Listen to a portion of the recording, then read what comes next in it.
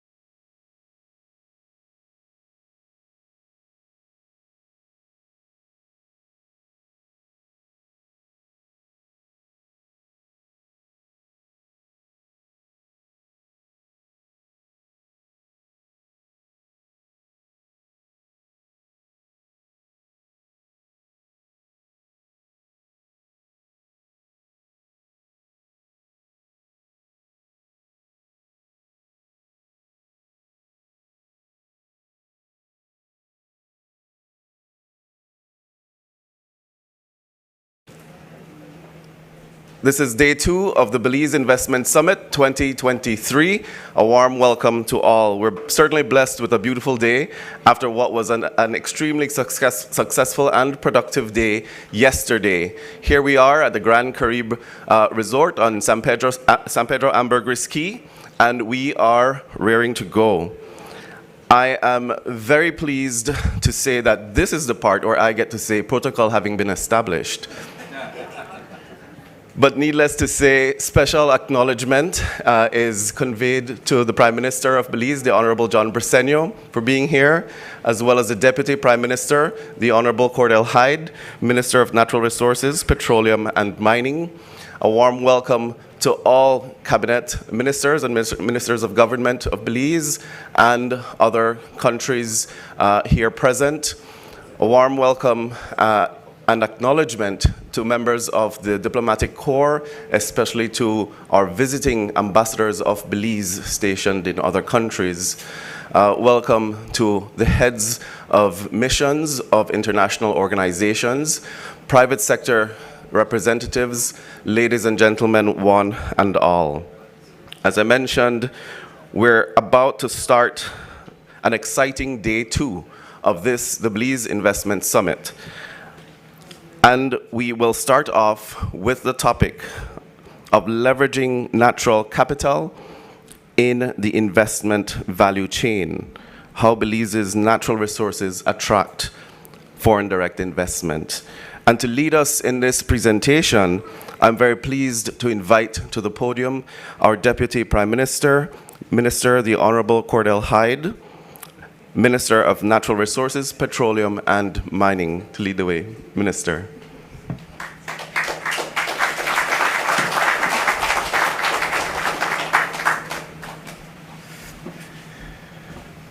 Morning, everybody. I don't look like that anymore. A very dated picture. Prime Minister, good morning. Ministers of government, CEOs, ambassadors, members of the diplomatic corps, specially invited guests, all our hardworking public officers, and all the people who have made it their business to be here today. Good morning. It is my pleasure to address you today from one of Belize's top tourism destinations, the incomparable San Pedro Ambergris Key. This island is only a small snapshot of what Belize has to offer, a small peek into this country whose entire terrain should be considered a World Heritage Site. Our land is steaming with stunning beauty and rich biodiversity, unique species of plants and animals, soil so fertile you spit and things grow. We are home to pristine rainforests, and our magnificent marine ecosystems is a global treasure. We have the largest unbroken barrier reef, and 3 of the 4 atolls in the Western Hemisphere are recognized World Heritage Site. People want to come to Belize, and when they come, they fall in love. They dive the blue hole, lay on the sandy beaches of San Pedro and Placencia, or go fishing in the deep blue. They trek the jungles to birdwatch and tube down the rivers and through ethereal caves, swim below cascading waterfalls, while soaking in the timeless wonders of the Maya ruins. Visitors see a relatively unblemished environment, untouched, pristine, virgin. They see a growing diverse population of warm, welcoming, and charming people who work hard and are honest, English speakers, but many bilingual, our greatest natural capital. It does not take much to see that opportunities abound in Belize, that we are naturally wealthy, and that this natural capital forms the very foundation of our tourism, agriculture, and service-based economy. We are so heavily dependent on our natural resources to drive productivity, generate national income, and support our way of life.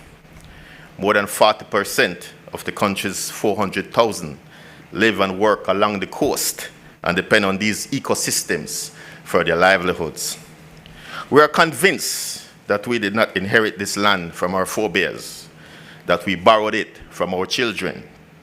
It is this enduring belief that guides our treatment of our natural resources that has led us to preserve almost 40% of all the lands of this country in some form of special protection and reserve status.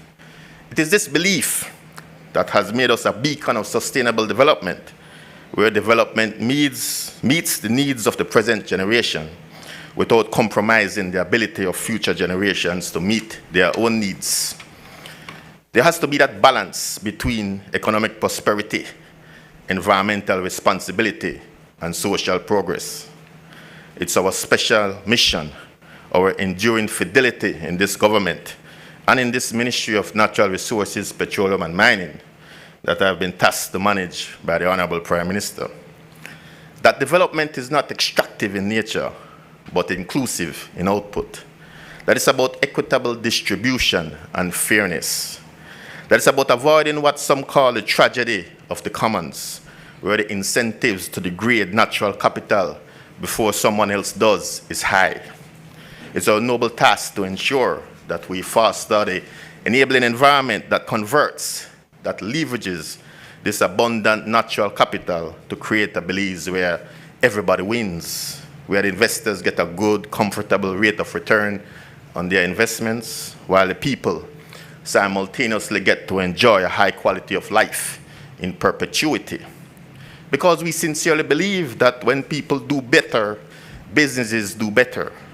The less disadvantaged people we have, the more the middle class grows, the better investors will do.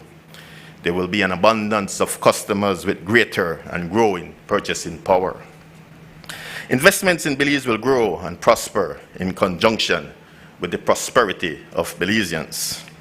Crime, poverty, unproductivity, like gathering storms, bode ill for that delicate flower called the investment climate. And so the policy of utilizing land as a tool for greater equity is, we believe, unchallengeable. It's the reason we have embarked so aggressively to put land in the hands of the landless.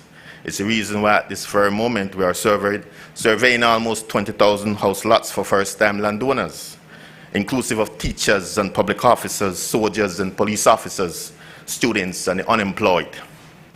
But attendant to that, and in conjunction with that, we need to ensure the integrity of the land administration system. And that has been our priority one from day one. In Belize, for too long, our system was stagnant, purposefully dysfunctional, and painfully inefficient. Upon taking office, we had to move to safeguard and guarantee the system's integrity while tackling colossal backlogs and rooting out a culture of complacency and corruption. While the work is not yet done, we believe we are making strides in the right direction. Through our land registry department, we provide an up-to-date, impartial, and trusted system of registering legal interest in land. And this enables the all too important and continual movement in land interests between citizens, businesses, public bodies, and financial institutions to take place with unabated confidence. That's not to say that the system is incorruptible. No system is, but our system is backed by a sterling judicial system where property is secured and justice is esteemed. We're also presently working judiciously to enhance service delivery in all land transactions.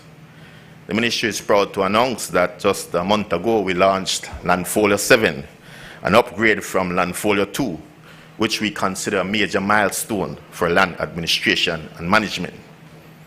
Landfolio is a leading land management software suite that all the departments under our ministry will utilize to automate and integrate all key land management processes and workflows.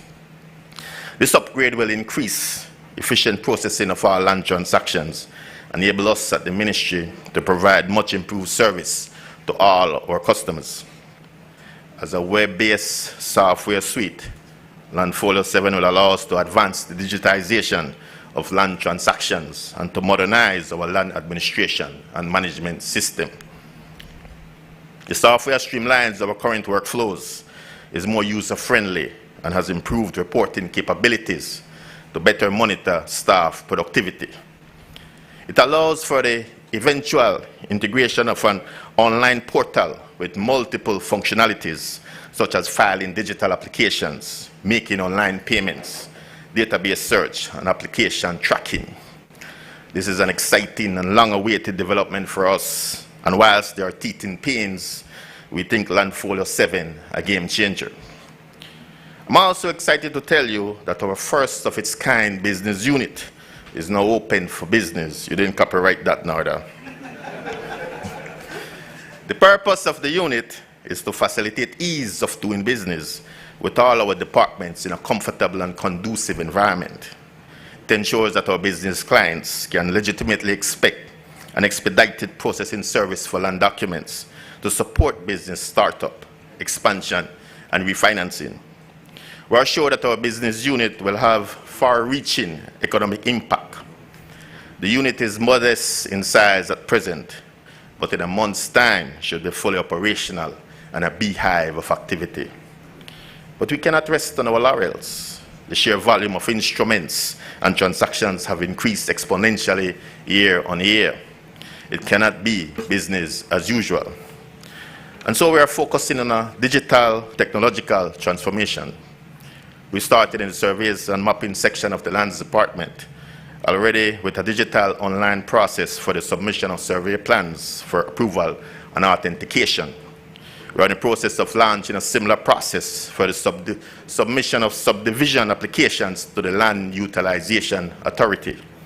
And we plan to digitize the whole deed system at Land Registry to allow for virtual searches and the creation of digital portals to allow the public to interface with us virtually and eliminate the burden of having to travel to the nation's capital. I am sure you will agree with me, Prime Minister, that the benefits of an accurate, fit-for-purpose, efficient and secure land administration and management system, fully digital and built on the newest available technologies, will far outweigh the cost of investments in computer hardware and software. It is a safeguard to your investments, a feather in the cap in the integrity of the system. Over the last year, we strengthened our legal unit and our policy and planning unit, and the work has begun in earnest in identifying the gaps in our legislative and policy framework, all in an effort to modernize our land administration and management. This means that we will enhance and formalize our communication and engagement with our stakeholders, the wider public, the business community, the realtors, the legal community, other agencies in government and in the private sector. Open communication is a cog in cultivating good governance, transparency, and accountability. And finally, we are about enhancing our human resources capacity. Our people are truly our most valuable natural resource, and no technology, systems, or framework can work without staff buy-in. And at no time has staff buy-in been more evident than when we do our massively popular land mobile clinics, taking Belmopan to the people in the farthest flung reaches of this country. Here we see public officers often working well into the night, beyond midnight on occasion, all in an effort to ensure that the deprived are able to get the services that have long evaded them. But we can't stop there. We need to continue recruiting qualified staff, augment the capacity of the current staff by way of ongoing training, and ensure that staff remain energized and incentivized to provide the best possible service to the public. The purchasing of land will likely be one of the largest investments you make in Belize, and I want to assure you that your investment is safe. Like many developing countries, the land administration and management system is not flawless, but we work daily with alacrity to improve it. We have a plan, and we are ready to work with our partners to make it work better for all of us. I want to remind the private sector that you also have an important role to play in safeguarding the integrity of the system.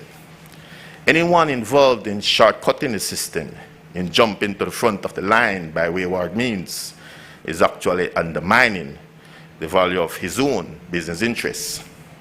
So there should be incorruptibility on both sides of the transaction, service provider and customer.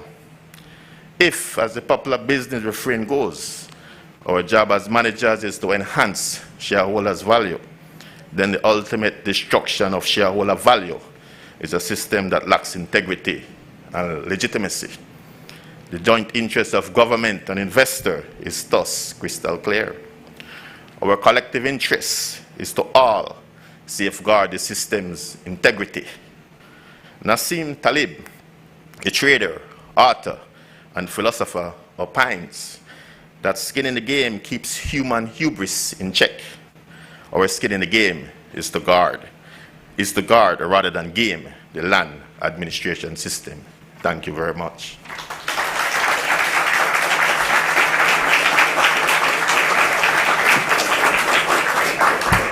Thank you very much, Minister Cordell Hyde, the Deputy Prime Minister of Belize. Thank you for that update on essential reforms being undertaken on this very important aspect of our economy. So as we did yesterday, we had a ministerial panel focusing on priority areas for investment in Belize. And in front of me, there is a powerhouse lineup. I'm very happy to see them here from this perspective, all sitting together. So if I can invite CEO Narda Garcia to proceed to be lined up for moderating.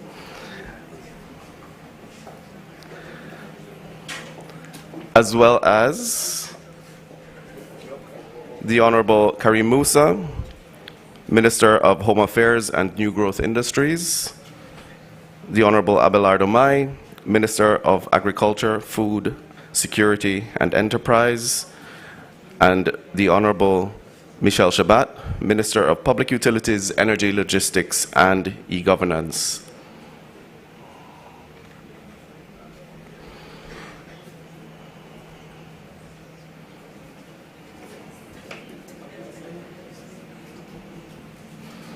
So this is meant to be a discussion on updates within Belize's priority industries and new investment outlook. The session focuses on new opportunities in post-pandemic Belize and how the government is providing for investors' needs. As we hope is clear, this is an opportunity for both government to showcase what it has on offer in terms of reformed processes as well as incentives to attract investment, and it is also an opportunity for government to listen to especially the private sector's recommendations and perspectives as to how to improve and what the reality on the ground is.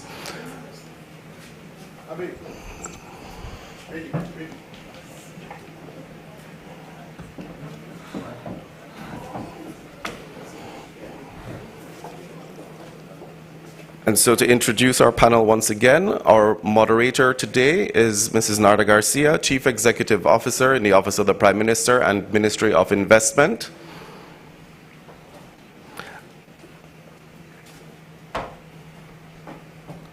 The Honorable Karim Musa, Minister of Home Affairs and New Growth Industries. And area representatives for Caribbean Shores. Honorable Abelardo Mai, Minister of Agriculture, Food Security and Enterprise, Area Representative for Orange Walk South. The Honorable Michelle Shabat, Minister of Public Utilities, Energy, Logistics and E-Governance, the Area Representative for Cayo North. A round of applause.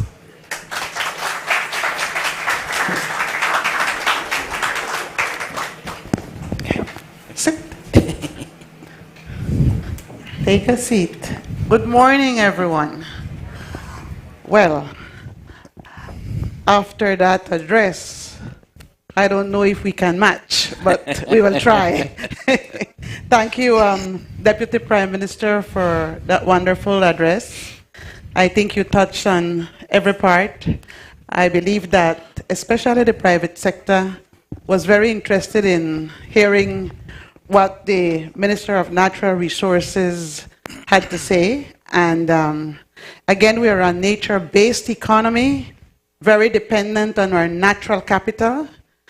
And so it was very important to have the leader of that government ministry to come and tell us what is going on, what's the vision, and of course, what to expect moving forward. So you've heard today that, and I thank Deputy Prime Minister and Minister of Natural Resources, Petroleum and Mining very much for being here today. It's a little difficult to get him up here, but we tried and we succeeded. Thank you very much again.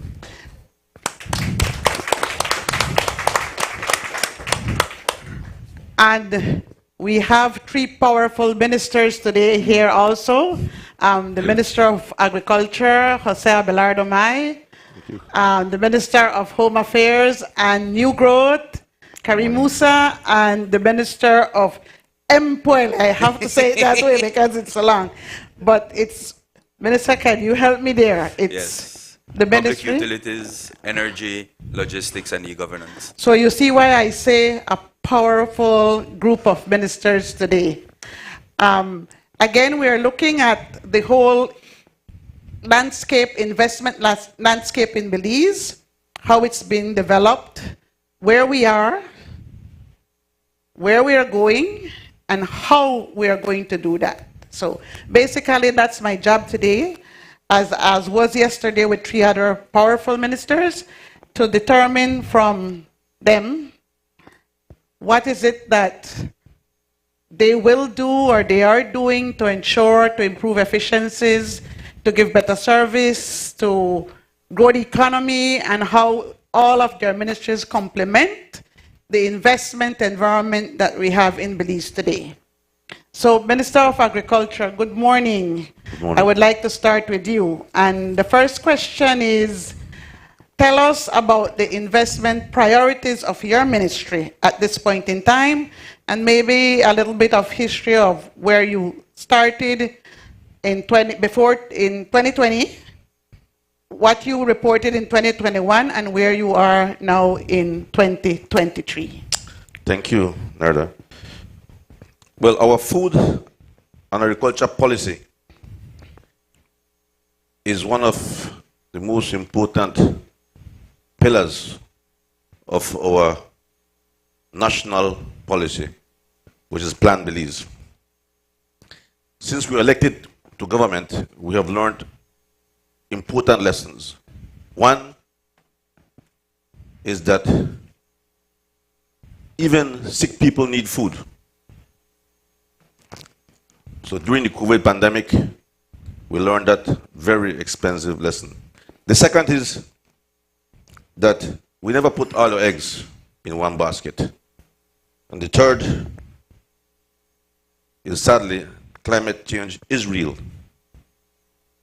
And that climate change has affected the agro-productive sector significantly. Millions and millions in losses. And so the fourth lesson is, everything we do now, we must do it in an environmentally sustainable manner. And so, we have identified commodities to diversify the base. Instead of jumping all over the place and doing 10, 15 commodities, we selected 3.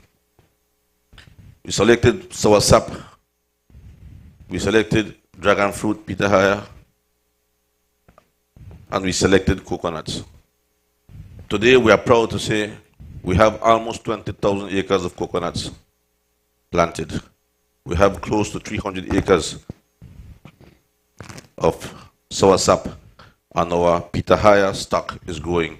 As a matter of fact, today in San Pedro, you can buy the pulp, frozen pulp for pitahaya, which also we are targeting the US markets. In addition to that, I will say to you that we are aggressively seeking to open markets in Central America. 18 million people live right next to us. 6.5 million people in El Salvador and 123 million in the north, Mexico. What more market can we need? And so, soybean, before was something desired from being a net importer of soybean. $25 million in soybean products and another $24 million in oils, of which 80% was soybean oil. Today, we are a net producer of soybean and we are a potential exporter of soybean to the CARICOM and to Mexico. That is a tremendous leap in diversifying and improving our production. We are fortunate to be Belizean. We are the only country in Central America and the Caribbean that need not import 1 grain of corn, nor yellow nor white. We are the only country in Central America and the Caribbean that need not import soybean now. We are the only country in Central America that do not import a single grain of rice, nor paddy, nor white. And in the Caribbean, we are among 3 that do not need to import rice. Indeed, Belize is a country of opportunity. Belize is blessed. We have the greatest farmers. And today, our milk production has increased. The sales for local milk, UHT milk now with the new plant constructed in Spanish Lookout, sales have increased by 25%. Farmers' price have increased from 54 cents a pound to 68 cents a pound of milk. And a new plant is in construction in the northern part of Belize as we speak. Thank you. Thank you, Minister. Awesome information and awesome for security, our food security in this country. Minister Musa, you have the unenviable job of new growth industries, and we need you to tell us what have you been doing in the ministry, what are your policies, your priorities, and let us hear what you have for us. Thank you very much, CEO Garcia, and let me just take this opportunity. I see a timer there that's very intimidating, by the way. But I will use 30 seconds out of my 3 minutes. She's already showing me 1 minute. I'll use 30 seconds just to commend and congratulate yourself, CEO Garcia, our Prime Minister, and the entire staff that has been working tirelessly on putting together this incredible and impactful event. Having dinner last night and a cocktail the night before, you keep hearing the same thing over and over. It is not common that the private sector has this sort of relationship with government officials. It is certainly reassuring for them and for the future of the development of our various industries that we are engaged in. And so I want to congratulate you and, of course, the private sector and, as I am the Minister of Home Affairs, the police for the excellent security services that they have been providing at our event. Yes, as you rightly pointed out, CEO, in addition to being the Minister of Home Affairs, I am also the Minister of New Growth Industries. 2 years ago, this ministry was formed for the first time. It's still an infant, not yet a toddler, an infant, and relies heavily on other ministries as partners, the Ministry of Economic Development, the Ministry of Agriculture, and so many other ministries. But essentially, over the last 2 years, we have been focused on setting up regulations, setting up legislation. One of the exciting topics, exciting industries that came out 2 years ago was, of course, the cannabis industry. As you might know, I see a lot of familiar faces. They're still here, they're still engaged, and they're still excited for that to one day come forward. But since then, we drafted legislation that was passed in the National Assembly, both by the government and the opposition. It received support of the opposition as a very progressive and responsible piece of legislation, socially conscious of our obligations to give back that revenue to sports, to education, to healthcare. And so we're very thankful to have received the support of the National Assembly and the Senate. But as you know, we are awaiting a referendum on that particular issue. And as soon as that referendum is held, it is my hope that we can proceed with that very progressive piece of legislation and the creation of that new industry. But that aside, focusing on the three areas that President Duque highlighted, I thought that to be an incredible presentation by President Duque, putting us in that frame of mind of the blue, orange, and green economies. And if I may just touch in terms of the green economy, we are proceeding with hemp. We are focusing our attention over the last year on manufacturing and processing, not just fiber and grain, but also CBD. And so there's a lot of potential there in terms of processing. I spoke to a lot of groups over the last 2 days who are very engaged and interested, and so I look forward to greater partnership in the development of our hemp industry. In terms of our orange economy, and this is absolutely exciting, we have the film industry, CEO Garcia. As you might have heard from our film commissioner, we are presenting legislation in a very short time that will provide for the types of incentives that you might have heard President Duque highlight, the incentives that we need to offer to these industries so that they can come and capture the absolute beauty of our country.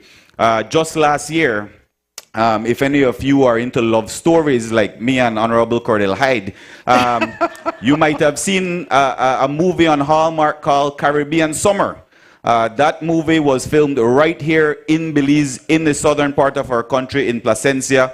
Absolutely gorgeous footage. And just that one film, that one Hallmark film, they spent over $2 million right in Placencia in a span of 3 months during a season that was not high. And so that, again, we just need to create the enabling environment within the film industry with this legislation. And finally, if I can touch on the blue economy, we are working along with TASA on the seaweed mariculture. This is going to be a phenomenal industry. About 2 years ago, I was in New York and I was at a store and I picked up a face mask. Not that I ever put on face mask, please, but I saw it. And it said it included hemp and seaweed from Belize. But whenever I ask anybody, did we produce this facial mask that is in Neiman Marcus in New York? And they're like, no, we have no involvement in that. But it's time for us to now capture that new market that is taking place outside of Belize.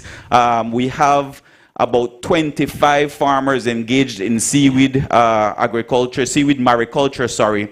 And it's primarily women, and that is absolutely beautiful. So I want to big up our female seaweed farmers in Placencia and on Turnef, and we are there to continue to support them. But there are many other industries, but I'm sure I'm out of time. Thank you. Thank you, Minister. Of course, very exciting information in new industries. I believe you also know that there is a group coming with bamboo. Yes, indeed. To get your feedback from your ministry. So, and we have been working at Beltrade with the women seaweed farmers, and it's exciting because it's a new industry, but more exciting for us because it's women participating, women giving to economic empowerment for their families. And so I think it's very enlightening, very, very heartwarming for us to produce, for us to push that industry and to see it grow. So thank you very much for having a lot of information on the seaweed farmers of Placencia. Thank you. Minister Shabat, you have the sexy topic today. Energy. We have talked about the renewable energy. I think the Honorable Prime Minister touched on it yesterday, of a sneak peek of where we are. But I believe that from an investment standpoint of what we're seeing at Beltrade and the Ministry of Investment is this, a lot of hype and a lot of interest with renewable energy. And of course, I see colleagues from the PUC and from the Ministry of Energy here, that we have been discussing all the issues that we have with energy and that we need to solve, and solve very quickly. So, Minister, please. CEO, thank you very much. Ladies and gentlemen, good morning and thank you for joining us this morning. Indeed, as the name of the ministry implies, it is a very diverse ministry. Not only do we have the public utilities, but we have energy, we have logistics, which also includes ports and post office, and we have what I like to refer to as the new kid on the block, which is the e-governance. This is the first time any government of Belize has actually had a ministry dedicated to e-governance. And I know while most of you may be anxious to hear about energy, I'd like to share with you a little bit about what we're doing in the other departments of the ministry. E-governance, for example, in 2021, we produced our national digital agenda. And why is this so critical for government and for our people? The idea behind this is for us to be able to put on the internet our services, all of government services, so that wherever you are across the country, you'll be able to access it. And what does that mean for our citizens? Apart from access, it definitely lowers their cost. For example, they will no longer need to go to Belize City to apply for a birth certificate or a death certificate. They'll be able to get one of those from wherever they are across the country. I'm very pleased to tell you that we have now started with the digitization of all of our vital statistics documents, and we hope that by the first quarter of 2024, we are going to be rolling that out. And so, to complement that, what we've also done is we've partnered, for example, with the UNDP and with the Embassy of Taiwan to set up digital connect centers in all of our rural areas in Belize. And why did we do that? It's not only important to put our services online, but we need to give our people access. And as we know, not everyone may have a computer or a smartphone. And so not only are we putting our services online, but we're making it accessible to our people, especially in the rural areas. And I also want to thank Beltrade, because Beltrade also is carrying out a program of these digital connect centers. So we're putting all the pieces together to make all of our services accessible to the entire country. In terms of energy, this is perhaps the most interesting topic, and I'm pleased to tell you that we have now concluded our final stakeholder meeting in relation to our national energy policy, and I am bringing this to Cabinet in the next 2 weeks, and we're hoping that by the middle of October, we'll be able to publish this national energy policy that will set the pace and the direction of where the government hopes to go with our energy sector. We have also been working on our licensing regime in the energy sector, and what that means is that it's going to now open the possibilities for all different ranges, industry, individuals, to now participate in this sector, and so that persons who wish to have, for example, solar panels on their homes will now be able to sell excess energy into the national grid. And so this is new and exciting for our industry. It makes this more accessible to so many other persons. In terms of industry, those who have farms, shrimp farms, and so on, you now have the possibility of not only generating for your own purposes, but perhaps also contributing to the national grid. As you all may know, we have been importing energy from Mexico. About 51% of what we use in the country is actually imported from Mexico. And so the government's priority is to ensure that we have energy independence and security for our country. And how do we want to do that? How do we want to accomplish that? We want to do that by finding local renewable sources of energy. And we have identified utility solar plants as one of the ways to accomplish that. We are hoping that by 2025, we are going to have at least 4 of these solar energy plants on the ground. The Prime Minister has given us a very tight timeline for which we must comply and to make sure that we have solar energy on the ground. As you may know, we have been talking about solar energy in this country for at least 20 years, but it is only now that it is becoming a reality, and we certainly are proud to be a part of that. Thank you very much. Thank you, Minister. Yesterday, Prime Minister did an overall report on what we have done, but today you're hearing specifically from the ministries as to where they are with policies and with projects on the ground. So I think it's very interesting what the 3 ministers have reported today. We have two more questions, ministers, and the second one would be, we are starting to form the unit and structure the unit of public-private partnerships. And I believe that there are endless opportunities, as our slogan says, in terms of your three ministries. So where do you see a possibility for private-public partnerships or public-private partnerships in your individual ministries, specific ministries?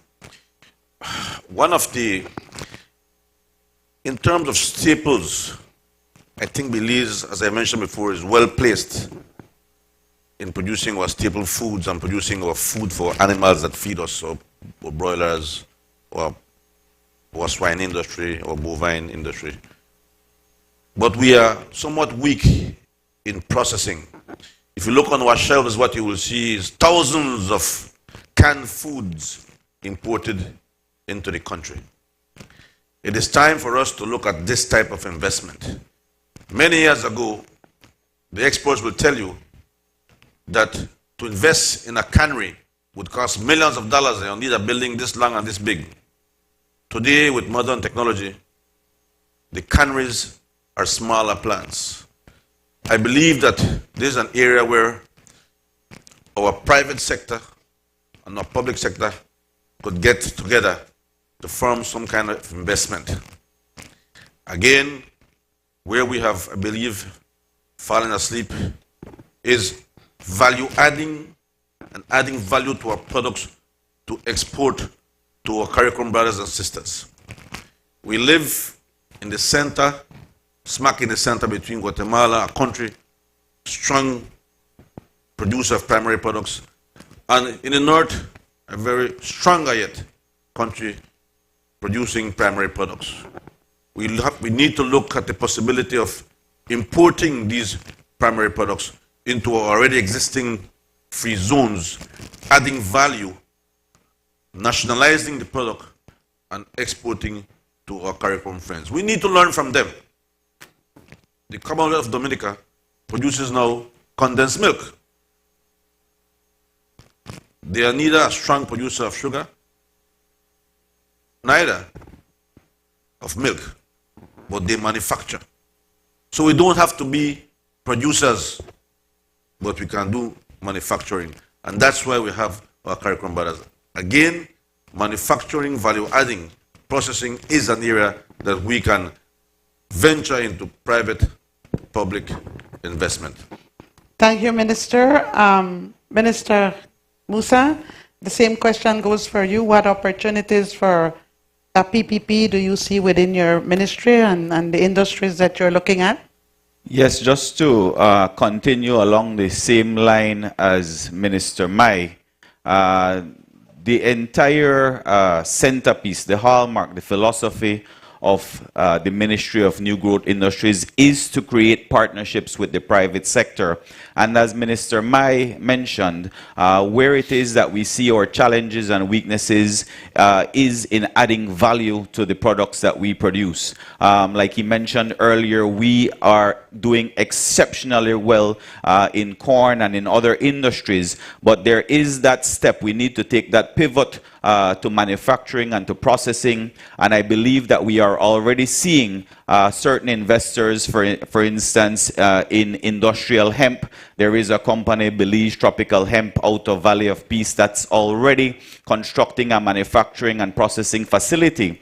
And what that will do is that will then enable all of the farmers, because we do have a lot of farmers who have licenses for hemp, enable them and allow them to take their products, take their produce to this manufacturing facility, and whether it is to produce grain, whether it is to produce fiber or CBD, all of this will hopefully be done at these facilities.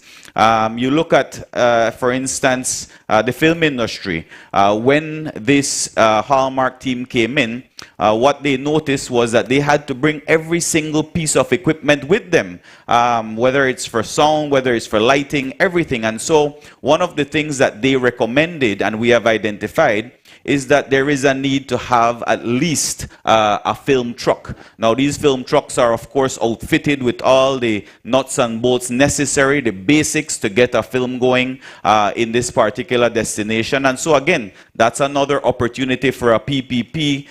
Private company can, of course, lease out their film truck so as to avoid these companies having to bring all their technical equipment with them. And finally, when we're looking at seaweed, we are manufacturing, but of course we need to create new markets for the seaweed, for selling our seaweed products. And so that is an area as well in trade that we're looking at for seaweed products. And we can go on, whether it's cahoon, whether it's shoemaking, all of these things are geared towards adding value. And the way to add value is to create a processing mechanism for each of these industries. Thank you. Thank you, Minister. Minister Shabat, the same question for you. Thank you, CEO. Clearly, I think the opportunity really lies in the energy sector. We're looking to partner for the development of solar farms, as I said earlier. We're also looking at wind energy.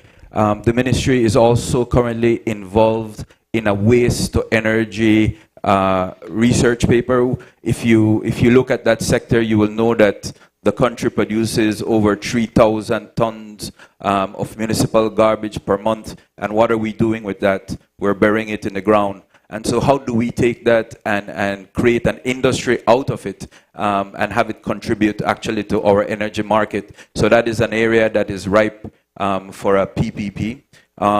We're looking at microgrids across the country, especially in rural areas where we do not yet have the national grid connect. We're looking at pilot projects with electric vehicles, and so that there's a wide range of opportunity in the energy sector for the participation of the private sector.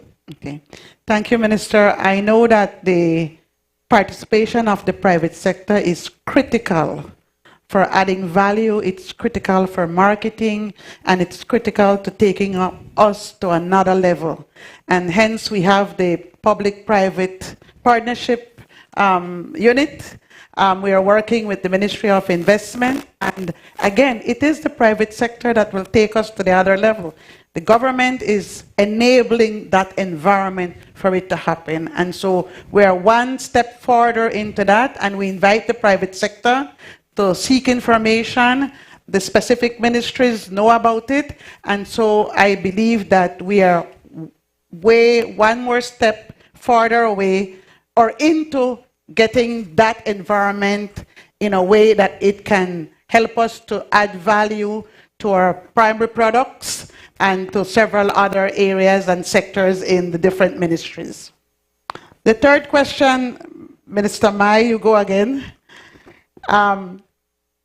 I know you are very excited about this topic because it goes a lot with agriculture, and we have a panel that will talk about it, is how do you adapt or do adaptation of technology within your industry and make it more efficient? Because the use of technology in every sector and in every industry brings efficiency. So. Yeah, thank you. Very important question, especially in the agriculture field. I said earlier that before, if you wanted to do a soil analysis in Central Farm, we have a building that is 40 by 40 to do, many years ago, our NPK test. Today, the same test can be done in a 12 by 12 foot space. We do not have a soils lab in the country because at the time the investment was too large. We don't have the population of samples needed to repay the investment. But we cannot move forward. We cannot put agriculture as number one when we have no soils lab. Technology is important. Today also, using drone technology, we have been able now to fly over different crops. We do the grass, for example, for the pastures. The images are taken, and We apply a software, and the software will tell us exactly how much protein content the grass has, what micronutrients are lacking, and what we should feed our cows with so that they improve their average daily gain. This technology is urgently required. One, because we do not want to encourage the expansion of unsustainable livestock. It has to be done sustainably. It means that we can, no longer should we advise farmers that you need 500 acres to do 300 animals. We can tell them that you can do 50 to 60 animals in 30 acres using the appropriate technology, knowing what the grass has, when is the right time to graze the pasture, not wait till the grass is this tall and 100 years old, because all you get is fiber and not the protein. The protein is between 25 and 30 days. And that software tells us exactly what is in that grass. And so we can intensify. Instead of having 30 animals in 100 acres, you do now 60 animals in 30 acres. Using that technology, using electric fencing, we can do that. Technology is of critical importance. Thank you, Minister. Minister Musa, again, you have the opportunity to tell us how you can adopt and use technology in the industries that your ministry is looking at, and of course, even the police. Yes, yes, indeed. Starting off with the police, CEO Garcia, as you know, innovation and technology has been our mantra, really, and it is our objective to utilize more CCTV cameras in the fight against crime, body cams, dash cams in our vehicles, even an upgrade to our 911 system to keep up with the times, because as you rightly said, technology is moving in such a way that it really makes processing, like Minister said, far more efficient, and it keeps us up to international standards, because without having the right testing equipment, without having the right measurements, we're not able to collect the proper data in order for us to compete internationally. And so it's essential in every single industry. For instance, in hemp, as you know, we will have a central nursery. The research and development that will have to go into something like that will definitely have to be keeping up with international standards, and in testing the products, of course, to make sure that it does not have a certain percentage of THC, that it doesn't have pesticides in the products. So all these things are essential for each and every single aspect of the industries we're working with. And I look forward to utilizing this technology in these various fields. Thank you. Thank you, Minister. And of course, now we have the Minister of E-Governance also, apart from energy, that can tell us what is happening in that area and how, from your perspective, you can adopt and you can utilize technology. Thank you, CEO. Clearly, I think being the Minister of E-Governance underscores the fact that we understand how important technology is in everything that we do. I think the COVID experience has borne that out very clearly to all of us. When you look at what we're doing, and seldom spoken about, is our post office. For example, we're now working on our post office to digitize and to bring all of our systems online, and to make sure that we upgrade it and update it to make it more relevant to our society. We're trying to see how we can make a one-day parcel delivery more feasible for the post office. And so to make it more relevant, our customers will be able to track their packages and their letters online and pay for their services online. In terms of the port, which we also manage, we are working on setting up a single window so that ships coming into the country, yachts coming into the country, those processes can be facilitated. Obviously, in the government, we have enacted our National Government Act, Digital Act, which requires that all of our ministries align and bring their services online. So again, so that our citizens, wherever they are, whether in Belize or across the world, can access these services. And I think earlier we heard the DPM speak about their process of digitizing the lands processes. We're also working on a national digital agenda, on a national digital ID, so that wherever you are, once you're a Belizean citizen, you're going to have one ID that you can use anywhere. We're going to have a paper one or a physical one, as well as an electronic one. And so that the uses of IT in all of our sectors is so important. It just really underlies everything that we are doing. Certainly. Yeah. Thank you, Minister. And if I may add Sure. one other thing, you all will know that we recently had a cyber attack on one of our utility companies. And so we are working on creating a cyber security ecosystem for our country to try to secure as best as we can all of our industries. That is very important, Minister, and I believe you and your CEO know that the BPO sector is very interested in cybersecurity because it affects that specific industry. And as a government, we're talking with IDB to look at a global digital service strategy and policy because it's very important. As you heard yesterday, our BPO sectors is growing in leap and bounds, but we have to be very careful. And the IT sector, the cybersecurity sector has to be very strong to support that industry. So thank you very much for that. Ministers, I will give you an opportunity to just wrap up today and try to tell the public sector and the private sector out here what is the vision for your ministry going forward. Starting with you, Minister Mai. The vision has to be based on our agriculture policy. That is our guiding light.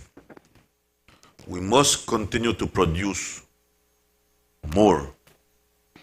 We must continue to consume more of what we produce. We must export more, and we must import less. That is what is going to move our country forward. However, I must admit that for this to happen, our products need to be of high quality. And if it is not, then we need to improve the quality. The price to the farmers has to be reasonable, but the price to the consumer has to also be affordable.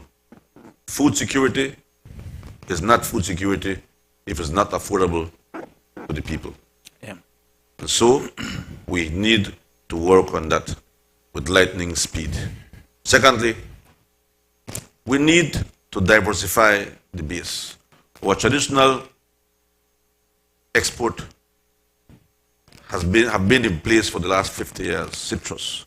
Since I'm in primary school, they ask you what are the export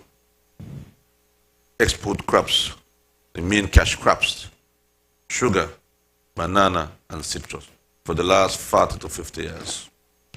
Why are we scared to look and venture into other commodities? If one of these go down, which we saw, we're in serious problem. And so we need to look at investment and diversifying the base. Today we have with us our investors from Guatemala who want to invest in the southern part of Belize. They're looking at African palm oil. And if it is something that is sustainable, is viable, it can generate income, it can generate foreign exchange and create labor, then we must go into it. We cannot be afraid. Other countries are moving forward with lightning speed. We cannot stay behind. We cannot be vulnerable.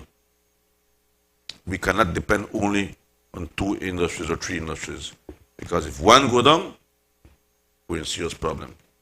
Thank you, Minister. Minister Musa, your vision moving forward.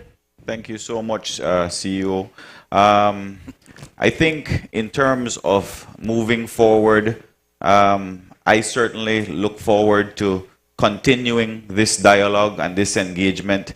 This is an extremely important forum, not just for foreigners, but for locals to see the exceptional ingenuity that they have demonstrated. And it is not by chance, CEO, or coincidence that unemployment is at an all-time low. It is due to the commitment of the ministers, of the Prime Minister, of yourself, and the entire team. And all of us sitting in this room have that same common goal to take Belize to a whole other level. And so I find it extremely important. Yes, this forum is important, but let us continue the dialogue. Let us continue with this partnership and this relationship that we have built so that we can continue to take Belize further and up that ladder. Thank you, Minister. Mr. Shabat? Thank you, CEO. We are serious about attaining energy independence and energy security for our country, and we intend to start having some major strides by 2025, and so we are going to be pushing this agenda very aggressively. As you may know, Belize has made some international commitments, and one of those is that by 2030, 70% of our energy will come from renewable sources. And I can tell you that some estimates show that it's going to cost us, or to be able to accomplish that, it's going to cost about $600 million US. And so that if you're looking for opportunities to invest, this is clearly your opportunity to invest in this country. Apart from that, in the areas of e-governance, we are going to bring our vital statistics online by the second quarter of 2024. We are working on our national ID, as I said. We're working on digitizing our police records. We have already digitized applications for work permits, and we continue to innovate and to bring more services online. In terms of our ports, we're looking for investments in our port facilities, creation of new facilities, and improvements in digitization of that area and information in that area. And as I said earlier, in terms of our post office, we're working to make it a modern, relevant postal service. And so this is our agenda for the next 3 years, and we intend to accomplish as many of these goals as we possibly can. Well, thank you, ministers, and I would like to personally thank the support of the entire cabinet to this important... Go Sorry. ahead. I want to invite you all to join us at our booth. We have created our most recent energy report, which has a lot of relevant information. As well, we have a catalog of the ministry that outlines everything that we do there. Our booth is the last one at the end of the road to your right. So please join us. And CEO, with your indulgence, I just want to thank everybody from my ministry who has contributed to make this all possible. So thank you. Sure. Moving ahead, I want to thank again the cabinet that has been very, very supportive of this event, the private sector, the visiting ambassadors that are here. Thank you very, very much. The Ministry of Foreign Affairs in general, Prime Minister, of course, my minister, and Minister Koyi, that we work very closely with the Ministry of Investment to bring all of this together and to bring the investment into the country, to create that enabling environment, that environment where the public and the private sector can take this country to greater levels, to more economic development. Deputy Prime Minister, special thank you. I know you made a special effort to be here. Thank you very, very much. I think we all enjoyed your presentation and to hear from you exactly what the ministry is doing to improve the efficiency and to create a better environment for the investor.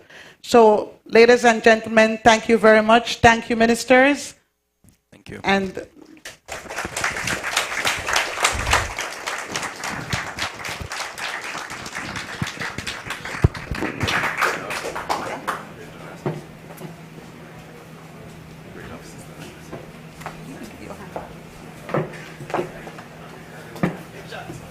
And there we have it. We promised you a powerhouse, and they did not disappoint, correct? It's noteworthy that these ministers, they obviously know what they're talking about. They all come with degrees in their relevant respective fields. In particular, the Honorable Musa has degrees in sociology and criminology, as well as legal education. Minister Mai comes with experience in the agriculture sector, having worked in the public service prior to joining politics. And Minister Shabat is, interestingly enough, pursuing a degree in energy. All the best. So coming up next, we have a dialogue on the subject of energy, specifically sustainable energy and Belize's sustainable energy roadmap. So as we get our presenters mic'd up, permit me to introduce them. At that dialogue, we will have Mr. Dean Molina, Chairman of the Public Utilities Commission, which is responsible for the regulation of electricity, water and wastewater, as well as telecommunications. Mr. Molina is an attorney at law specializing in telecommunications and information technology law and has extensive training in public utility regulation. Our next panelist is Mr. Ryan Cobb, who serves as the Energy Director in the Ministry of Public Utilities, Energy, Logistics, and E-Governance. And of course, Ryan comes with us with a wealth of knowledge and expertise in policy analysis, renewable energy, and energy efficiency. Welcome, welcome. And I will be guiding you with some questions.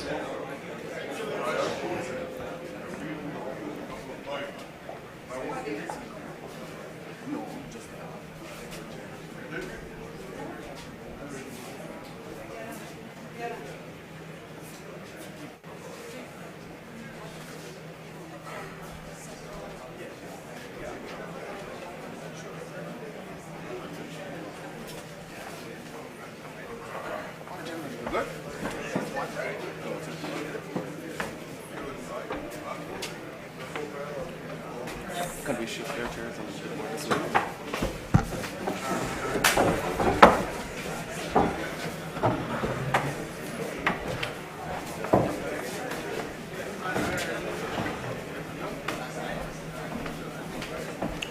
Okay, can we please take our seats? We're about to start.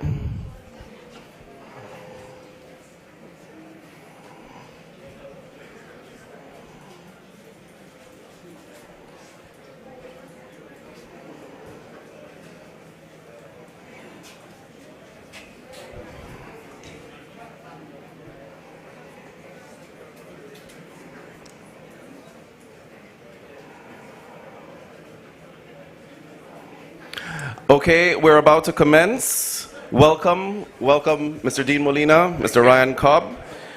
Permit me to offer some guiding questions in this dialogue. We have 3 minutes to respond to each question.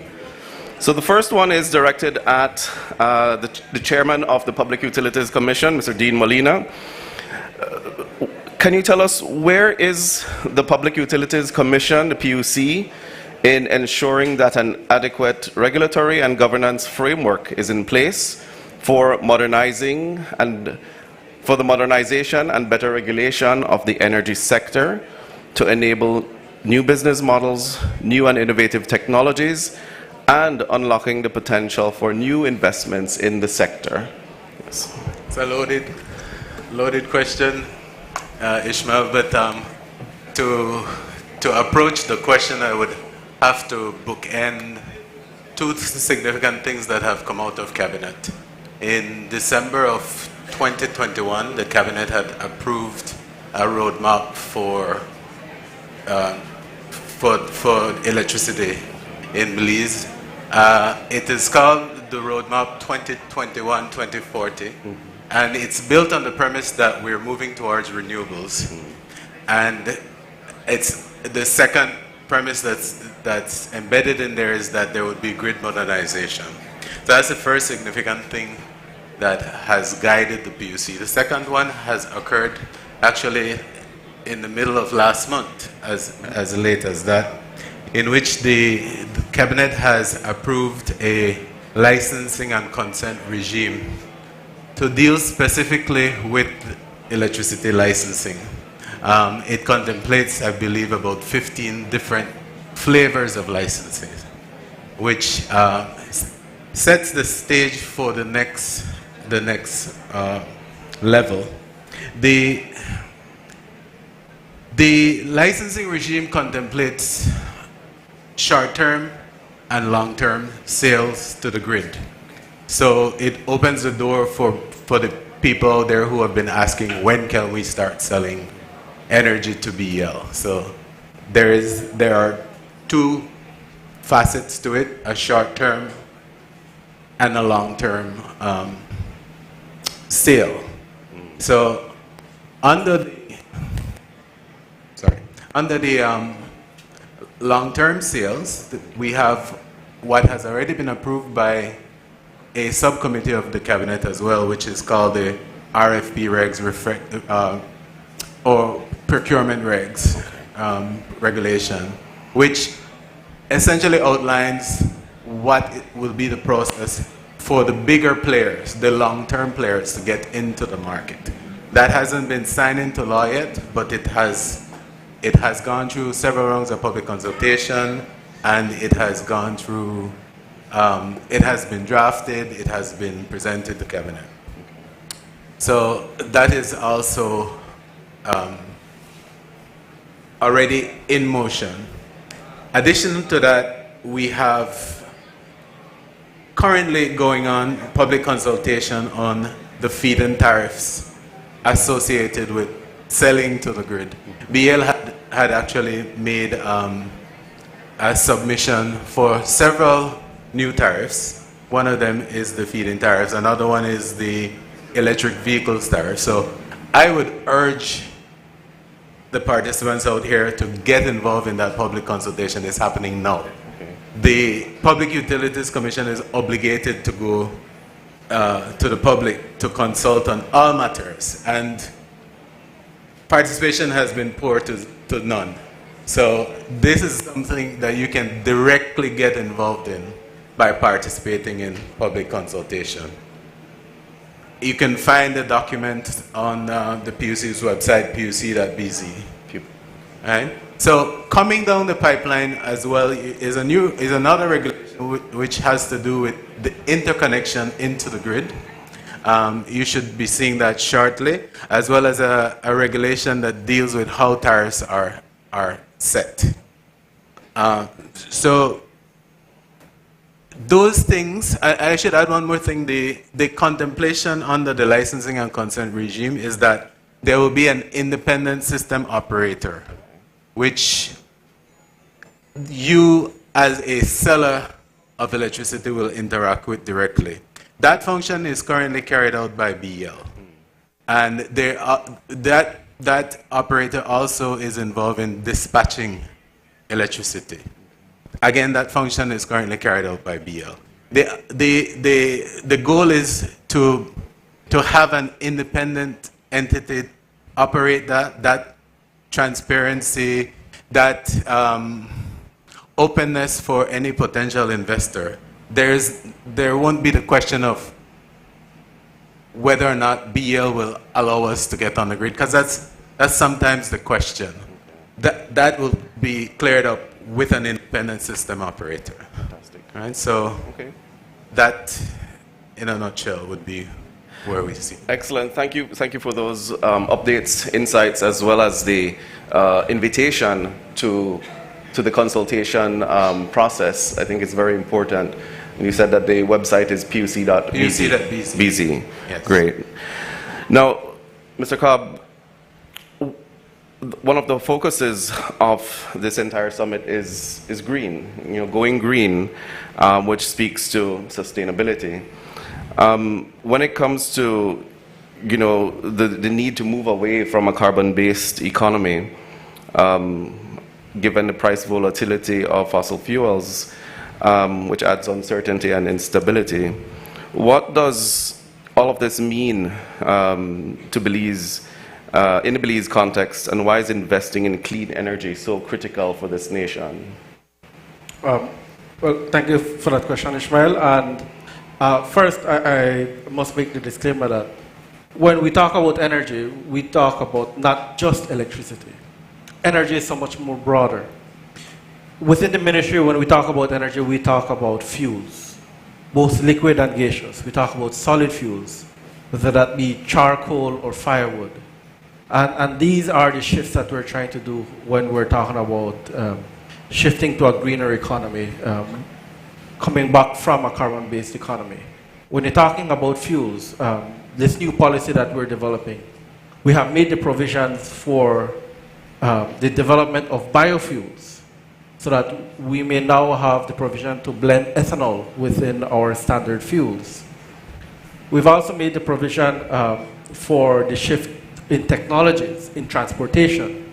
We're currently doing a pilot transportation project in conjunction with the EU and UNDP, where we are piloting electric buses, both in municipal and highway conditions. Like they say, if knowledge is power, data is king. And that is what we're trying to do. We're trying to gather data. We're not relying on manufactured specifications. We want to bring in buses, see how they work in real world conditions within our country, within our context, with our people, with our working conditions. Then turn this over to the private sector so that the private sector can then have the confidence to invest in these technologies. And there are boundless opportunities, not just for bus operators, but for individual investors, for financiers. There's the ability to license and lease buses to bus operators. We have to develop the capacities in order for us to maintain these buses. While they say that electric buses or electric vehicles in general are much more easier to maintain, that is true, but they also come with a different skill set, and we must prepare for that. We also look into the building sector. While the Ministry of Infrastructure is currently working on building codes, and those building codes are primarily set around stability and sturdity to withhold against natural phenomena such as hurricanes, we must also turn the lens on energy efficiency, on the materials we use. How good are they for the environment? How can these materials allow me to save money in the long run? Then we look at the appliances that we put within these buildings. We're looking at establishing standards and labels for appliances so that we control the level of appliances that come in. So we're looking at a scheme similar to what is the Energy Star for the United States, where if you do not meet this minimum standard for efficiency, they will not be allowed into the country. And overall, that will save money to our residents.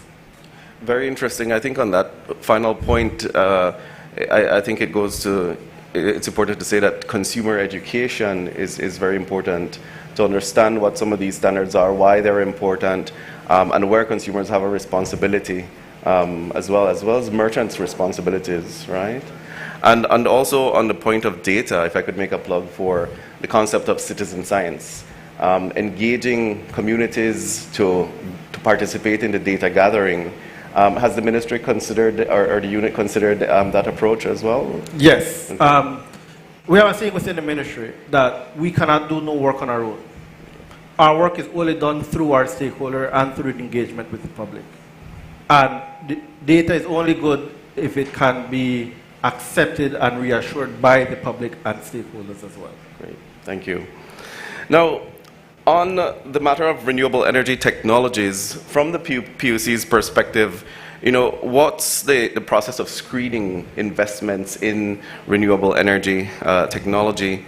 And so that's the first part of the question in terms of how do you screen such investments? And what are some of the tenets, the key tenets embedded in a power purchasing agreement? Okay, so this question can be answered by referencing back to the procurement regulation that I spoke about earlier, and also about the licensing and consent regulation. So these are fresh, new regulations that haven't even been promulgated yet. They're on our website, you can see them. But in terms of PPAs, what we're now contemplating is larger plants. So essentially anything over 1 megawatt has to go through some competitive process.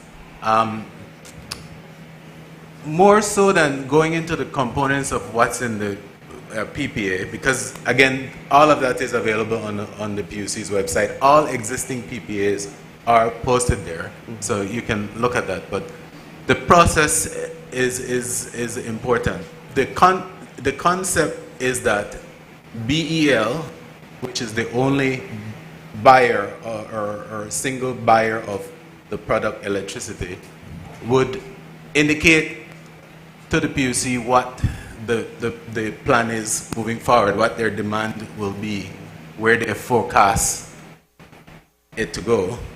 The PUC would then call, open invitation for bidders to come in. The RFP regs is the rules of the game. Okay. So within that regulation, it is contemplated that it will be a 5-person assessment team that will review any potential bids. The team is comprised of 2 people from BEL itself, 2 people from the Ministry of Public Utilities and Energy, and 1 person from the Ministry of Finance. And that assessment process will take place, following which the PUC will then be notified of who the successful bidder is. Those people would be invited to negotiate directly with BEL, and once the parties have come to an agreement, the PUC then gets back that document and looks specifically. We want to make sure that the consumer is protected at all times. PUC has a responsibility to take care of all stakeholders, but in this particular instance, BL would have been making sure it protected itself. The new potential producer would have made sure that they protected themselves. So when the PUC looks at the final PPA, it's more specific to the consumer. Is the consumer protected within this? Is this agreement fair to the consumer? Okay. And once that is established, then the PUC approves, and the plan, then construction begins and so on. Understood. So that's the contemplation under the new regulation. Are there defined time frames in the regulations? In some instances, yes. Okay. Yeah. Okay. Excellent. I think it's important that we know the process and that people are informed, especially in the case of investors. They will want to know clarity and predictability. Actually, one of the things that I pushed for the most was to codify these things. Because when I took over the office of the chair of the PUC, if you spoke to 3 different people, you would have had 3 different modes of accomplishing this. So one of the things that I insisted upon is that we codify it, so that the investor out there can pick up a statutory instrument, read it, and know that this will apply to everybody that's participating in the game. So that's really the intention behind having them codified. Excellent. Thank you for that insight. And the final question that I have is perhaps open to both. It speaks to when we think of investing in renewable energy, energy efficiency, energy efficient technology, I think the first thing that comes to mind is the cost. The higher than normal cost in terms of what the traditional alternative is, at least up front. And perhaps it speaks to the new policy being finalized. But what is being contemplated in terms of the strategies to incentivize persons to invest in renewable energy, energy efficient technology? Sure. Well, I'll leave the electricity side for the chairman, but once we're talking about the other technologies such as energy efficiency, we are looking at seeing what type of physical arrangements we can do. Specifically that for electric vehicles, both those in the private sector and within the public sector. We know that right now vehicles have a high percentage of import taxation, and we're thinking of how can we ease this burden, because they are much higher capital intensive, but they are much more economical on the long run. Okay. So we're looking at those incentives. When we talk about the standards and labels, again, we're talking about the different tiers. Can we make a type of tax exemption for those of higher energy efficient equipments compared to those standard ones? So I think those are the physical environments that we're looking at. We're also looking at joining investors with the green facilities that are out there, such as the Green Climate Fund, the Caribbean Development Bank, the different functions that they have as well. So we feel that we can bring those parties together. Great. Okay, thank you. From our end, I think there is no greater incentive than the fact that the government of Belize has set two targets, 75% by 2030 and 100% by 2050.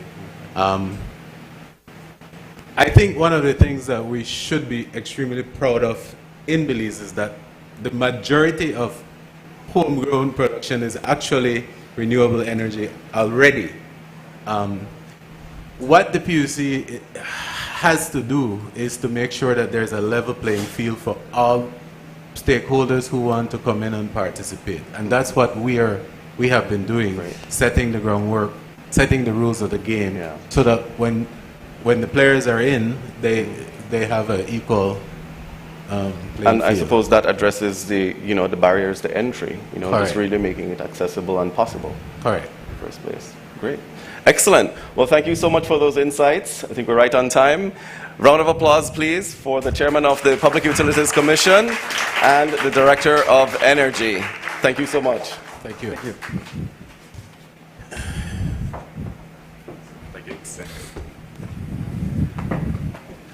And we will continue on the topic of energy. So I ask the panelists who are coming up next to please proceed to be mic'd.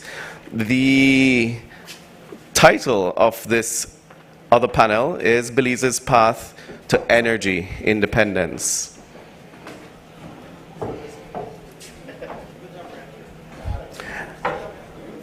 And serving as moderator of this panel will be our very own Dr. Leroy Almendares, Executive Director of the Belize Trade and Investment Development Service, Beltrade.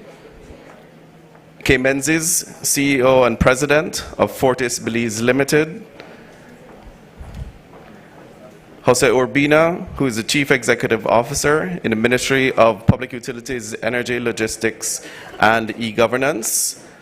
And Ms. Sheena Quillen-Simpson of the Belize Electricity Limited.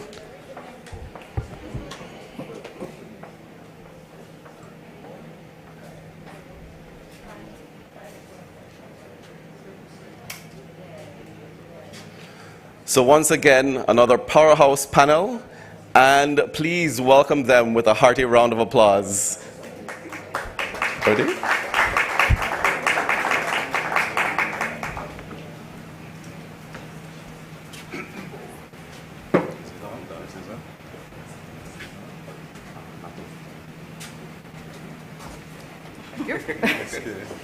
Sheena, I'd like good to meet you before we start.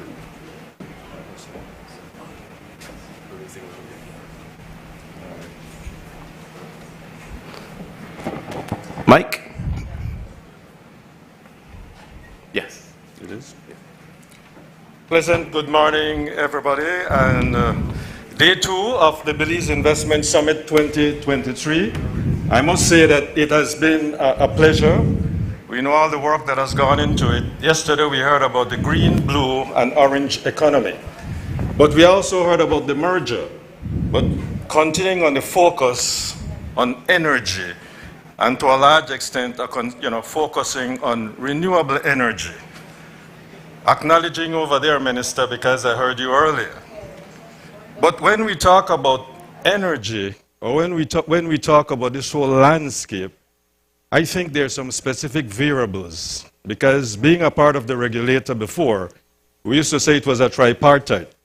I think we should add some additional variable. We need generation, but we also need supply and distribution. But we also need the policymaker. Without generation, there can be no consumption, or there's nothing to consume, which makes it a reliance on importation. So if we don't have any generation, then there will be no distribution. Now we know that there are challenges too often, because we're so sparsely in terms of our population density. And this morning I heard about microgrids, because to expand on the national grid can create some issues, especially in sparsely populated areas. How do you expand? Because that capital expenditure, and how is it recovered? And so where do we start? Do we start from the policymaker? Do we start from the generator?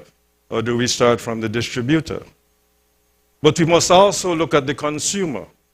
Because if I were to, Jose, and I hope I can say that, because we know each other, the CEO of Empuele, Minister, because I'm, to call out all of that again, public utilities, energy, logistics, and e-governance. If I were to summarize it, I think the government's policy simply means energy for all. And from there, we can continue the whole analysis.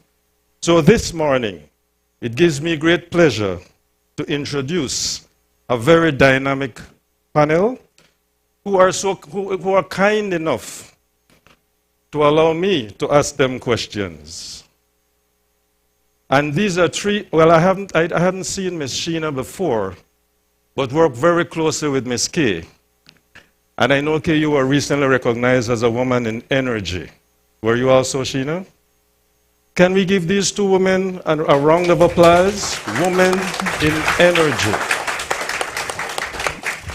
And I see Ambassador Lin Young in the front here as well, a very passionate individual when it comes. In fact, we still talk energy.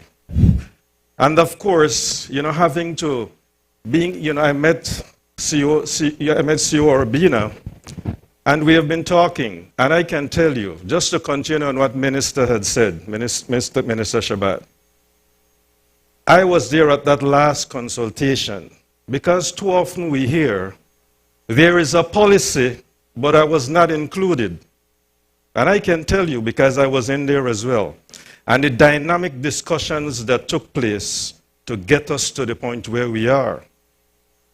They even brought in a consultant in order to add, because you might also hear, is there a bias? As far as I'm concerned, there is no bias. Now we're talking about a pathway to energy independence. The question is, where are we in that path? Our discussion will focus on an extraction of energy. We will focus more on electricity. Energy becomes the government's responsibility, otherwise you start getting into LNG and LPG and all of those different things. When we look at our mix, we talk about hydro. Who would have thought that biomass, something that was once considered waste, has been co-generated into energy? Talk about solar. So I also heard Jose about the conversion of waste to energy. So in essence then, not replicating, but ensuring that we are also proactive in meeting our energy demands, because consumption these days demand that we increase output. We have adopted a circular economy. And I think you heard that word before. So let me then, because this is quite exciting, like I said, two women in energy and the policymaker. So my first question, and I believe, let me start from the specific to the general, or the general to the specific. No, Jose, if I may, let me start with you. And is it okay for us to go by first name? Is it okay? All right, good. As if I have to say Miss K and Miss Sheena every time, then, So let me start with you, Jose, if I may. We heard about the policy. But what is the present policy now in terms of a sustainable path? Because sustainable path to energy independence, that last word, could you just give us a little additional information? I know Minister had introduced it, but tell us just a little bit more of the details where the policy is concerned. Absolutely, and good morning, everyone. I think the way the presentations have been set up is excellent. You project the vision, we speak about energy in general, and also electricity, the regulation. And when we look at the national energy policy, we realize that it's a disruptive one. At the third stakeholder engagement, we had excellent results, excellent comments that have been incorporated in the national energy policy. And the road towards sustainability is really looking at renewable energy. When we look at our energy mix currently, we have about 54% of our electricity being generated in country with the use of renewable energy. Approximately 46% being imported from Mexico. So that is the gap we really need to fill. Looking at our most abundant resource, which is solar, it really looks at investment in that possible area. But solar is not the only solution we're looking for. We're looking for other solutions that are less intermittent when you generate electricity. So we are also looking at different technologies that exist out there as it relates to battery storage. How do we use battery storage within the infrastructure to ensure that we're able to charge batteries at a cheap rate and then supply electricity during the nighttime when the cost of power is higher? That is one. We also need to look at other solutions that would enable us to provide electricity. We're looking at wind. When we look at the coastal area of Belize, and by the way, we have been blessed with so much coastal area that we are able to produce electricity from it also, from the wind. So we have, and there is a study that has been made that there is wind potential that can generate almost 20 megawatts of electricity using our wind resource in country. When we look at waste to energy, it's another project that can be also looked at. And it's also projects that engage, and it's also projects that attract foreign investment. Recently, and the minister also addressed it, a pre-feasibility study was concluded as it relates to waste to energy. Now, this gives us the information to publicize and share with private investors and any entity that is interested in investing in our country. So this is how we move forward in mitigating the gap we currently have and ensuring that we also have a sustainable development, sustainable generation of electricity within our country. Thank you very much, Jose. Now, you mentioned a whole mix, because indeed we have to look at the mix, especially when BL dispatches. They do least cost dispatch. And so therefore, in terms of what you can actually consume more, and your electricity bill goes down, that's its own mathematics. But the situation here is this. You didn't mention hydro. Don't worry, maybe you said it and I didn't hear it. But Ms. Kay, now let's talk about generation, because the policy exists. The policy is all embracing. The question is now, and from your, and I understand, I look at your statistics recently. You supply 45%, am I correct? So up to about 40%. Up to about 40. So she actually say 40, not 45.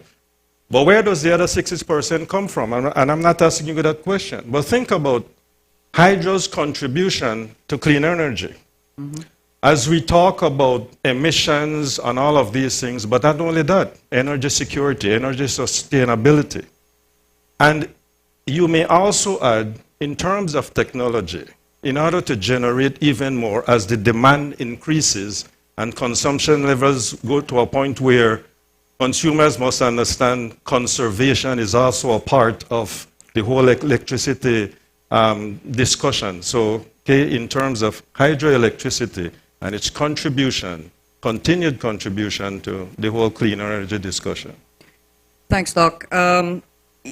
I'm going to start by stating the obvious, or at least the point that really is a bragging point for Belize. We have started in renewable energy and we have gotten ahead of so much of the region. We are a leader in the region for renewable energy. What we're talking about up here and what the government has been talking about is how we stay ahead and how we continue to meet goals. So we have a 2030 goal that if we're concerted about it and if we're coordinated in it, we can actually meet early, before 2030. And the role that hydro plays in that is, starting historically, it is hydroelectricity that kick-started that renewable energy revolution in Belize. The dams arrived on the scene, followed shortly by biomass, and now the other forms of energy are kicking in.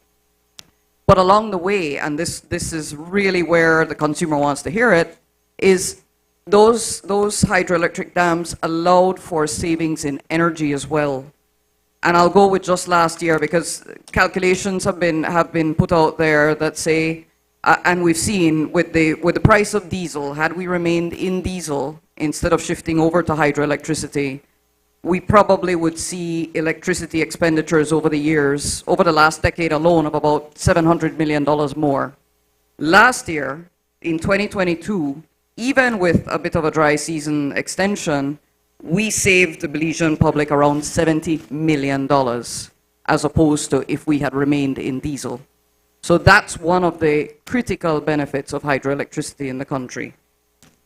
The other parts, I see Minister Habet in the audience, and this should make anybody in the environment a lot happier than was envisioned back in 2003 when ground was broken on Chaleo.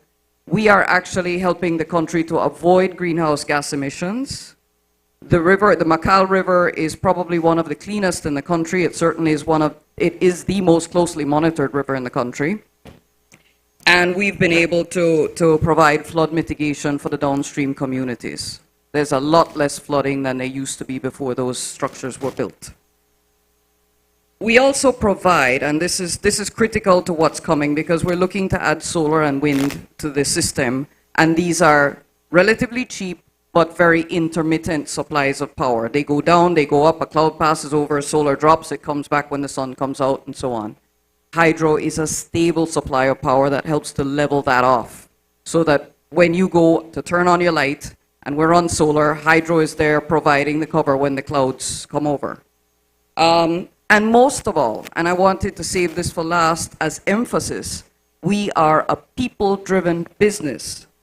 And what I mean by that is, over the years, a foreign investor, Fortis Inc., has come into the country with technological expertise, technical know-how, and they have trained a cadre of Belizeans in the skills that enable us to maintain those plants at a state-of-the-art level, transferring the skills and technology to our people, to our 100% Belizean workforce, and to allow us to bring that technology to other businesses in the surrounding community, because our core activities are carried out by our technical people.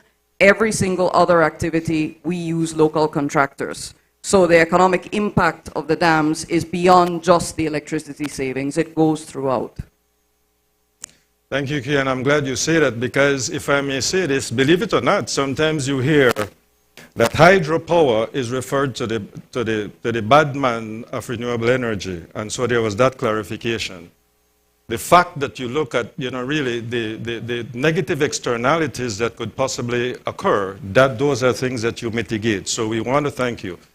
Now, Ms. Kay Menzies, by the way, I got so excited. She's the president and CEO of Fortis Belize Limited. Now, let me bring you in here, Ms. Sheena Quillen Simpson, Manager, Systems Planning and Engineering. And Lynn, normally we thought it would be a male. That paradigm shifted many years ago. So think about this. We have a policy, Sheena, we have a policy. We have heard about hydro. We have heard about this whole mix.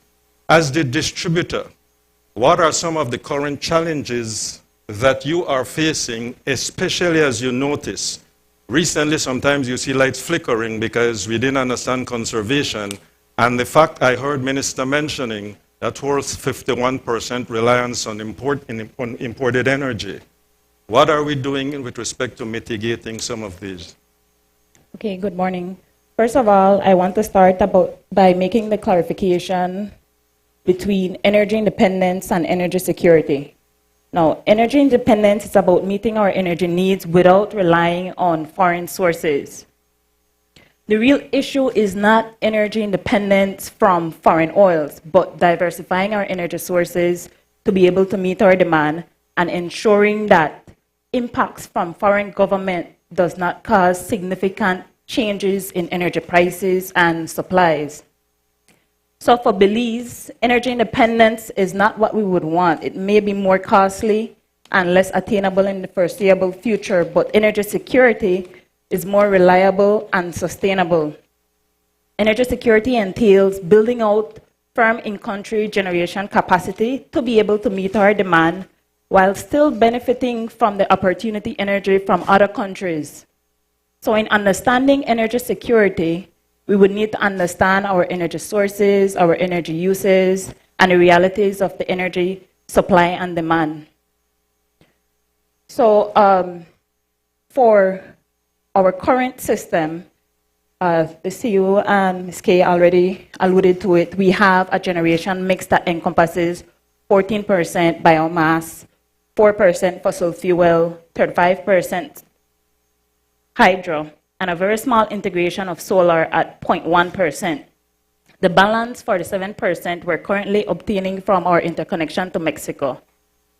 The firm capacity plants would be considered as BL's gas turbine, Babcoal, and the hydros. The biomass plants, Santander and Belcogen, are seasonal. So in 2022, the mix in the entire generation umbrella for the usage, the in-country generation renewable mix was 49%. BL had recently completed a least cost, least risk generation and transmission expansion plan study. And the main objective of this plan looks at stabilizing the cost of power, ensuring that we meet our country's environmental target of 75% renewable by 2030, sustainability, energy security, improving reliability, and quality of supply for our customers.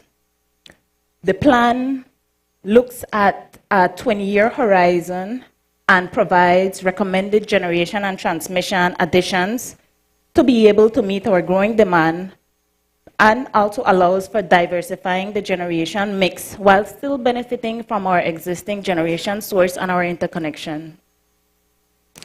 Thank you very much, Ina. Now, you heard several things, and I come back now to you, Mr. Government. We hear about hydro. Just now you heard from Sheena and the goal that exists. We all know, because of our conformity to net zero by 2050, and the whole aspect of building that positive footprint where it comes to carbon emissions, etc., or greenhouse gases. In order to meet those targets that Sheena mentioned, and you heard what Kay mentioned, we create the enabling environment. What kind of infrastructure or possible infrastructure investment are we contemplating in order to create an even greater enabling environment? Sure. To answer the initial question when you were presenting us earlier, which one comes first, infrastructure, generation, policy? I strongly believe that there needs to be coordination in ensuring that from the ministry perspective or the government perspective, we engage our local stakeholders, our local entities, the Public Utilities Commission, BL, and all independent power producers in country to ensure that there's a proper alignment.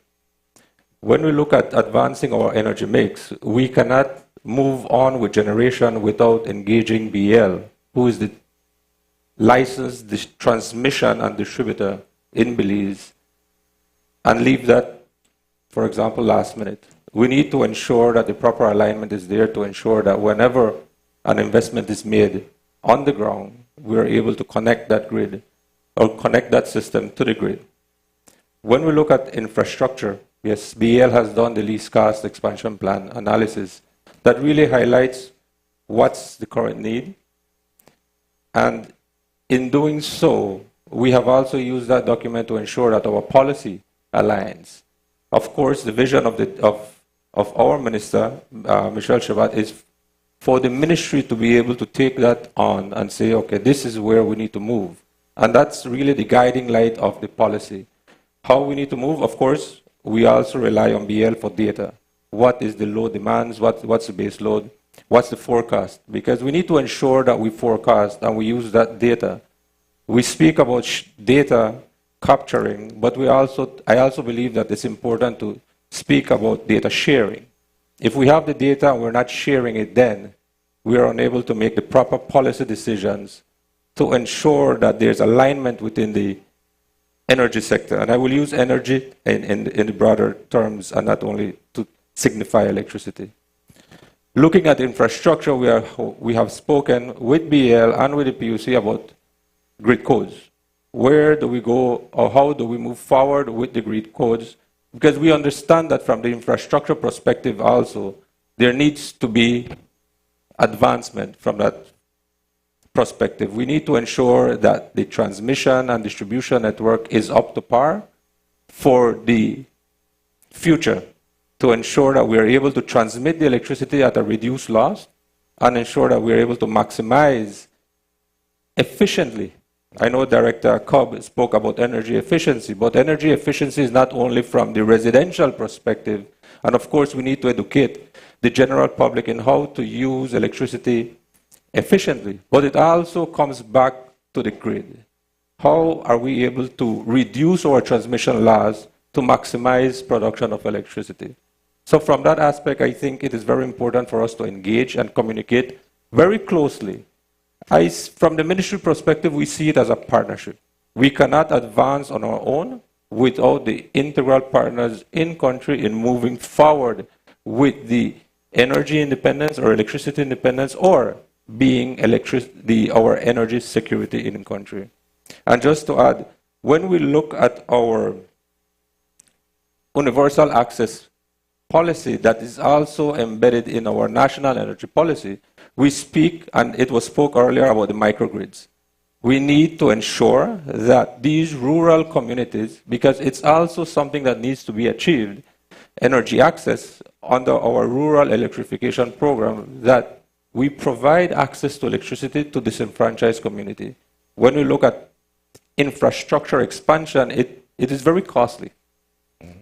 It costs millions of dollars for the expansion of 1 mile of transmission line. So it can be more cost effective if microgrids or isolated solutions, solar solutions, or even hybrid solutions, as we're currently doing, are rolled out, of course, in partnership with funding entities, as is the EU on the UNDP project, and also additional communities in the north, because we also look at the agro-productive sector. I know Minister Mai spoke about increasing production, but we also need to look at how can we use renewable sources of energy to irrigate, for example, and increase production and increase yields in the field. So these are things that we're currently doing, and of course, we need to work with our local stakeholders to ensure that we are able to accelerate and move forward effectively. And it's always important because we keep talking about policies, we talk about legislation. From a generator point of view, okay, I'm coming back to you. You heard what the policymaker said. You know, we're doing we're doing X, Y, Z's, and we're putting in infrastructure, the enabling environment.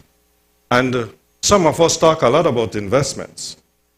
And because we want to increase investment in renewable energy, currently you provide about 40%. Are there additional investments being contemplated either to increase output? Because I also hear your plan to diversify as well. Has Jose established that kind of confidence for you to say, well, okay, gosh, I'm going to make some of these great investments now? Well, that's a really good question, Doc. And Jose, just lean forward to see how I'll answer. I'll take the long way around to answering, Doc, and it's to say that with the approach that we take and the level of interest that we have in the country, first of all, we never stop investing because every year we have an operating expenditure program and a capital expenditure program. I'll throw a shout out to the guys working on Unit 1 at Moyahon doing annual maintenance, for example. This is something that we never stop doing. We never stop working on improving, investing in the technology we have within the plants. So that investment is continuous. So maybe that's working towards a yes to your answer.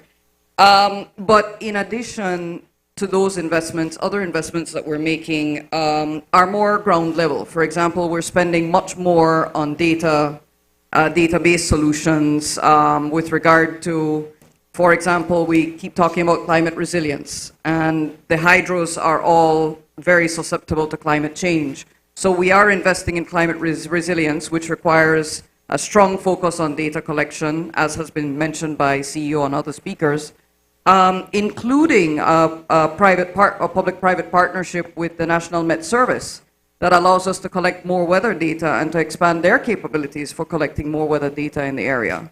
That's something we're very proud of because we figure that will yield fruit that will benefit the entire country in the end, not just our performance. So those are the everyday smaller investments that we're doing.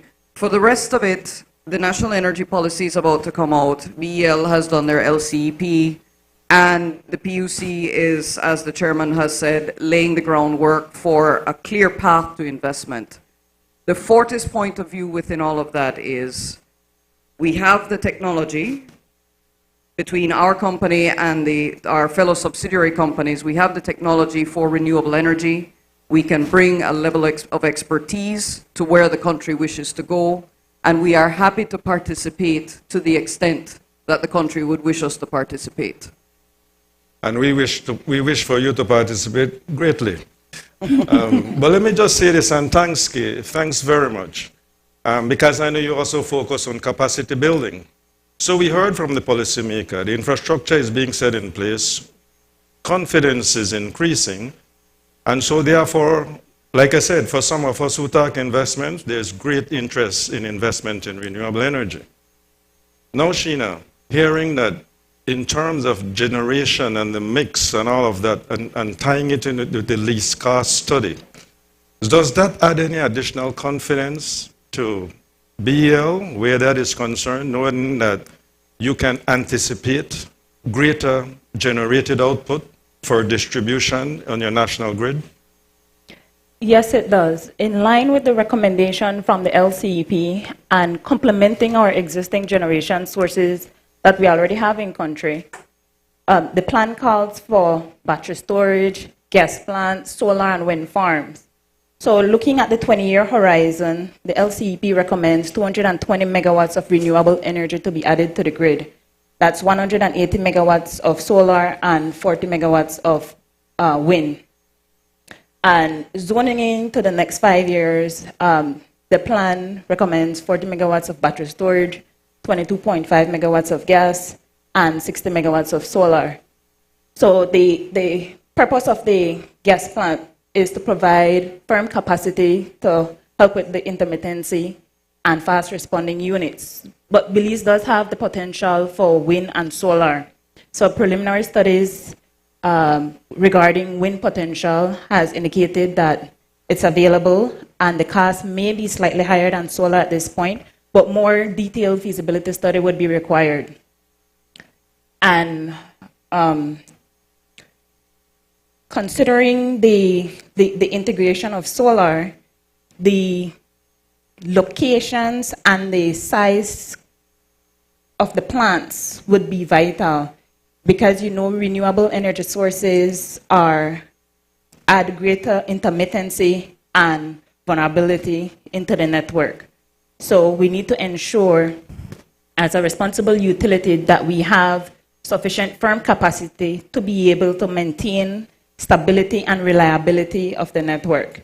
So BEL would play a vital role in the consultation process as a key stakeholder in the industry with vast technical knowledge in this area. And I know there have been a drastic decrease in the cost of renewable sources. So even though the capital cost is still capital intensive, there's a drastic decrease in the capital cost. So we would just have to ensure that in the integration of these systems into our existing network, that we're able to maintain the same standard of supply to our customers, because they are our priority. Thank you very much, Sheena. There's one thing I haven't heard. I recently heard that there was the signature between the government of Belize and the Saudi Development Fund of some 77 million US dollars for the establishment of a solar plant. Or maybe it was not specifically mentioned that way. Knowing that there's a 51% reliance on fossil fuels, and this we're talking about renewable, and I'll go to you at first, Jose. Can we enlighten? Because I think I heard, why make that investment? From those of us who have been engaged in energy for some time, and I just throw myself in there for a little bit, we have spoken about methodologies such as return on investments, etc. Would you say, or wouldn't you say or agree that this is a welcome investment and an investment that should be undertaken, especially as we hear about what Sheena just said, the comfort that has been created with the possibility of increased generation of renewable energy? Absolutely. It's an investment that is important for our country.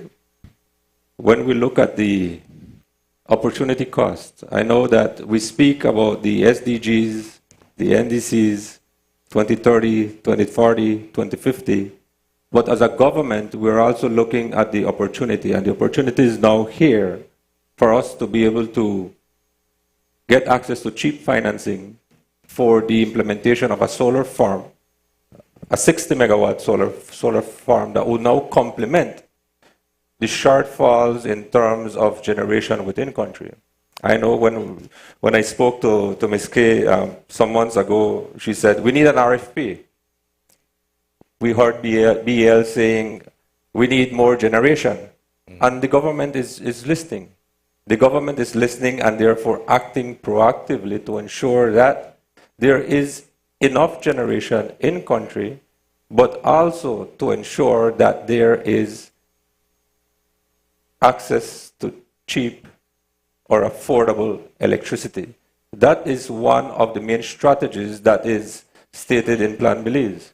So all the policies align to that single objective of our government.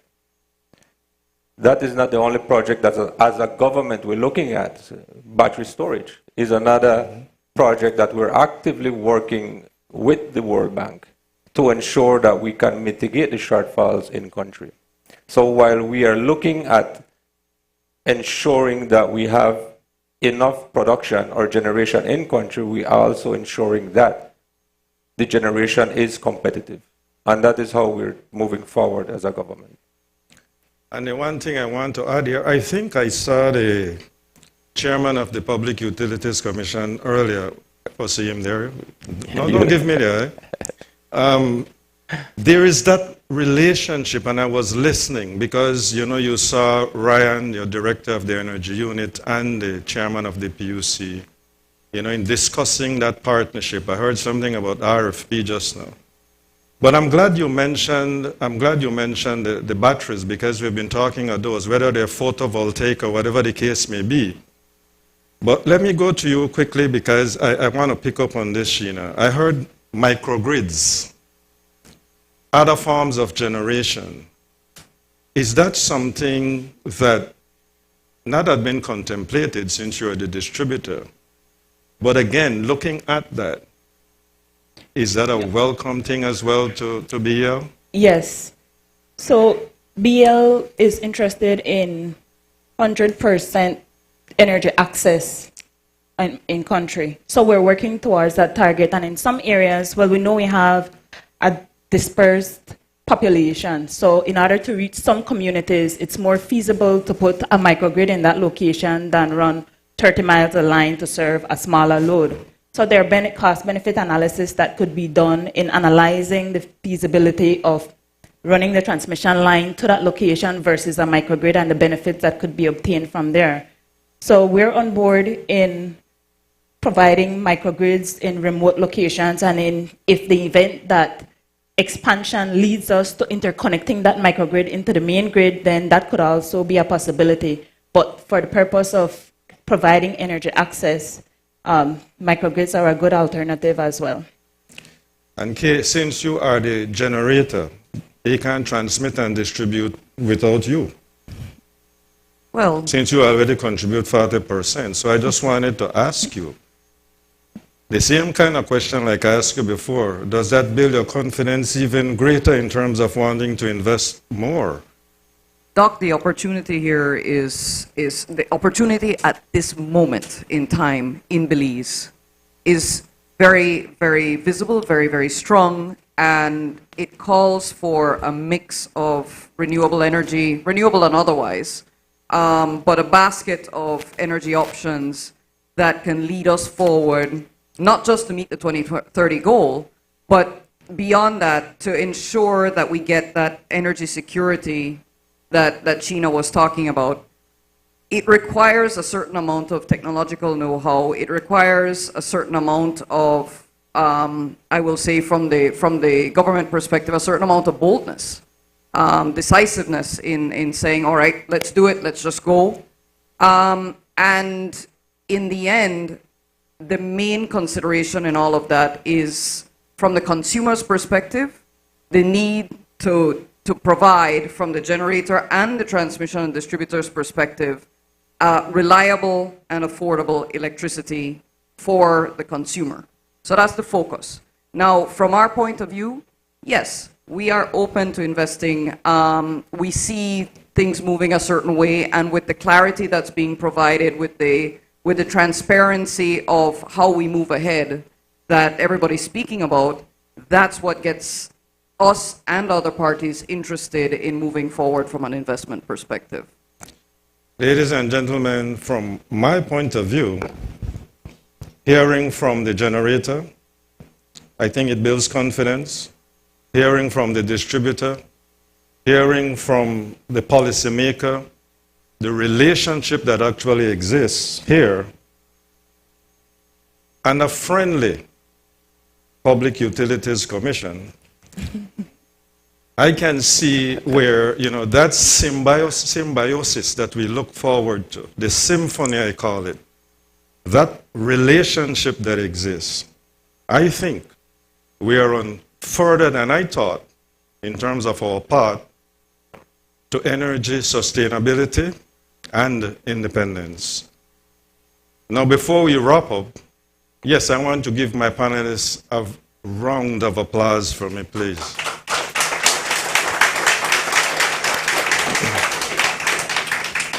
And I can tell you, we still have more minutes remaining. But let us open now to the audience. You have the generator, the distributor, and the policymaker. Are there any questions from the audience? Not to the moderator.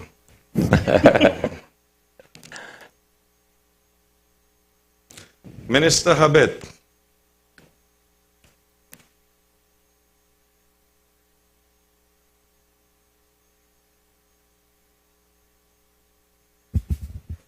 Okay.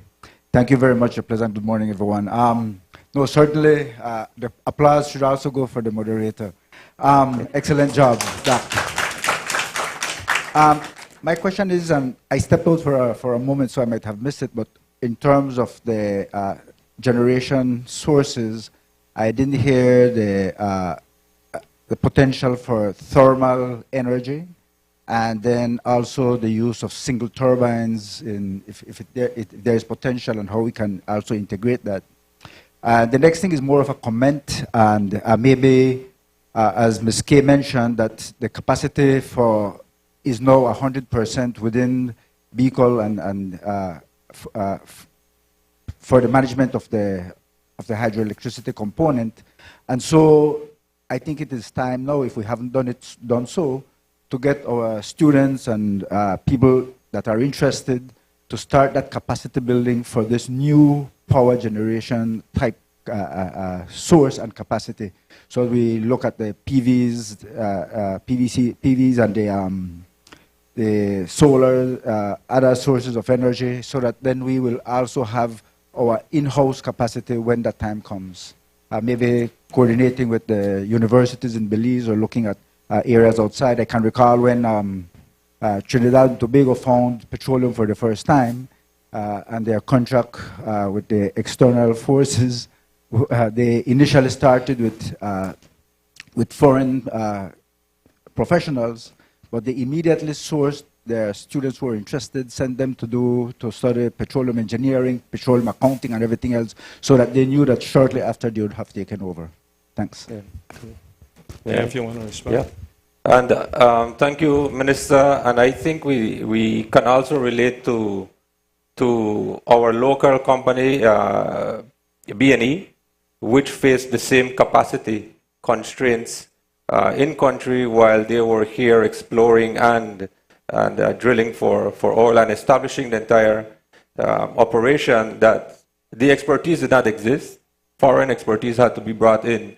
But immediately Belizeans level up by the company or executive management training Belizeans. But I would also like to add that from the national energy policy, an important action item that would be derived from there is indeed capacity building.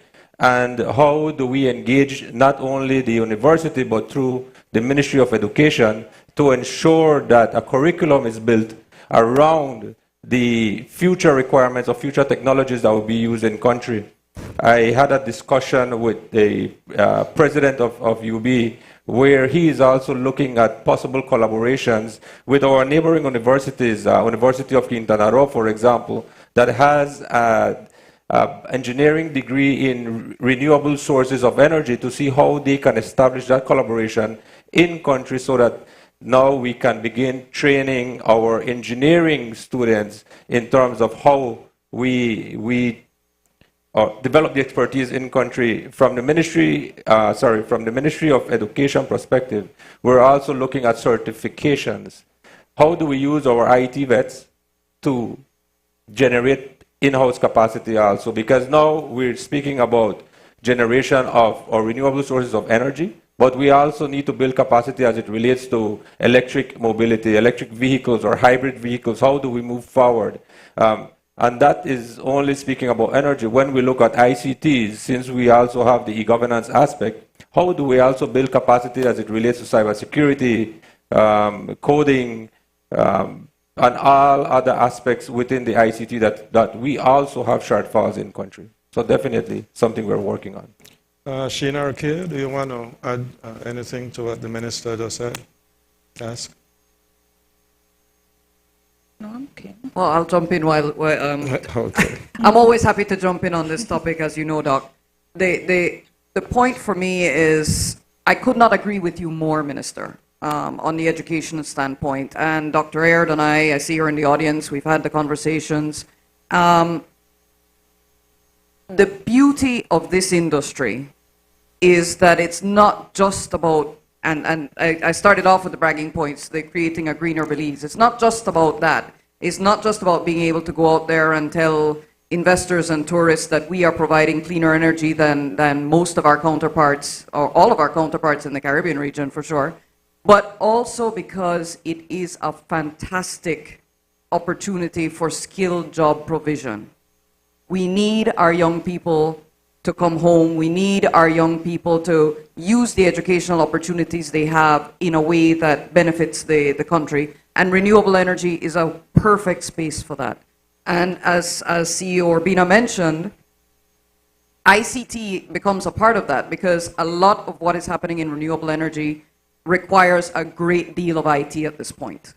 So all of this means that as we grow this renewable space, as we insert the technology where it needs to go, this is going to create some wonderful upskilling opportunities for people in the workforce currently, as well as for our young people entering the workforce. So it's really, this industry is a win-win-win proposition from that perspective. And there's only one thing that I would add is, for those of us who work in the investment value chain, it's not about the level of unemployment, but it's the level of skill that attracts investment or adds a greater attraction for investment. And so, Minister, there's a national investment policy, and I think it's Pillar 9 that speaks to capacity building. It must be relevant for it to be leveraged. Thank you all.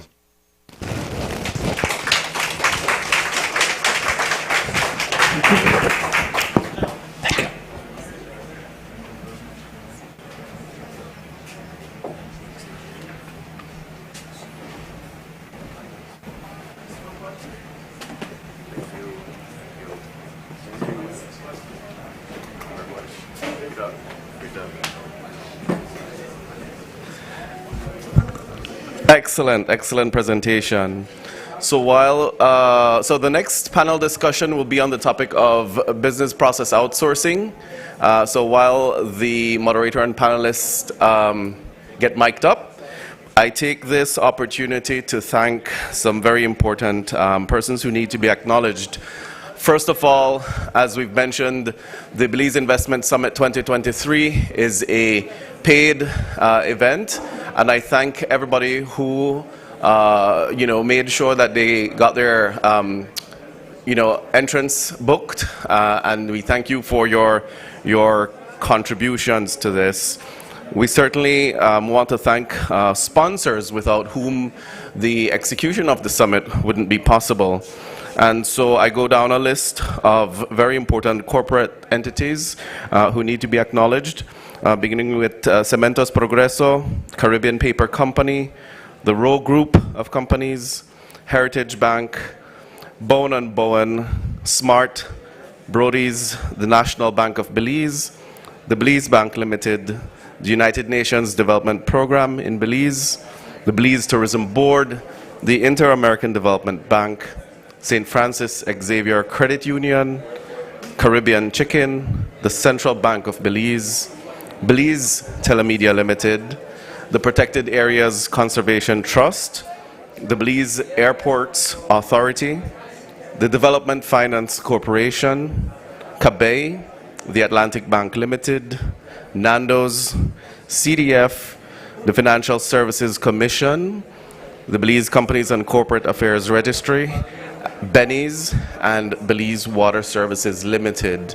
So a special thanks to all our corporate sponsors, and of course to you, our paid participants. Thank you very much.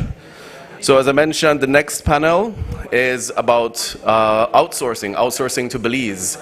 And so on the topic of BPOs, what started off as a very obscure industry that has now proven to be resilient and a generator of jobs.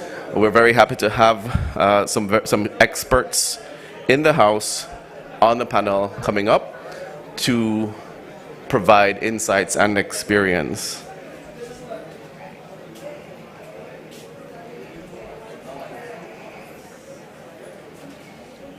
So I'm very pleased to welcome our moderator, Ms. Catherine Main, Vice President of Operations, Key Talkers Limited. Our next panelists are Mr. Roy Mina, BPO, ITO, and Corporate Affairs Trusted Advisor, Rams Consulting Group, Mr. John Malik, General Manager and Senior Vice President of Operations at Voice International, and Mr. Tomas Serut of Oristec, he is the Country Manager at Oristec Limited. Welcome, welcome. Can we please settle down? The panel is about to start. Let's take our seats and can we move up front? There are spaces. Please be seated. Would you like to say? Wonderful. Thank you. It's important to note, and I'm certainly not aging the panel here, but they're all very young. But nevertheless, there is a combined 65 plus years of experience in the BPO sector alone on the stage. So we're prepared to be wowed. Thank you very much. Thank you, Ishmael. Thank you for that introduction. Folks, we want to have a seat. So good morning, everybody. Thank you all for being here. We're here to talk, apologies, having some mic challenges here. we're here to talk about outsourcing to Belize. So really, what does that mean? Some of you may be asking. Outsourcing to Belize really speaks to the opportunity that Belize as a country has in the world of global digital services. And when we think about global digital services, think about services and offers that are the way of the world. For instance, a core banking system is a great example of a digital service. A dialer in our world, in the BPO world. And so we're here to talk to you a little bit more and get your questions at the end, and for us to speak about where these opportunities are when it comes to do with outsourcing to Belize. Now, Belize as a country has proven over the last several years that it is, in fact, a destination for outsourcing. And that connects right back to another acronym. So we're going from Global Digital Services, GDS, to BPOs, which is the Business Process Outsourcing acronym. And what is really a BPO? So a BPO is a facility or a service offer that that works with another entity, typically in some developed world country, like for instance, the United States, Canada, the European Union as well.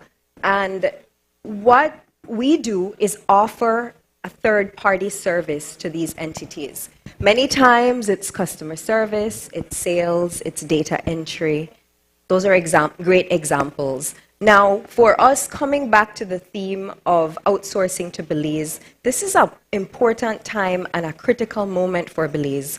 We've seen through COVID, prior to COVID and through COVID, that there was so much opportunity in this world. In fact, when you look at the statistics in terms of foreign exchange coming into Belize within the BPO industry, in 2019, our inflows were at 49 million Belize dollars. Our inflows last year was $157 million.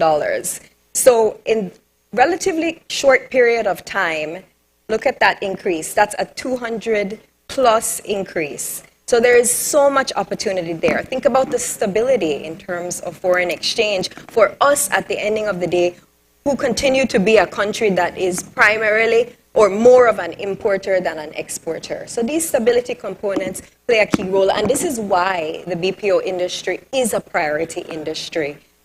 We also got the great designation in June of this year, where we were ranked #1 in the Nearshore Value Survey, and it really is an industry survey. And why was Belize ranked #1? Really, affordability. So we're a very affordable destination as compared to the Philippines, as compared to, sorry guys, having mic challenges here, as compared to Costa Rica, as compared to Guatemala, Mexico, who is really a significant player in this industry as well. Additionally, our English proficiency, we have that advantage just out the gate. Healthy business environment, healthy investment environment as well. So coming here, being able to set up shop, being able to progress. Additionally, when we look at the geographic proximity to the United States, where the main partners or players are, right? Quick 2-hour plane ride getting down to Belize enables the connections, enables the facilitation, enables the training ability. So Belize really has so much promise and opportunity. Just to elaborate on a couple more points before we get into our session, because we have some exciting questions for you all. It's important to also keep in mind that as an industry, we represent 10,000 plus in terms of employment. And additionally, within our sector, which is the administrative and service offer, we are roughly speaking about 30%. We are a 30% contributor to GDP within our sector itself. So our role is big, and there is, again, a lot of potential. So for us to get further into the discussion, let me pull up my questions here. Roy, I want to start with you. Roy comes to us from Costa Rica and comes to us with 25 plus years of experience in the industry. And there's lots to learn from his experience and also the Costa Rica example. So, first question to you, Roy. What are some of the emerging trends or technologies in the BPO industry that investors should be aware of, and which are the emerging markets, in your opinion? Thank you, Kathy, for that wonderful foundation and that explanation about the BPO. And thank you to the organizers and the IDP for inviting me. I will start referring to... Okay. Yeah, I will continue. I will start with the markets, but before that, let me tell you how Costa Rica evolved, because I understand in Belize, they started about, what, 15 years ago, approximately? 2005, okay. 15 to 18 years ago. So, and Costa Rica's opened doors to our first contact center back in 1995. And 4 years after, we had 4 companies generating around 600 employees, jobs. 1 year after, we were 6 companies generating around 1,000 jobs, and today we have over 240 multinational companies generating more than 120,000 jobs. Obviously, we are 10 times bigger than you. Actually, 11 or 12, because we are 5 millions. And we are not, our main language, our native language is Spanish. So we don't have the advantage that you have. You have a unique position in Latin America because of your language, and that will help you.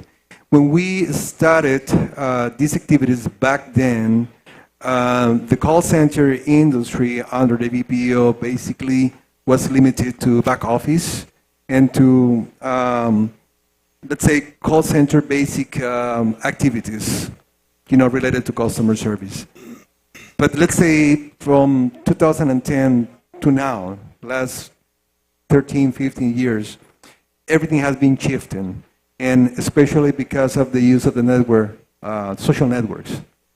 So it is considered that around 80% of the population in the global markets have one or more social networks, and that is somehow shifting the way they perceive customer service, and that is creating more challenges and opportunities to the companies to evolve in the type of services they do.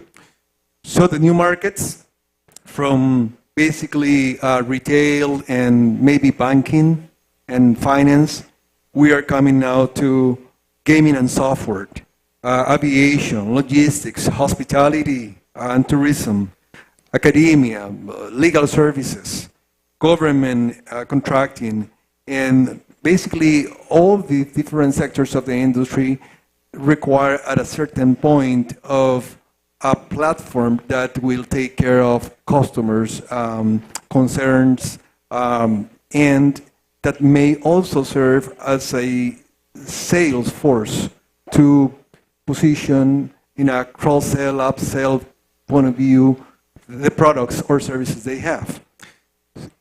Besides that, with the technology, the new technology trends, the people behind the phones or behind the omni-channels, because now we don't only talk about calls, we talked about tickets, about chats, about requests that we get through the internet. So people require to be more skilled and more knowledgeable, not only about the product, but about how to conduct in a more efficient way the requests from customers. And then here we have to talk about what are the trends in terms of technology. Because when we talked about what is coming right now, we may think about, and you probably have heard about artificial intelligence and how that is somehow threatening the sector. And your question might be, is that is going to replace our jobs? If that is going to shift out the jobs that we are doing today? I'm telling you the story of Costa Rica because we have been serving in this industry for almost 3 decades. And we started with a few group of 50 people, and we are more. We generate more than 120,000 jobs today. Clearly, there's a career path right there. We have the BPO, ITO, contact centers type of business, but on top of that one, we have shared services businesses too. And we have digital services too, which have a different level of complexity. So then when it comes to the new technologies, we were talking about RPA, the robotization, robot process automation back in 2014, 2015. Now we're talking about robotization plus AI, or what we call generative artificial intelligence, which is having not only a chatbot that is answering somehow concerns or inquiries in a natural language, but also that could be also put together with an RPA process that gets documents, structured information, and now with a ChatGPT or a similar tool, you can generate different documents too. But the workforce that we have right now is not to be replaced because we will always need the human interaction.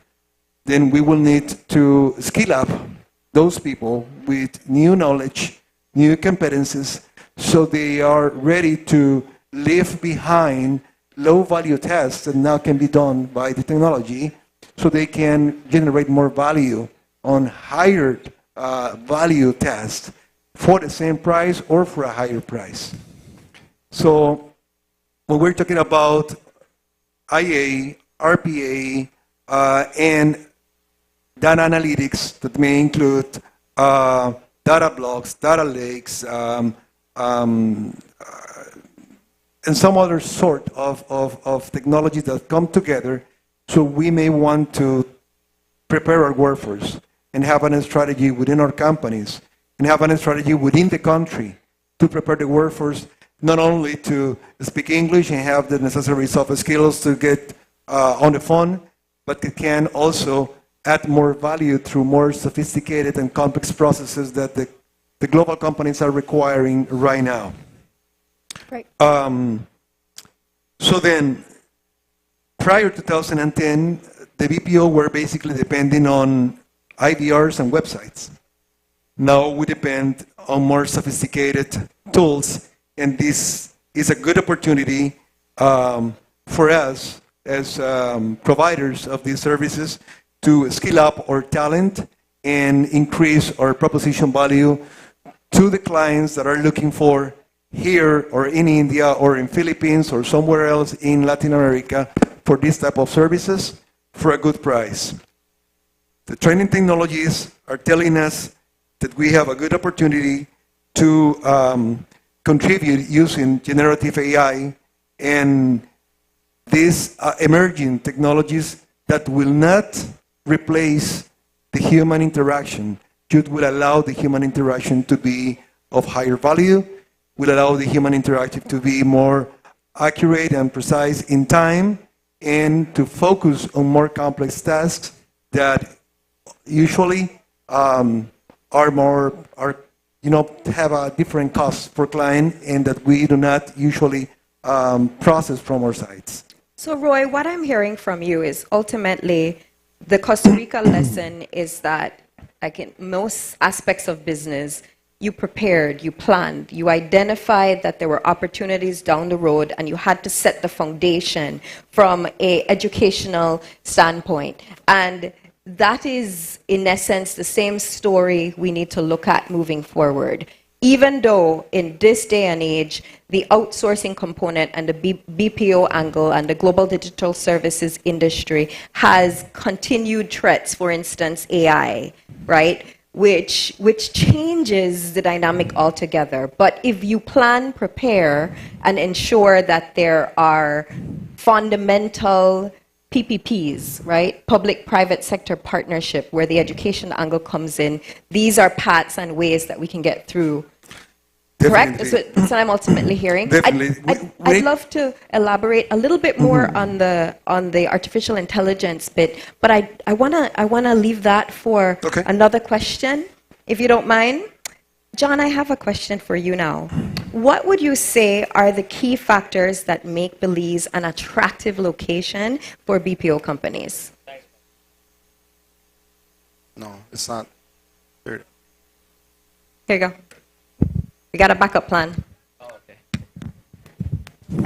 right, good morning. Yes. Thanks, Kathy, for that question. Very interesting that Catherine actually started off today's session showing us about Belize being ranked as #1 by Nearshore Americas in certain indexes, specifically affordability, English proficiency, healthy investment environment, and proximity to the US and Canada. And I'd like to expand upon that because I think that those top 4 things are the answer to your question, but operationalizing a response that is more in touch with what we do on a day-to-day basis, I think is key. So let's talk about affordability. And like Roy was mentioning earlier, we have this situation where there's a common trend that says you get what you pay for. And what does that mean? It is easy to go to Bangladesh and India and countries like that and open a BPO operation and get butts and seats to take calls. But what is the quality of that experience that these agents are offering to the clients' consumers? And I think that's what makes Belize different. Because they talked about English proficiency. English being our native language, like Roy mentioned, is a huge advantage to us. When you think about you're a call center agent talking to a consumer, the consumer is talking to you in English, you're processing what they're saying in English and you're responding back in English, versus somebody where it's their second language. It's a completely different dynamic. However, Costa Rica has been able to get past that, right? Great example. When we think about proximity to the United States and to Canada, one of the first things that typically comes to mind are time zones. For example, if your contact center operation is across the world, when it's daytime in the US and everybody's cheery and happy because they've had their 8 o'clock in the morning coffee, somebody in the Philippines or India, they're at sleep and you're like, oh my gosh, I'm tired. And then that comes across in the consumer experience that they're offering that client's customers. And finally, I wanted to spend a little bit more time talking about 2 key things when you think about talent. And this, I think, definitely sets Belize apart. It has to do with customer experience and technical skills. Like Roy mentioned, we now operate in an environment where it's not just phone calls.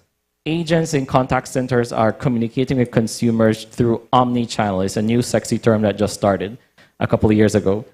And you have agents that have a customer in their ear, they're chatting with somebody, they're responding to an email, all within one technology solution, and upskilling agents to be able to multitask and provide quality service and be able to curate responses in writing that are specific to that consumer's need, I think is where we shine a lot. Specifically because here in Belize, I feel that the education that we have at a high school level lends itself to this industry where we as stakeholders coming in, we don't have to spend so much time up training somebody to be able to be ready to take that call, that first chat, that first email, because again, the native English is a key winning point there. So those for me, Kathy, are the main points. Perfect, thank you. And Thomas, I have a question for you connected. So we've talked about, the market, the opportunities in general from a wider perspective. John is telling us why Belize is the right destination. Now tell us a little bit more about, piggybacking on what John just said, tell us a little bit more about the specific provisions, the incentive programs that are in place, and what gives, from our internal side, right, from the government perspective, why choose Belize? Tell us a little bit more about those incentive programs and why you feel they're beneficial and attractive for us and also for persons potentially looking at Belize as a destination for their BPO. Sure, Kathy. Hi, everyone. So, Oristech, for example, takes great advantage of the designated processing area program that we have, which is a great incentive for companies. And the specific provision that we take advantage of is the importation of equipment and things that are intimately related to our operations with the customs and duty excise exemptions, for example. So that's, I would say, the primary provision that we take advantage of. And even so, there are ways that we can probably work on that or improve that. Oristech could be considered more of a mid-sized operator.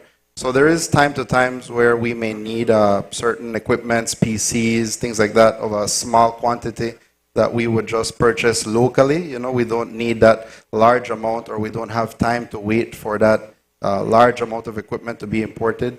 So maybe down the road there are things that we could look at to have these provisions available locally, you know, with the exemptions already in place when they're purchased locally. So based on our experience, that has been the primary one.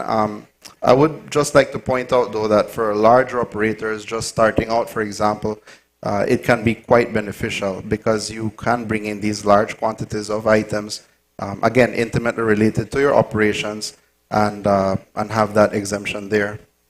Okay, perfect. Thank you. And that connects back to one of the advantages we talked about, which is the healthy investment, climate, and environment. John, you want to elaborate? I know you also have a DPA, and to my recollection, when you all came in, you came in on a larger scale. Is there anything else you want to add? Not necessarily. I think in addition to the benefits that Tomas highlighted, I think it's the quickness with which you can get business done. And I think for future investors, that's an attractive, right? Want to come into the country and be able to quickly set up an operation because the ecosystem in place facilitates businesses to get set up rather quickly than a long, drawn-out process. Perfect. So I have a question for you again. So coming back to this acronym of AI, I think that's really, you know, such a hot topic for all of us. I do have a general question, and then we can elaborate a little bit further. How should Belize prepare to take advantage of the technological advancements in our sector? And narrow that down to the AI example, please. Great question. So I think a good term that somebody used to refer to the threat of AI was an apocalypse for BPOs. And like Roy mentioned, actually it complements BPO. Catherine and I were recently at a conference in Jamaica, and there was a Google expert there that talked about her experience in terms of a study they did in a call center in the Philippines where they introduced AI technology for that contact center operation. And the conclusion of that experiment was two things. Number one, the AI solved for very basic questions, kind of like what Roy was hinting at earlier. What is the balance on my loan? What do I need to do if XYZ? AI can do that. And so from a productivity perspective, your talent isn't spent wasting time dealing with very basic and fundamental questions, but they're dealing with the more complex issues. And that's where the development in talent, the upskilling that Roy alluded to, comes in play, because it is very important that we need to make sure that from an educational preparation perspective, that we have a plan. And I know Catherine is going to talk a little bit about that later on. But in addition to the AI, the threat, I think most of us in the business, in the industry, we're moderates. We're not extreme, oh my gosh, it's an apocalypse, we're going to be out of businesses and jobs.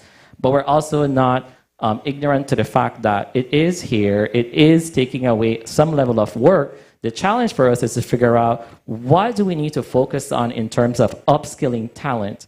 and defining what that means for our unique operations so that we can be competitive and continue to add value to our clients. Two more things aside from AI I wanted to talk about was going back to our ecosystem. And when I think about our ecosystem, we just had the panel that talked about electricity and the future of energy for Belize. One thing I didn't hear them comment was about reliability. And I think that sings true for a lot of us here, and especially in Belize now post-pandemic, where we are operating in a hybrid work environment, where there is thousands of employees that are sitting at home, working from home. And when you have that nationwide power outage, or you live in a remote village or location where electrification comes and goes, that affects that employee's pocket, but it also affects our pocket because we are down in service level and we can't meet the demands of our clients. So I'm excited to hear about the alternative sources of energy, etc. But I'm not bashing them. You know, I feel like Belize overall has a really good service level compared to other countries I've been to.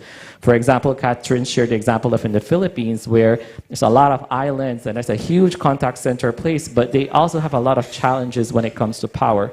Next to power, key thing in our ecosystem is internet. Reliable internet, high-speed internet, to make sure that there's connectivity continuing between us and our clients' customers. Affordable internet. And as well. affordable, and electricity as well, right? Because that's another part. But we feel that still, even though those things are not perfect, and I don't know that perfection exists, we're still much better positioned as a country when you think about uptime compared to what the experience are of other nations. But I still think there's room to invest more in that area so that in this hybrid work environment world we live in, we can continue to showcase reliability as a BPO destination. And I'm glad you mentioned that because it's the fundamentals, right? It's like the education. Without solid, continued, consistent electricity and internet, we can't do our jobs. It's the path to work. Instead of, you're driving to an office, in essence, you're driving to the office to get onto the internet to get to work. Right. So it's very important for us to highlight that. Roy, I want to come back to you and ask you our final question, or second to last question for today. What other incentives or policy changes or initiatives would you say are necessary to promote the growth of the global digital services industry in Belize?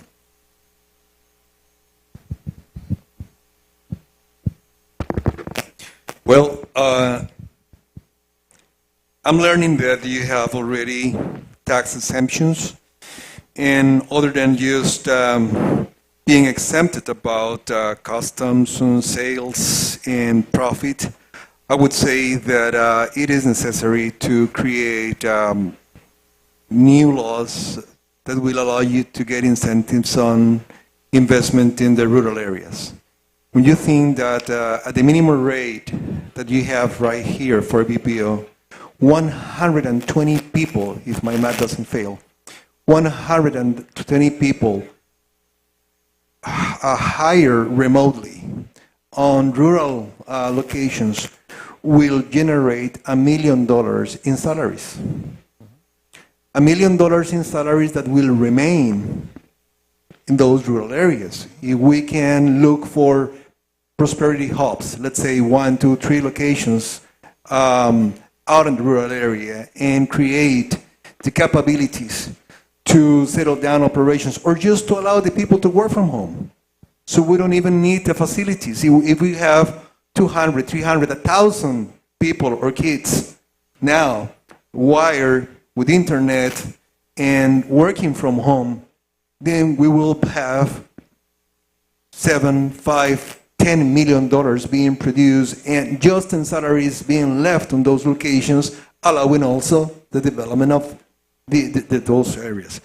But apart from that, somebody mentioned yesterday that in order to see an evolution of the economy, talking about the orange economy, they mentioned about education, capacity building, and changing the mindset.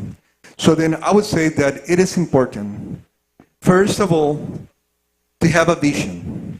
What is the right vision? How do we envision Belize? Because there is kind of a normal or natural fear when people think about BPO as a temporary industry.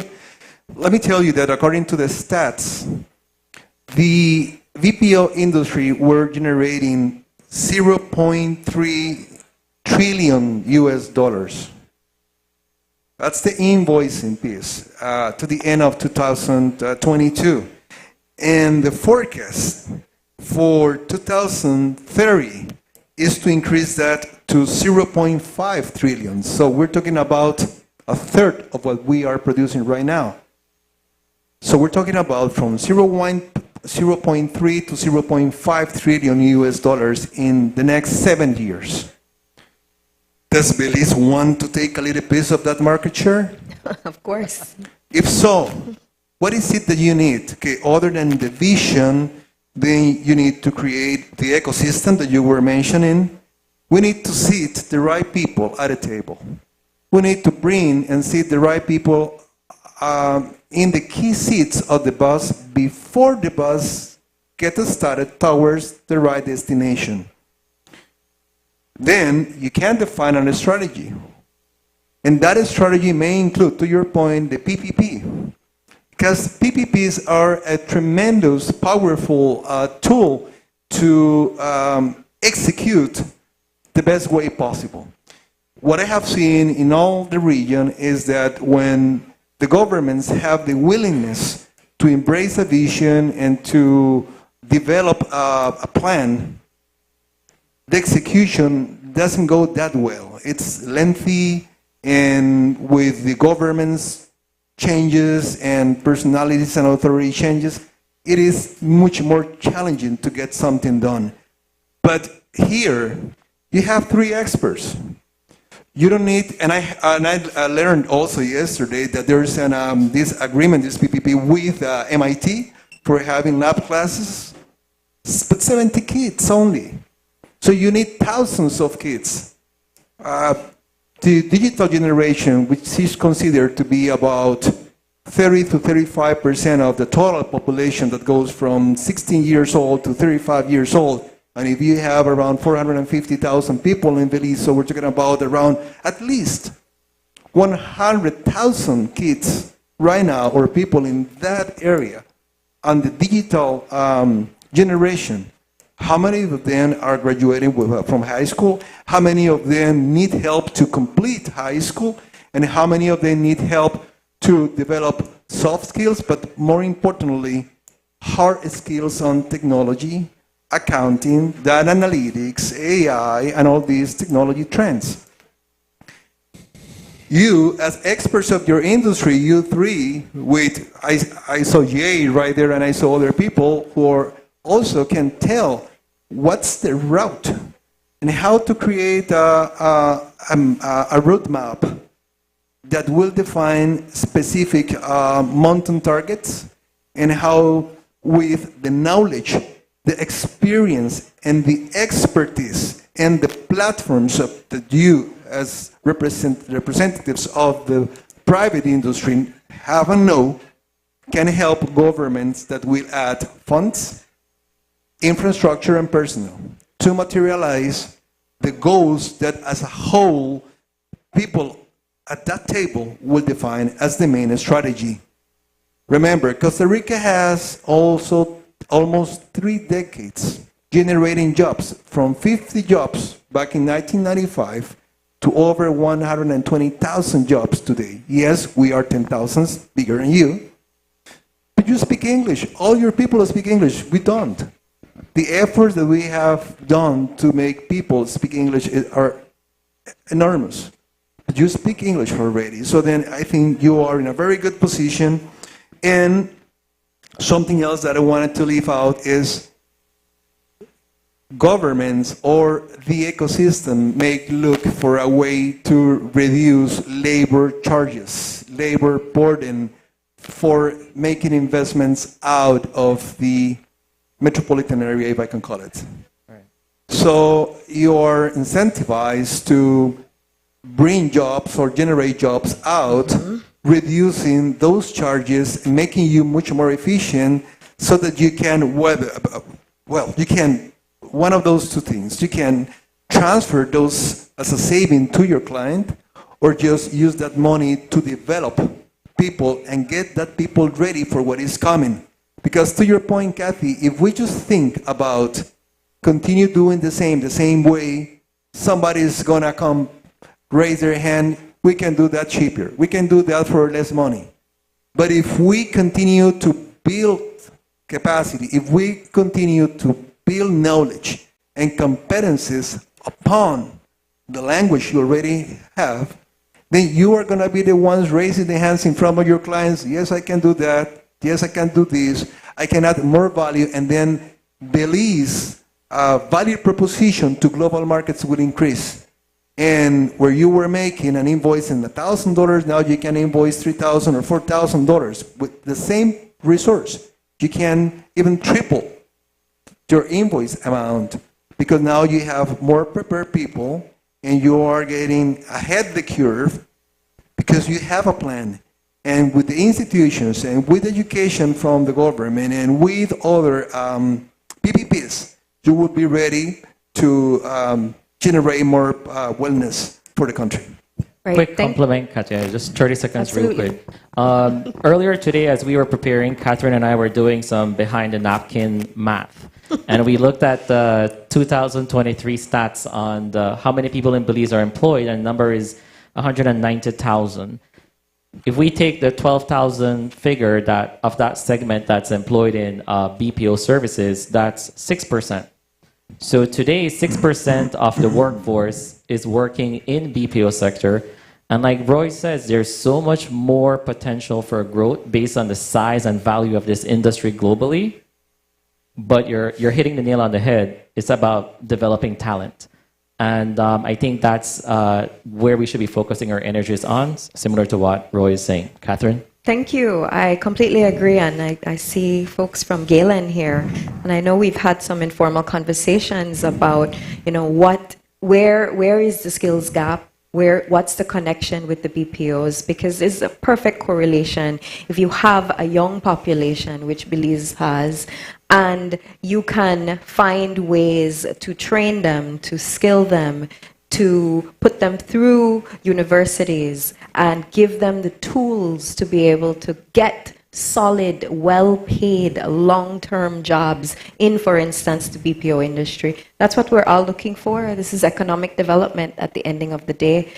Just one quick example, John, I want to give you an opportunity because, again, when we were chit-chatting, we were talking about a great example coming out of Jamaica of PPP connected to education.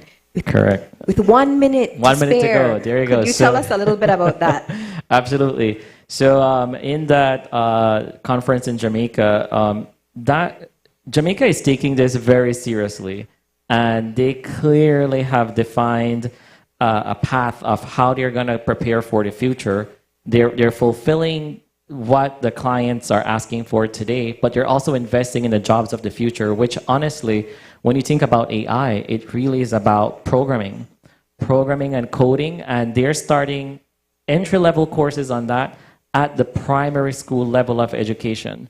So it's not something, we'll think about that when you're in secondary or tertiary level. It's starting in primary school. And if we think about the future with technology and where we're going, really and truly, they're solving and already thinking 10, 15, 20 years down the road. Perfect, thank you. And I hope we're right on the dot. All right. I think Roy has... Roy, we have to...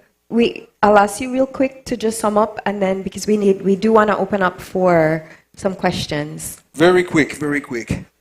You mentioned university, but let's remember that now we don't need necessarily bachelor degrees or master degrees to work in this industry. Short cycle technical certificates in computer networks, cloud computing, programming, RPA, generative AI, data analytics. So we need 6 to 12 months, no more than that. So then when we talked about PPPs, let's think about low-hanging fruits. We have the kids. They come wired with technology already. It is a matter of allowing them to go through short cycles to get them ready with basics. Even giants as Google they don't require any more people from the most important universities. They require people with technical knowledge, and this is made upon certificates, one upon the next one, together with experience. So this is easier. You just need to sit down at the right table with the right people and define the strategy. Right. And at the end of the day, we have to remember that AI was created by a well-educated, trained up individual as a starting point. So there's potential, right? It's all connected back to the human capacity and willingness and skill. Thank you. Thank you. We would like to open up if there's anybody that would like to ask us any questions connected to this topic. All right, no questions. Thank you very much, and you all have a wonderful day. Thank you. Thank you.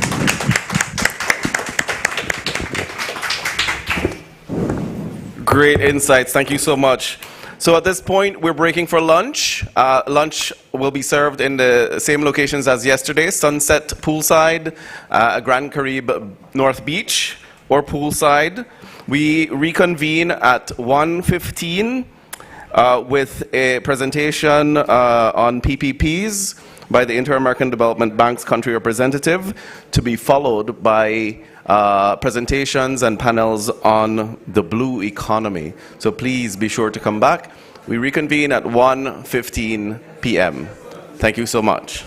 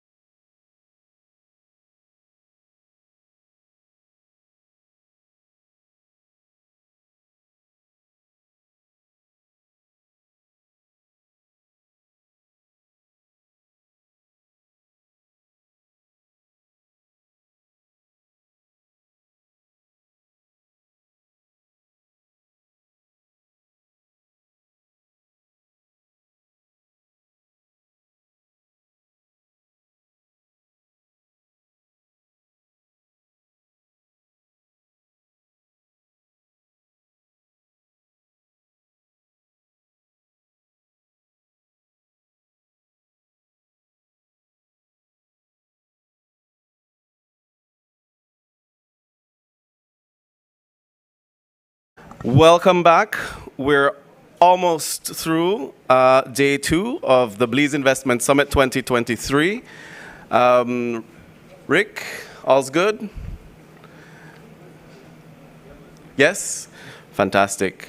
Okay, so I'm very pleased to welcome to the panel the country representative in Belize for the Inter-American Development Bank, Ms. Rocio Medina Bolivar, who is a recent arrival in Belize, but who has hit the ground running and doing fantastic things.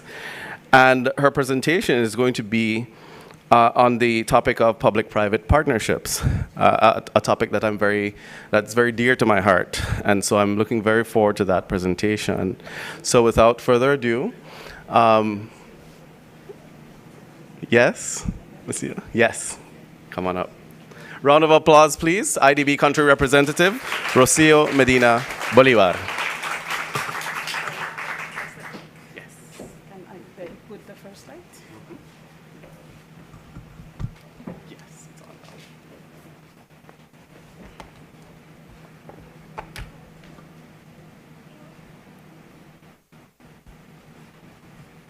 now. Okay, let's see. Good afternoon, everybody. I know, as Ismael was saying, I mean, I think it was a very fruitful 2 days, and we're getting to the last part of the event and successful. So I hope that you are really having a great time, and especially a lot of networking and a lot of business going on. As Ismael said, I'm Rocio Medina. I'm the country representative for IDV, and really for me, I'm very excited to be here in the summit. I mean, for us, I mean, we are really working together with the government, and one of our pillars to work here is about how to mobilize more private sector, how we can see the private sector as an engine of growth. So I really welcome the efforts of the government of Belize and see and to be here and be part of this event. My presentation, as you will see, it will relate to public-private partnerships as a complementary tool for traditional procurement and as a way to really mobilize and do the infrastructure that is really required, and we will see in the region, to really get the development that is required and very needed in the whole region, including Belize. I need to point here. Where I need to point? Here? Up? Up, down. So what's the next?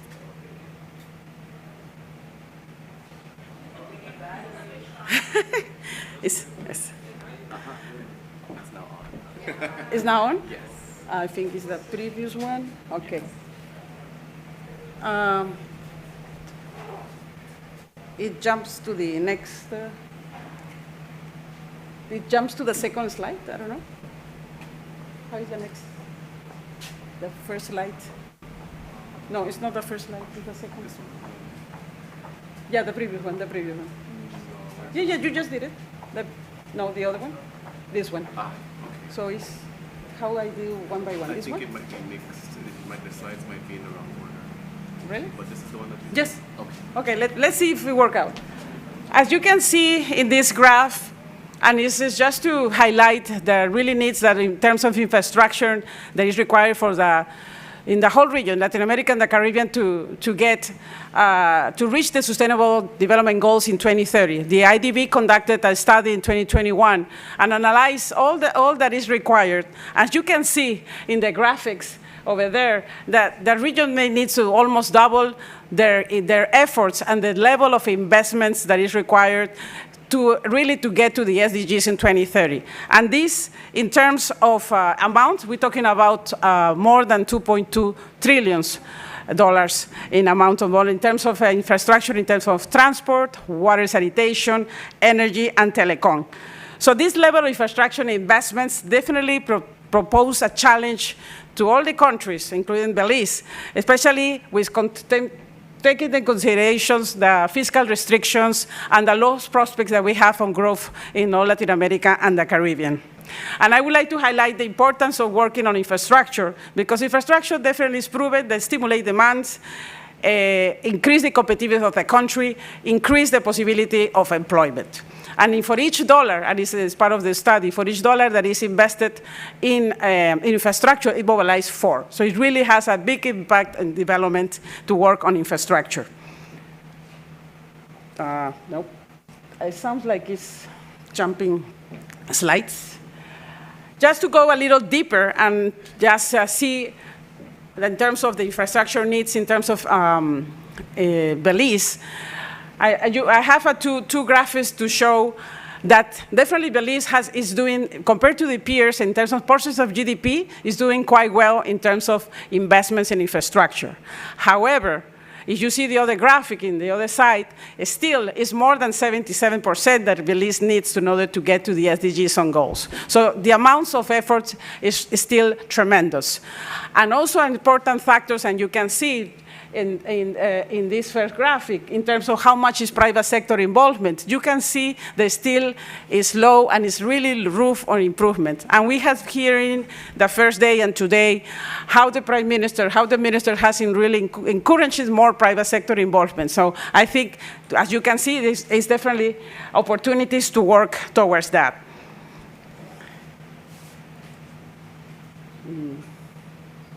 If we see in terms of the infrastructures and just going even zooming a little bit more, you can see in these graphics in terms of the needs, that is around 1.8 billion in terms of, just for Belize, in terms of investments that is required. Energy, electricity is the big sector that is required, efforts followed by water, sanitation, and telecom. And we have seen, and I'm very glad to hear Minister Koi, the Prime Minister, CEO Narda, trying to push Minister Shevat, how do we need to move and take an opportunity as well about energy transition, going to be more sustainable and terms of energy. And for that, and another figure that is important to show here in terms of how much private sector is expected, you can see in the low range around 373 million, and the low a little more than 500, half a million that is required from the private sector. And that's as a minimum, that's a possibility. And really for the investors that are listening, there's a lot of opportunity to really tap in the market in terms of in Belize. And as I mentioned, as I mentioned originally, the PPP can be a complementary tool and how we can work better and mobilize that private sector that is mobilized. The PPP has been started since the 80s. UK has been the model really to follow, and it was the starting country that is pushing this structure. And in the region, we have Mexico, Peru, Brazil, Colombia, as another that they has been doing and using the system for quite a long time. And in case of the more nascent and more recent countries, you have Panama and DR and even Belize that are approving PPP policies in the 2020, between 2019 and 2021. But it's important also to know when you talk about PPPs, what we're talking about. And it's a lot of different discussions and definitions surrounding the PPPs. And the multilaterals and financial institutions put together a definition, a very standard definition when we're talking about PPPs.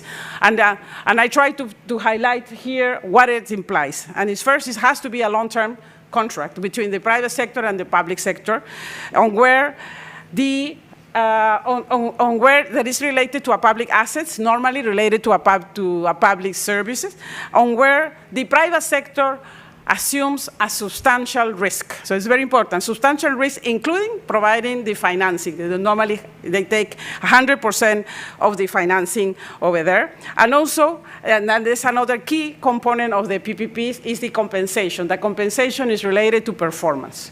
So that's key in terms of to get the efficiencies and the incentives, why PPP is a tool to consider for public investments. And also another ingredients in addition of the risk, and I think I would like to highlight it here, is always, besides assuming a risk, it's always a risk-sharing mechanism between the public sector and the private sector based on who managed the best of the risk. And we will discuss a little more about it. just going a little deep and so you can see how the PPPs distinguish from the traditional procurement for public works. Normally, in a public traditional procurement is the short term, normally focus on construction, normally contracts around 3 to 5 years, vis-a-vis a PPP on where the contracts are going to 20, 30 years and beyond. As well, in terms of the first phase, normally the public procurement, the traditional way, focus on the construction, and they have a different contract related to operation and maintenance. In case of PPP, and this is something that creates a lot of their efficiencies, is related to the bundling effects. So it's a single contract that includes constructions, operations, and maintenance. Additionally, in private procurement, the traditional way, the government keeps 100% of the risk. So if something gets wrong, the government has to see how to do it. In case of a PPP, it's a risk sharing that as I mentioned, the golden rule, who manage the best. So it's not only, and normally the risk that the private sector are well prepared to manage, they will keep it. And it's not just a matter of just pushing or putting risk on the matter of the private sector, because if you put something that they cannot able, that will be incorporated in the price. So you will eventually be paid indirectly. So it's important how these risks are managed, and in terms of the risk sharing, and where we can use these kind of PPPs. And as you can see in this graphic, really we can work in different sectors in terms of roads, in terms of energy, electricity, telecom, airports, transport, ports. We can do it also in national parks, and even currently also in social projects like education and schools and hospitals in different ways, and even more sophisticated ways in terms of PPPs. Just to take an example, I mean, roads has been the original way of actually where we have seen PPPs that has a very good match in terms of roads, because it's statistically, and this is part of, we have been seeing a lot of studies in terms of roads when it's done under public procurement worldwide. Normally it's a lot of cost overruns and a lot of delays. So normally PPPs has shown a big advantage in terms of cost savings and doing the projects on time, and also in terms of security, a lot of safety because of the way, and now incorporating more climate finance, resilience is another important path that can be incorporated in terms of the PPPs. And water is another example. Wastewater treatment plants is a typical, another example when we're talking about water and sanitation, how PPPs can be established. Brazil and Peru has been the leading countries working on those topics.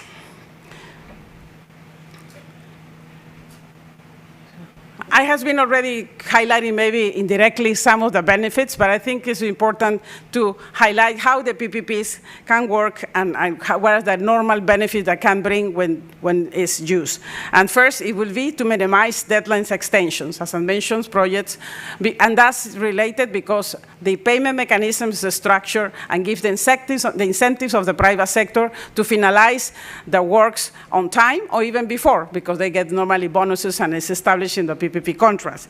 Also, it promotes a high-quality infrastructure. Why? Because being a single contract that includes construction, operation, and maintenance, again, the payment mechanism provides incentives that the private sector put good materials, build the best, because they will spend less money during the O&M period in order to get paid. If they don't put the right materials and they have to put more money during the second phase, they lose money. So they have the incentives to provide a high-quality infrastructure. And also generate additional source of funding. As I mentioned, the private sector in PPPs provides 100% of the financing. So that liberates a lot of resources at the beginning. Doesn't mean that there's not to be paid. Eventually it will be the users, or eventually the public sector in availability payments that will be paying, but in a more deferred and in a long-term basis. And we will talk about later about type of financing.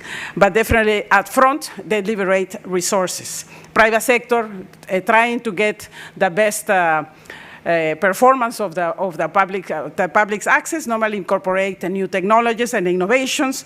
Definitely they don't want to incur in cost overruns, so they have to be, they really budget really, and they bid at the beginning when they get to the contract to the right amounts and the right payments. Otherwise, they have to put from their pockets. And of course, in general, and I would like to highlight this in terms of focus on core functions for the public sectors, on public policies, and also, as I mentioned before, the PPPs is a tool complementary to the public procurement. So the resources are scarce and they have to be prioritized. So in terms of the government, in case of Belize, for instance, if you have different resources and you know that it's a sector, for instance, energy, where you can mobilize private sector, you can structure and see the PPP can be structured. Other sectors, more challenges, maybe there's no market, so the public sector can provide the funds with their own funds or for debt, etc. So it's a tool to manage and prioritize the resources that are available. However, PPPs are not easy. So PPP comes also with challenges. Challenges in terms of the structure. I mean, to do a PPP, a long term, it's like a long-term relations for 20 or 30 years that the public sector will get with the private sector. So they need to have a lot of preparations before engaging with the private sector in terms of studies, in terms of capacity building. They have to have the oversight that is required. We're talking about that after. This is 20 years after the construction, could be 4 or 5 years. The government will need to have the institutional capacity and arrangement in order to oversight the private sector, and that is compliant with the performance and the key performance indicators. If that oversight is not there, all the efficiencies, all the advantages and the benefits that we talked before disappear. So that's put a complexity up front, and it has to be an arrangement that is necessary. And of course, these projects, because of normal infrastructure, creates a greater visibility, political exposures, and as I mentioned, related to the complexity is the cost related to have that kind of transaction cost, and also not most of the time, but always PPP sometimes, and it's perceived when it's structured in some countries that it could be okay, maybe now I don't need to pay. So it's an advantage. It doesn't have a fiscal impact. And that's why it's important to analyze and really see the contingent liabilities and the firm liabilities that are part of PPPs. Sometimes you cannot see it up front with your structure, but however, that could appear during the life of the loan, of the contract, of the PPP contract. So it's important not to underestimate, but it's something that it needs to be, and it's a challenge normally in the structure. For that, and to assure all the elements that has been explained, it's important to create an environment, and we're talking before in several of the sessions about enabling enabling business environments. So it's also, as well, for PPPs, you need an enable environment to promote PPPs and provide and bring investors to do this kind of structures. So that's required, that's the number one there in the top, that is important to have, follow for quality of studies and projects, a good communication with the stakeholders, because this is long-term, again, relationship that they will require with different stakeholders, communities, consultation that are required during the implementation and the preparation of those projects. Financing, access to financing. So because of the large amount of capex that normally required, they require normally that the conditions are possible to bring and provide financing. And this very linked to the macro stability, access to hard currency like dollars and other aspects. And finally, governance and regulation, which is the framework that gives certainty that things will follow and they will be enforced, so the countries, if there's any dispute, everything is established. So regulation is a very key, and governance, which is all the institutional arrangement, are necessary. So with that, how Belize is doing and how Belize can enhance the PPP environment that has. The infrascope, which is, you see a long table, actually is a tool that has been doing for many years already now with the IDV and the economists to rank all these 6 aspects that I mentioned in terms of inducive conductive environment, financial, etc., regulation, governance, and there's a ranking. Belize, for first time in the last infrascope for 2022, is the first time that Belize appeared, and actually it's a big achievement. And unfortunately, during that time, and I want to do the highlight, the big milestone that Belize has is to have a PPP policy approved that some other countries doesn't have. And this is a big advantage that I'm sure when it's taken into account in the next infrascope will change. So already Belize is doing and taking the right directions in order to move ahead with a good PPP environment, enable environment. But I would suggest that also, considering that other aspects that are required, it's important to strengthen the capacity, the institutional arrangements. And talking about, I think, during the panels, I think it was mentioned about the PPP unit. So it's need to strengthen to do the capacity building that is required. And most important also for investors is to have a project preparation, a pipeline.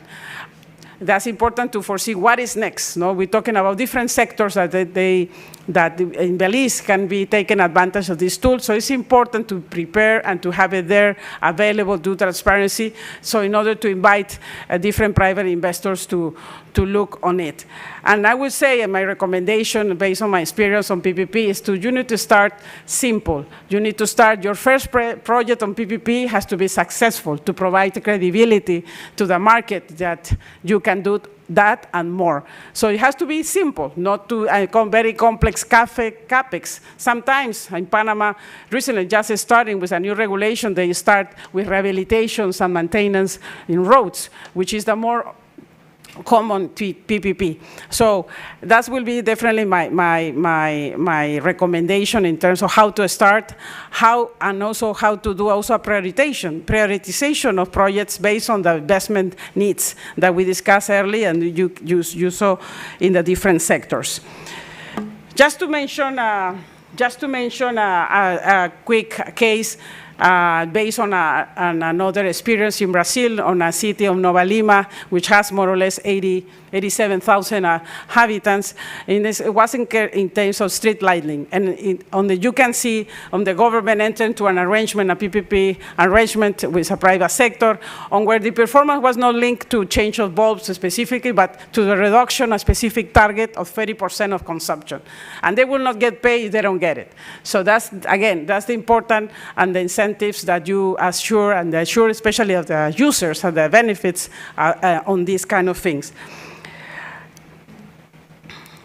And with that, I already talked about benefit challenges, but I would like to mention that with all this, I mean, that's possible. I mean, the bank, the IDB group has an extensive experience in financing infrastructure and provided knowledge, technical assistance from the whole project cycle, which is extensive since identified the idea, how to do the feasibility, how to work on governance, how to work in regulations, how we can find with the different windows in terms of IDB Invest, which provide the financing and can actually go also during the supervision and the oversight. So I would like also to highlight and that importance that the IDB group, we have a single specific single unit that works on PPPs and canalize all the discussions, and we are available. I will be available also to take any follow-up questions about it and how we can support not only the government but also the private sector to entertain in this endeavor. And just to finalize, I would like to just to summarize some key takeaways for the presentations that really, I mean, Belize investment in the infrastructure, as I mentioned, historically has been high. So I think that's very positive in terms of how Belize has been working. However, still the needs are substantial. So there's a need to invest more and has a lot of room to involve more private sector in that works. And PPPs can be a useful tool to mobilize that needed private sector to close the infrastructure gaps. And finally, I would like to say, as I mentioned, Belize is in the right direction after the approval of the PPP policy, so they can do much more to enable and to improve the necessary environments to provide more PPP. And just to finalize, to reemphasize, the IDB group is here, is ready to committed to continue supporting those endeavors for the success and to improve the lives of the citizens of Belize. Thank you very much.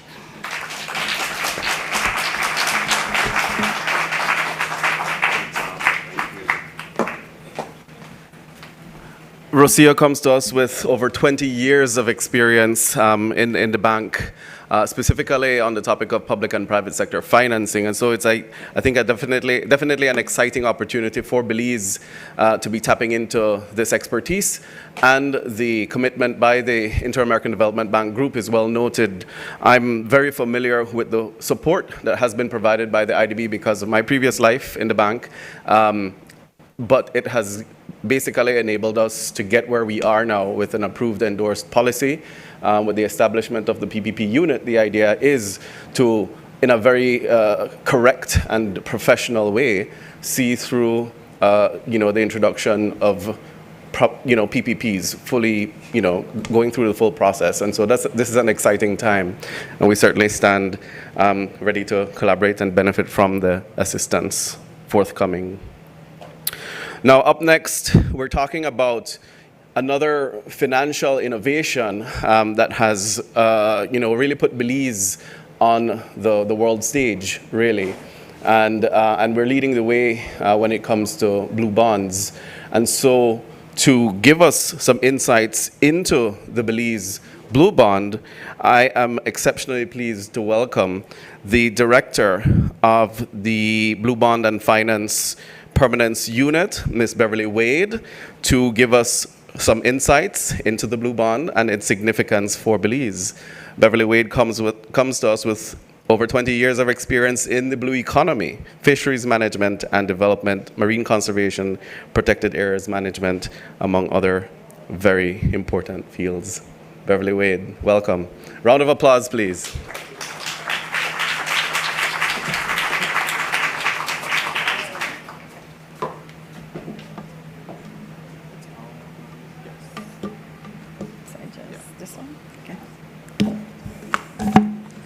Good afternoon and welcome to the Blue Zone. We're saving the best for last. And I want to thank the country director from the IDB. I think your presentation was an excellent segue into what we're going to delve in. How do we now look at greening, and in this case, bluing financing for our blue space in Belize, and to talk about our blue bonds and what great things are happening since we've successfully negotiated our blue bonds. So, just to put things in a little bit of context. So, approximately $43 trillion, 50% of the global economy is attributed to nature. In Belize, 50% of our GDP is attributed to nature. And in the case of our blue economy, for only fisheries, tourism, and shoreline protection, it has been estimated that those three areas alone contribute $1 billion Belize dollars to our national economy annually. So, this isn't new. Everybody, we've accepted it. We have to green finance. We are just back from the Jeff Assembly from Vancouver. Everybody have now accepted there's a need for us to now meaningfully scale up and green finance.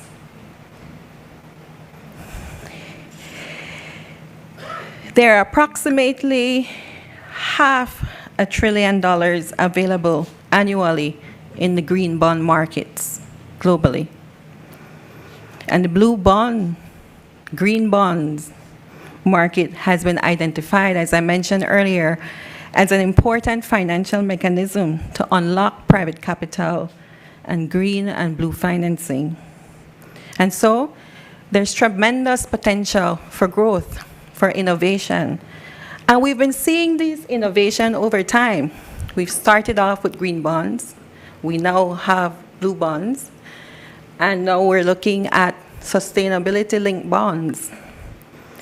And so the time is exciting. We know what the potential is, and we now need to employ, dip in, look at our opportunities, and take advantage of them. So that's exactly what Belize did. In 2020, Belize's economy contracted by 16%. It was heavily dependent on tourism, and it was hard hit by the pandemic, by the COVID-19 pandemic. Our debt per GDP, as the Prime Minister mentioned in his presentation on day one, was approximately 134%. Totally untenable. Addressing our debt was a priority. And so Belize started negotiations with our super bond holders at that time to then find a way now to address this situation that we were in. As I said, that was totally untenable. Our bonds are actually being traded as junk bonds between 34 to 47%. And so Belize was now looking at an opportunity for us to address that. Parallelly, Belize being a world leader in terms of conservation, in terms of valuing our natural capital, started to have discussions with our strategic partner in our bond deal, the TNC, to see how we could refinance that super bond. And so, upon extensive negotiations, we successfully closed the transaction in early November, early November of 2021. And so for us, this resulted in key achievements for us. One, it significantly reduced our national debt stock. Two, it reduced our Belize debt per GDP ratio. It reduced our debt services. And more importantly, it allowed us as a country to leverage our tradition and history in good environmental stewardship to now reinvest into natural capital. And so it also resulted for us in long-term financing for the next 20 years for nature, for blue economy development in Belize. And for us to also continue to be leaders on the global scale in reaching the newly endorsed target that was just formalized in Montreal, the biodiversity the global biodiversity framework target for nature, in looking at up to 30% of our total ocean space under protection by 2030.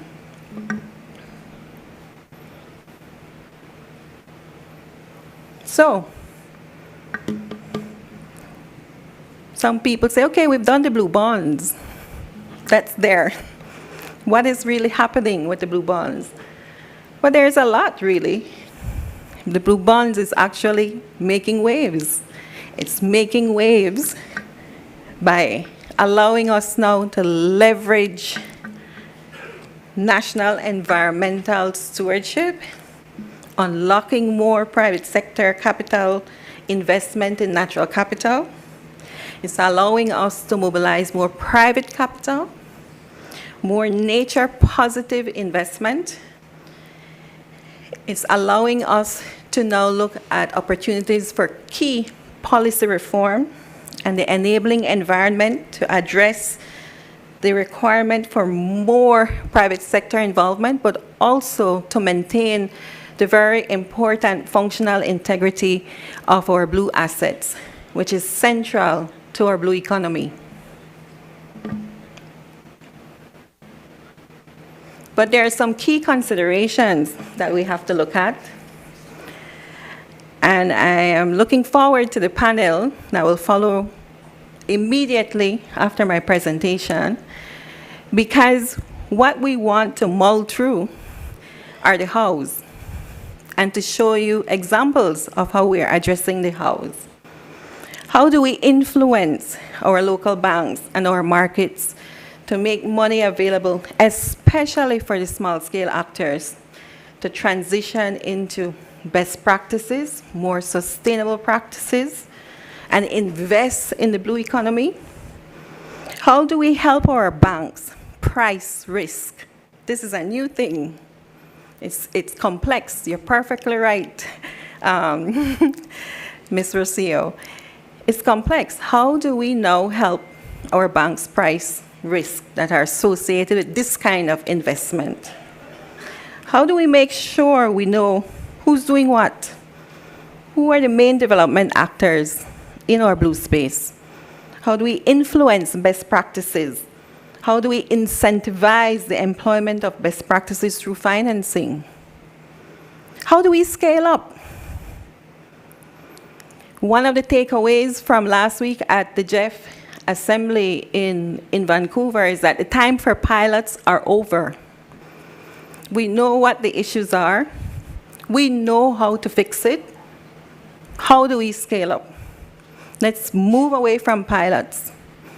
Let's start making the impacts that we need to do to allow countries like Belize to continue on that path where we now value nature.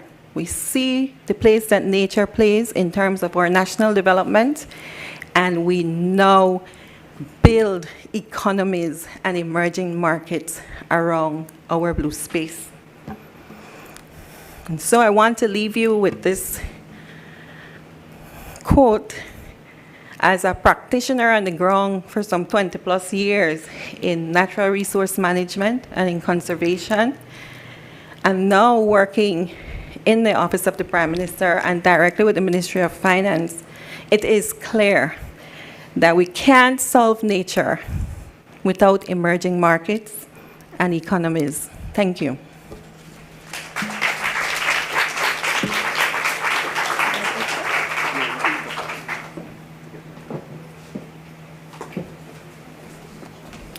Thank you, Bev, for those insights and the information provided.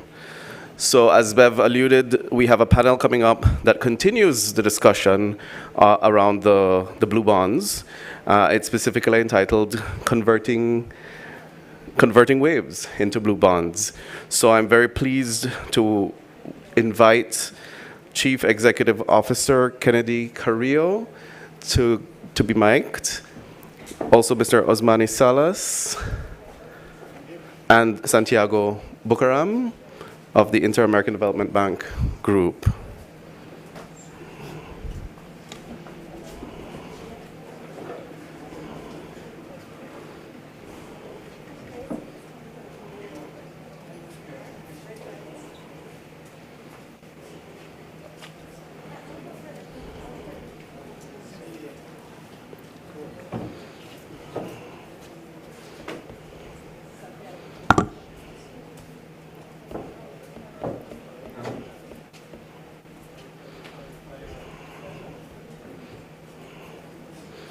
And to confirm, Kennedy Carrillo is the CEO in the Ministry of the Blue Economy. And not to give too much away, but CEO Kennedy's managerial skills have led to the successful establishment of Belize's first ever Blue Economy policy and strategic plan, and the implementation of a 5-year civil aviation strategic plan for enhancing the aviation industry. Mr. Santiago Bucaram is the IDB Group's Natural Resource Specialist. And Mr. Osmani Salas is representing the World Wildlife Fund. Welcome. Thank you.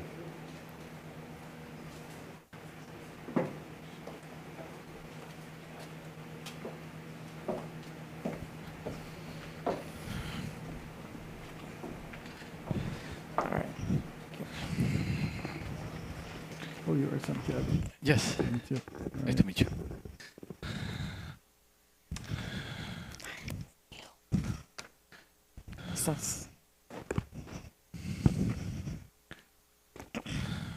Hello.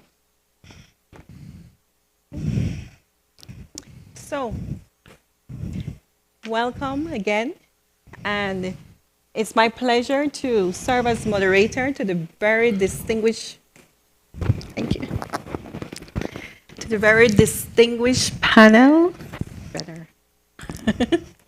that we have with us today. I won't reintroduce them so that we can jump straight into the matter and save time.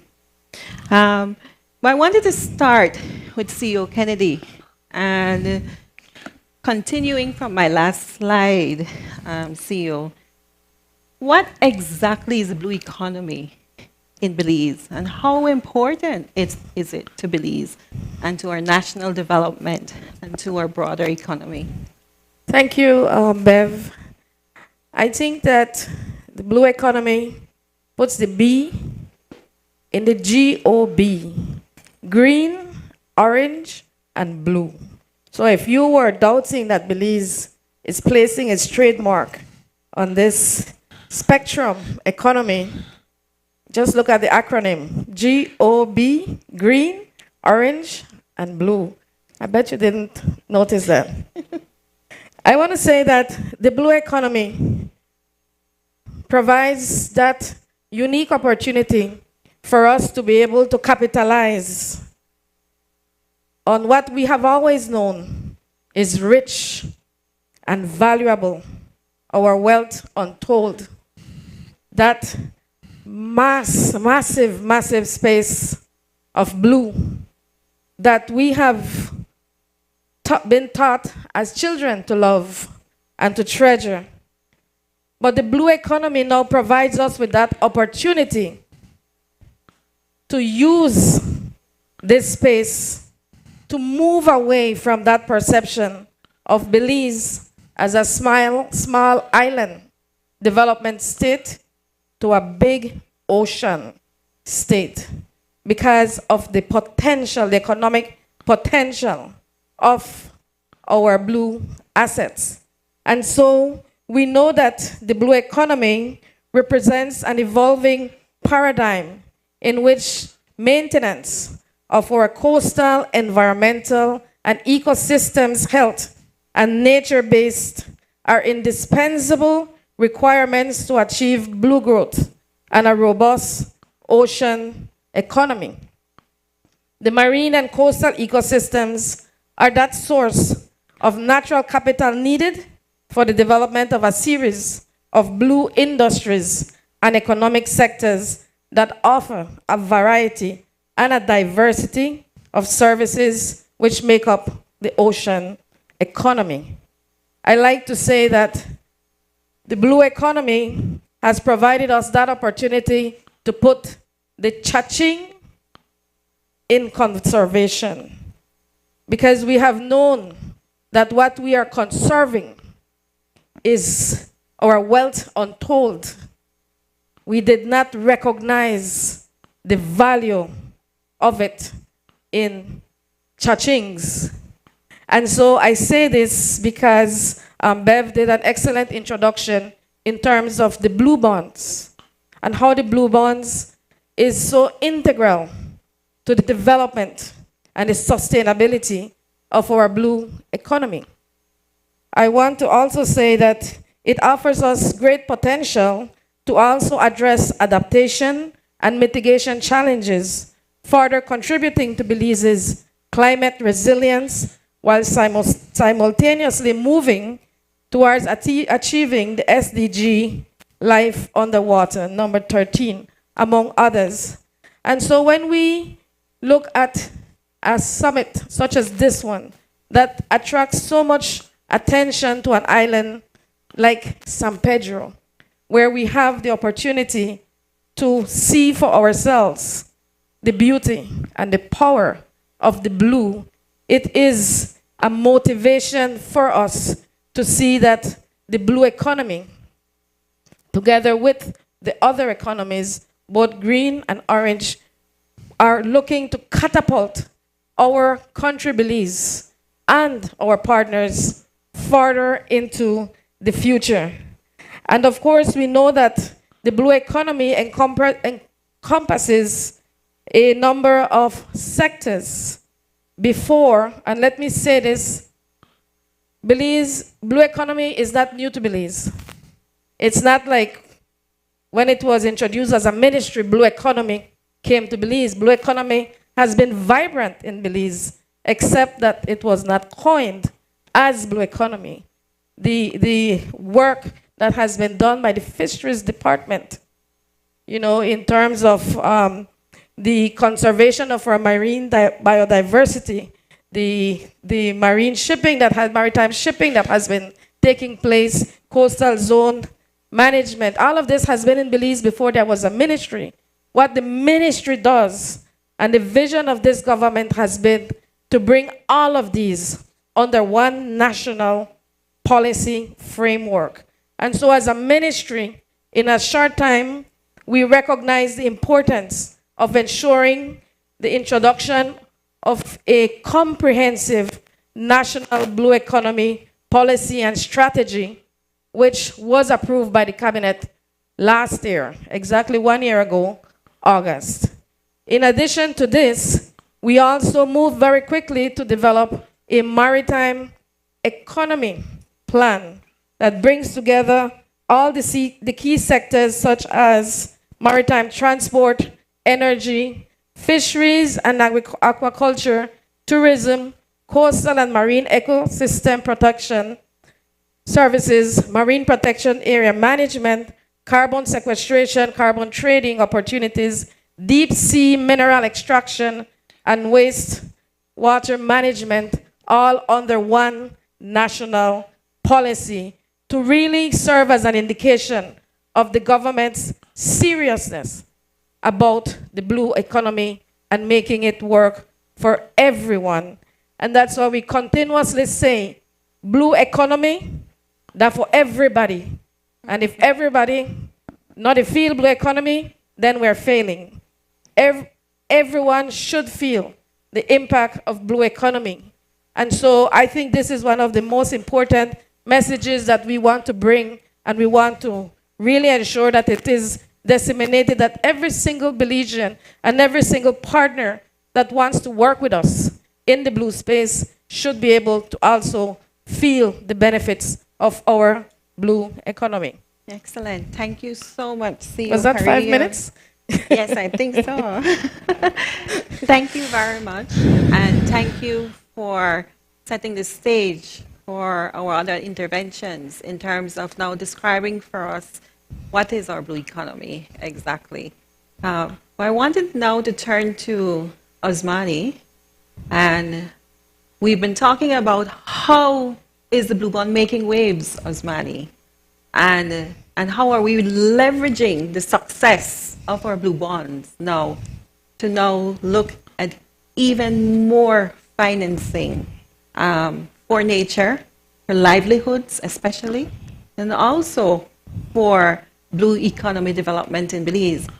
And what we're doing with WWF and the Enduring Earth Partnership is that we're co-designing with them, Government of Belize and WWF, what we refer to as a project for finance permanence. And I wanted my colleague, my counterpart, Osmani, to tell us what exactly is a PFP and how has the Blue Bonds catalyzed the design of the first coastal and marine PFP globally and for Belize, and the involvement of impact investment in a PFP.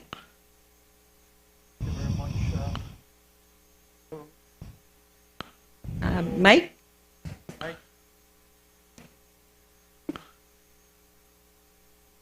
Franklin?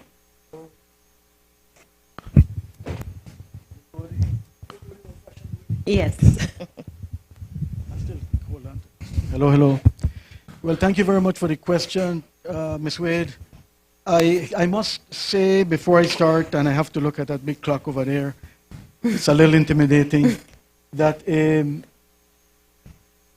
as a representative of WWF, we are very pleased to be partnering with the government and our other partners to deliver this Project Finance for Permanence, or PFP, for Belize. And I will explain a little bit in a while what it is without getting too much into the weeds, because we won't have the time for that. But before I go there, it's important to ask ourselves the question, what is the end game? What is it that we are after? I brought this because I want to quote from DPM and from CEO Narda Garcia when they spoke this morning, because I think they really set out what it is we're after. CEO Garcia said that we're a nature-based economy very dependent on our natural capital, and Deputy Prime Minister spoke about us aiming towards development that is not extractive in nature, but inclusive in output. So, right, therein lies the vision, therein lies what we're after. It is to ensure that our country is firmly in that blue, green, and now orange economic development path, right?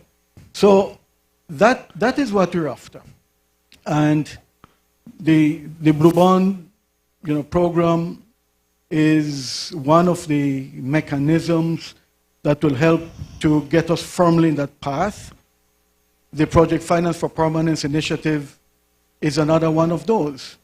It's a financing mechanism borrowed from Wall Street that aims to bring all the relevant parties together to secure durable financing to ensure that we can, over the long haul, over the long term, effectively manage our blue resources. As Ms. Wade mentioned, ours is the world's first fully marine and coastal PFP. So we'll be focusing on the blue space.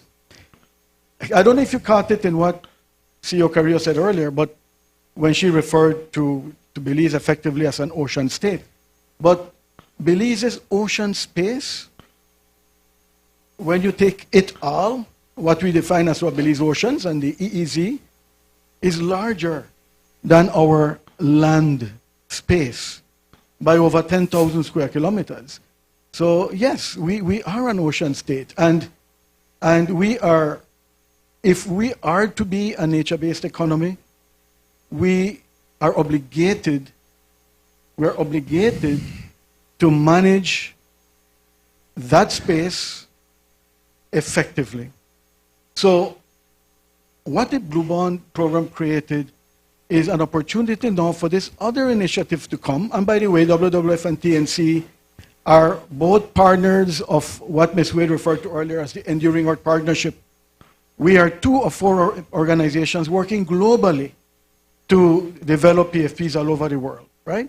So now it's how, the idea is to build on that opportunity to ensure that we are not, that over time we get to a point where we are not in a position where we are wondering or struggling where the resources will come from to manage and finance the management of our blue space and our resources. So if the end game again, right? I said the end game is that blue-green economic path, but it's also for people to benefit, for people to have a stake in this and for people to benefit. So I'll say very quickly, because I don't have much time, to share with you what some of the elements of the PFP is. We will be focused on 5 core pillars. One of the most critical, well, of the conservation, of a conservation plan that we'll be developing, which that conservation plan is one of the core pillars of any PFP, because that will help us to determine, 1, what we'll work towards, and 2, how much it will cost for, to get us there. So from last year, we've been working on a comprehensive conservation plan, working with our governmental, non-governmental, and other civil society partners that will have 5 key pillars. I'll very quickly list them: protected areas management. Currently, we have 34 marine and coastal protected areas. That number will increase under the Blue Bond commitments. Ecosystem restoration. DPM referred to our coral reefs, our mangroves. These are essential elements of our blue resources that we are obligated to manage and to take care of. And livelihoods, which I think later on I'll have an opportunity to talk a little bit more about that. And 2 other supporting pillars to enable these 3 to be effective. One is institutional arrangements and the policy issues related to that, and sustainable financing. So those are the critical elements. So how do we make it work for people? And when we met with the government made it clear to us, and we are on the same bandwagon, that we must find ways for people to benefit from this initiative. And so I'll conclude this first part of the remarks by saying that the PFP is a type of impact investing, because the whole idea is to generate financial returns that will result in social and economic benefits for the country and the people. And as WWF, we are committed to work with our partners, to work with the government, to determine where the financial resources will come to make this happen. The blue bonds will certainly be, and the blue bond funding will certainly be a component, but we will have to build on that. And that is what we are committed to do along with our partners. Thank you. Thank you very much, Asmani. Santiago. Santiago comes to us from the IDB, and we've seen the importance of the NDBs in now securing, helping us to raise and meeting the financial gaps in terms of biodiversity conservation and some of our climate ambition.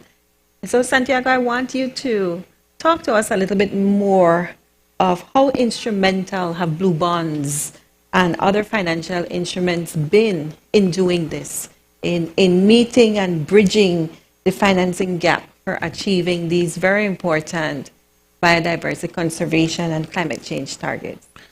Yeah, first, thank you very much for the invitation. First, I would like to talk a little more about the concept of blue, because actually that is in the case of the blue bonds. When we go to the International Capital Market Association, there's no a definition of blue as it is with the green bond guidelines or policies, in which there's already defined what is green. And the situation is that when we are talking about blue, actually, generally the problems that we see in the oceans are the symptoms. It's like the fever in a disease. You see the plastic, not because somebody fly to the ocean to drop a plastic. No, it's because there was a bad waste management in the land, and that translates to the plastic in the ocean. When you see dead zones, what are the dead zones? The dead zones are these zones in the ocean in which there is no oxygen, and the species dies, generally close to the coast. This is because of bad wastewater management that came from the urban settings and and actually the land itself. Sargassum, the big, huge problem of sargassum doesn't begin in the sea. It's in the land. It's in the agriculture part of South America. Therefore, when we are talking about blue and we want to deal with the problems of the ocean, we don't need to focus only on the symptoms and to control the symptoms. If a doctor has a patient that has a problem and has a high fever, the only you try to stop the fever, but you try to find what is the source of the problem, and then you attack the source of the problem. And generally, most of the time, the source of the problem is in the land. And it's this interconnection between the rivers, between the glaciers, between all the body of water in the land with the ocean that should matter to everybody and should matter to all of us. And not it's because of the protection of the ocean itself, it's because we're talking about water. Right now, maybe you cannot feel it, but maybe in 4 decades in the future, what is going to be the most scarce, most valuable resource in the world? You can see to your right, you can see to your left, you are going to see a lot of bottles of water, but it's going to be a moment in which it's going to be scarce. And when you have the opportunity of having this type of instruments like the blue bond to protect what is blue, actually what is water, something so important for us, that water actually means life, this is an opportunity to start doing something. And when you try to do something, you can do it from the land, and you can protect not only the ocean, you can protect your life. And the Blue Bond is a way to package all these projects that generally, as individual projects, they cannot be financed, but as a whole, you can get funding. And also you can get that visibility as a country that you really are worried about the conservation. For example, not only because of the initiative of the Blue Bond, the PFP, but also we are very proud to be part of this group of blocks that are trying to protect the ocean, the people that depend of the ocean, and the income, in this case with our loan of 7 million, in which we're trying to do two things essentially. One is to strengthen the regulator, in this case MBECA and the Belize Fisheries Department, and the other is to provide some support to the fishermen so that they make a transition to sustainable practices. But in the case, coming back to the Blue Bond, in the case of the Blue Bond, for example, in the case of IDB, the definition of IDB Invest for the Blue Bond is that the Blue Bond finance not only investments of the oceanic health, but also freshwater health, and also water management and waste, everything that has to be with sanitary and water management. That actually, if you see the definition that is used by different financial institutions when they issue their blue bond, either as a public or as a private. For example, there's an example in Ecuador in which there was a blue bond that was issued by the private bank. The definition was towards that scope, not only the ocean, but also everything that has to be with fresh water, with the rivers, and with anything that, any body of water that can be contaminated, and at the end, the final result or the final effect can be observed in the ocean. Because at the end, we only see the symptoms in the ocean, like the plastic, like the sargassum, but the main problem is at the land. And we have to start thinking in a symbiotic relationship with our planet, because actually our planet is going to survive. We don't, if we don't do anything. We're trying to save ourselves. And now we need to try to save the water that is so scarce and is so needed. You cannot survive without water. Thank you. Thank you, Santiago. I want to build on ask you another question very quickly, and to build on your comments about what the Blue Bond, the opportunities that come with a Blue Bond, and to talk about the role that IDB has now been playing in terms of the design and the realization of Blue Bonds, which is now being looked at as an innovative financing deal. What are you doing in the Caribbean? And more importantly, what is the IDB thinking now of in Belize? You mentioned in your definition, Blue Bond isn't just the ocean.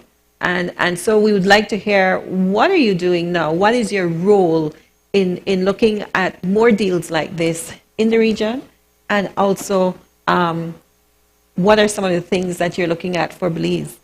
Two important examples that we have about blue bonds and something that is very similar, that is the swap of debt for nature, but in the case of the ocean, is the Galapagos and the Barbados experience. As Rocio, the representative, said, the support that the IDB can provide to the countries is along all the process. First, with the feasibility analysis, the risk assessment of the initiative. Second, about structuring the bond. Also, attracting investors in a way that we have partners that can invest in this initiative. We have a good relationship with different countries and with different other institutions that can be initial investors in the project. Also, something that is very important is to try to determine and to try to build in the pipeline of the investments. This pipeline of investments that the resources are going to be used, and also the monitoring of these investments in the moment that the blue bond enter in function, because you provide some promises about some type of indicators that you are going to reach.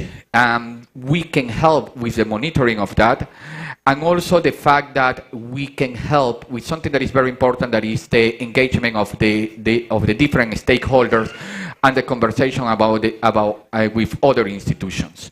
That has been, for example, in the case of the Galapagos, that I was a member team, the way that we participate. We help first to engage all the sectors that were affected by the debt for nature, especially because of the indicators of the debt that was imposed, like reduce the fishing zone, which at the end will impact to the tuna sector. We talk with tuna sector, we explain about that the positive effect that will have over with them. They embark in this initiative, and it was a very important role of IDB to help to put together all these stakeholders, besides of the technical part, that is to structuring the bond, to make the feasibility analysis, and then to be able to also to give this visibility of this instrument. Because at the end, what is interesting about these blue bonds, green bonds, orange bonds, or any type of bonds that are impact bonds, right, is that the government, the countries are sending a message that they are worried, and they're really worried for in the case of the blue bond, for the ocean, the seas, and even the rivers, because they are putting their money where they put their promises. Excellent. And I just wanted to mention that Belize really set the stage for blue bonds. We were the single largest blue bond when our deal was successfully negotiated, and that led to countries like Ecuador now negotiating an even larger blue bond for their country. And so we continue to be very much pleased with the role that we have played as innovators in financing nature and financing development. Osmani, we were talking earlier about how do people benefit from these deals? How will the fisher folk benefit? How do we impact livelihoods and at the same time ensure that we are safeguarding the resource at the end of the day? Tell me a little bit about the approach that is being taken by the PFP in terms of facilitating successful blue economic growth and sustainable financing for small-scale actors and nature in Belize. Sure. Thanks for that very important question. I'll share a particular initiative that we've been co-designing with our partners. But just before I speak on that, I just want to share that as a part of the PFP design process, we engaged a consultancy to do an assessment of blended finance opportunities in the blue space that would be worthy of consideration. And I just want to very quickly mention the sort of top 4 that came out of this assessment. And I'll speak a little to one of those, which is what you referred to just now. One is what we are calling a Fisher Futures Fund, which essentially is a fund that provides soft loans to the fishers so that they could improve their way of doing their work, right? Better equipment, for example, etc. And I'll speak a little more to that in a few. Another one is coastal micro and small enterprise development centers. So almost like a go-to place for enterprise development in coastal communities, which would be designed to support fisher families and sustain new businesses, right? So here it could be community-led, group-led, or individual if any fisher would want to transition out of fishing. Another one is the Blue Economy Incubator and Accelerator Hub.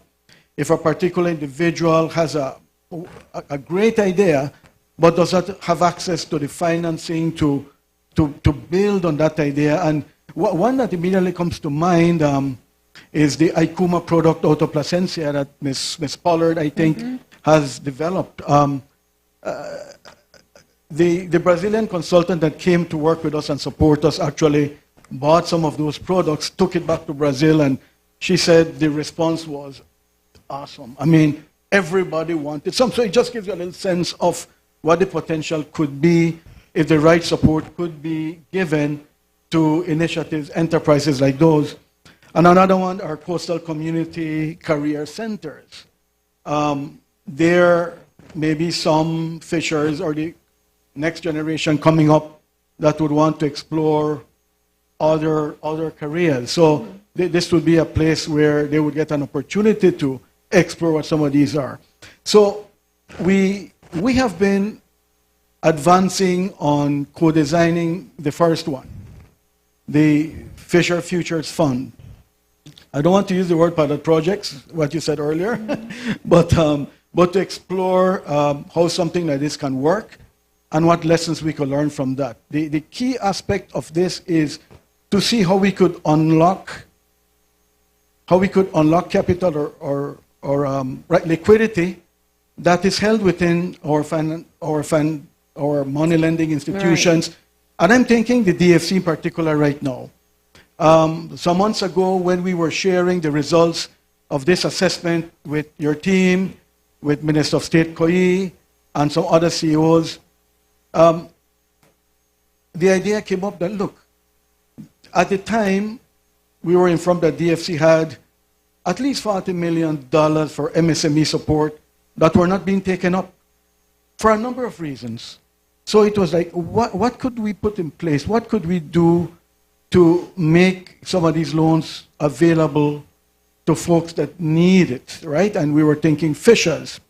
So what we have been doing over the past couple months in close partnership with DFC and with some NGO partners like the Wildlife Conservation Society and a couple coastal fisher, community fisher associations, is to see how we could co-design some loan products that would put the help where it's needed.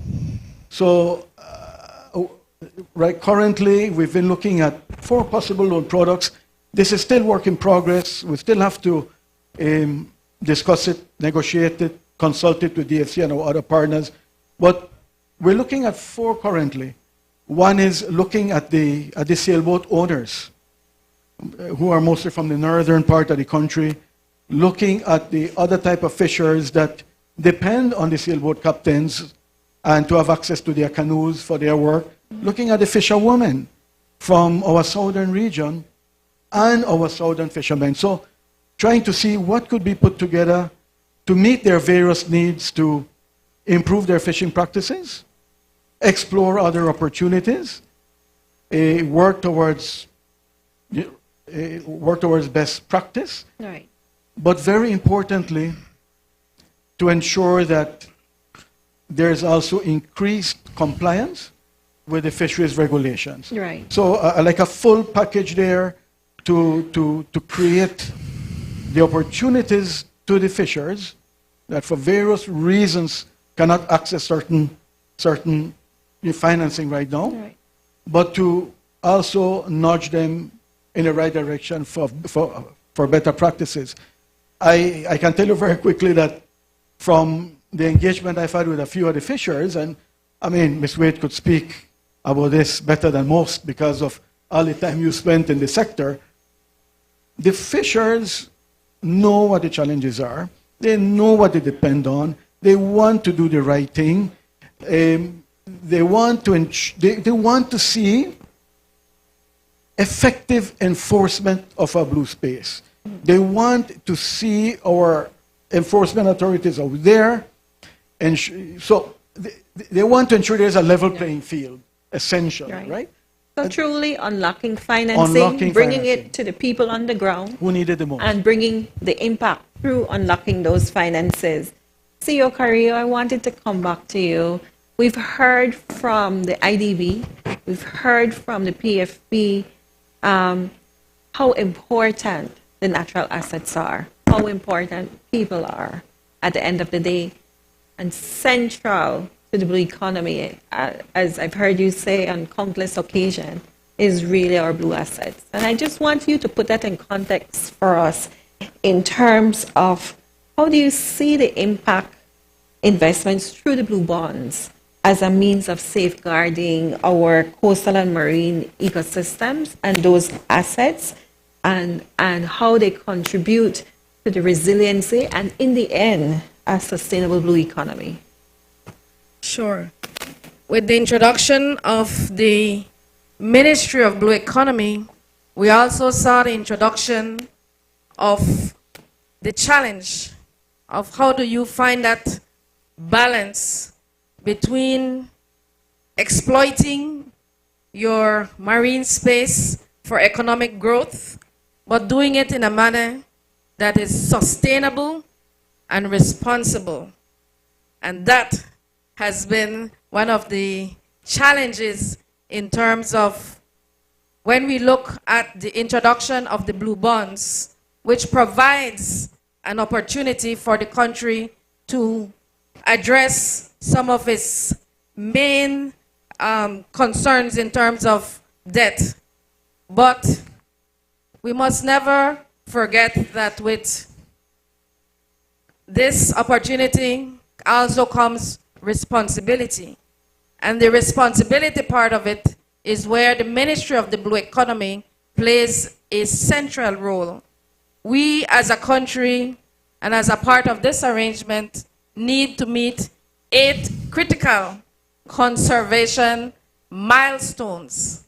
And of course, that balancing act becomes even more difficult and challenging when we start to see how we are speaking about expanding protected areas, but then yet looking at opportunities for livelihoods for the fishers. We speak about introducing more mangrove reserves, and then yet we hear the developers saying, but where are we going to put the ports, and where are we going to put the resorts? And so for the Ministry of the Blue Economy, this is what we must address on a daily basis, where we start to look at diversification and we start to look at opportunities, innovative opportunities that we can now provide to the fishers to be able to look at tourism from a different perspective, ecotourism, start to look at development, but also looking at putting in place policies that work both for the economic and the social and the environmental benefits of our people. But in addition to this, as the Ministry of Blue Economy, we have also been focusing on economic activities in the blue space that can reduce greenhouse gas emission while safeguarding biodiversity, contributing significantly to food security, creating better jobs, and supporting more equitable economic growth, household income, and social well-being. In addition to that, we are also looking at incentive packages, which must only be used to attract sustainable investments in the blue space and require proper and prior due diligence and analysis. So this is also something that is very important when we look at the global economic analysis, which suggests that every US dollar invested in mangrove conservation and restoration generates a benefit of US $3. Every US $1 invested in scaling up global offshore wind production generates a benefit estimated at from US $2 to $17.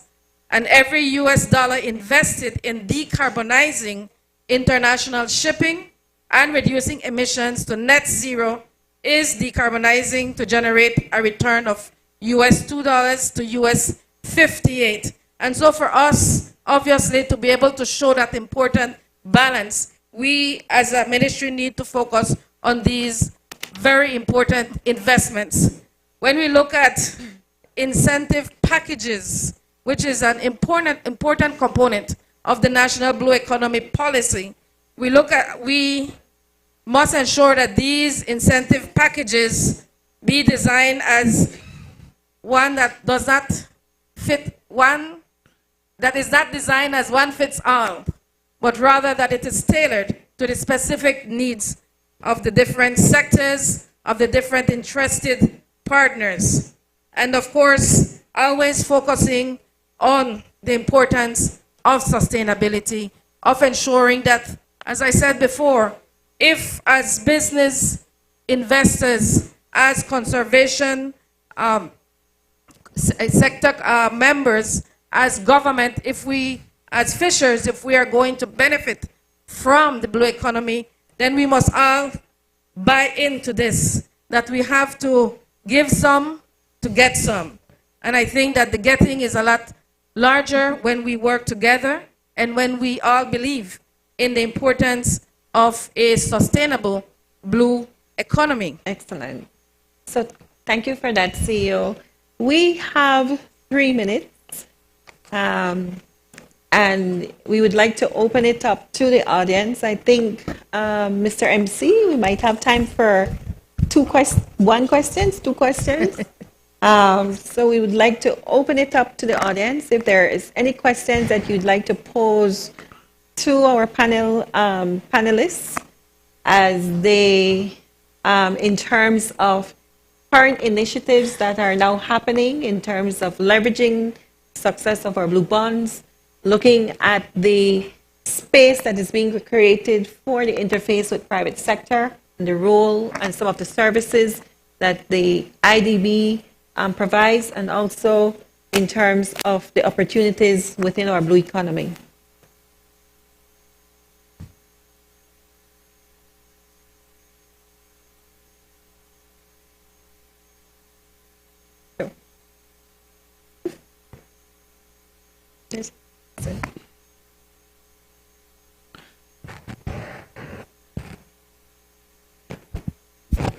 Yes.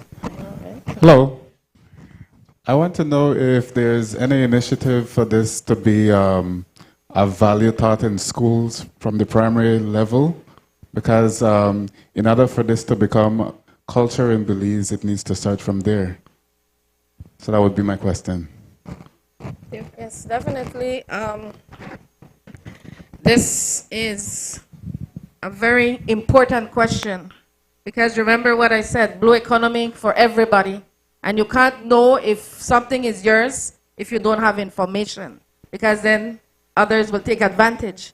And so one of the first things that we did was to sign a memorandum of understandings first with the tertiary level institutions. We have a memorandum of understanding with Galen University, as well as with the University of Belize. And next, we will now start looking at the high schools. And obviously, like you rightly said, we have to start from the younger persons. But we see the resources that can help us at this stage where we are just building our our blue economy, that there's so much rich resource at the university level, so many young persons like yourself that are so very much interested in blue economy, in research, in being able to work with us in strategizing the way forward. And so that is where the leadership comes for us to be able to reach the younger persons.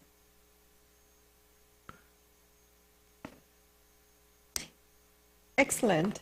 So with that, I'd like to thank my esteemed panelists here today. And I'm hopeful that we've left you with a couple of things. One is that the blue economy is the big B in GOB, as CEO Carrillo mentioned earlier. And two, that the blue bonds was certainly not a one-time thing. It is a part of a bigger and broader vision for the government of Belize to now rightfully seat the development of our blue economy in terms of our entire national economy, to ensure also that we value the resources within our blue space, we leverage the value of those resources to now continue to invest in them, to maintain their functional integrity, and to continue to provide those services that are so important to the emerging markets within the blue economy and in the development of a successful blue economy in Belize. So I want to thank you very much and to thank my panelists.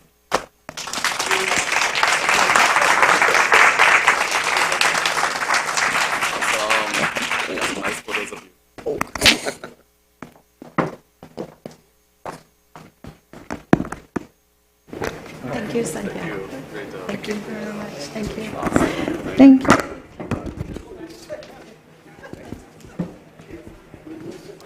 The blue zone converting waves into blue bonds. So folks, we're winding down to the final minutes of the Belize Investment Summit 2023. In the lineup of sponsors, there is a very special sponsor to highlight in particular, and that is the Embassy of the Republic of China on Taiwan. And we're exceptionally pleased to have this segment where the winners of the pitch competition are announced. I'm sure you would have seen very interesting, very exciting products and services on offer by micro, small, and medium-sized enterprises as a part of this summit. And here is where winners are announced. To do that announcement, I am very pleased to call to the podium the Executive Director of the Belize Trade and Investment Development Service, Beltrade, Dr. Leroy Almendares, to make the announcement. Round of applause.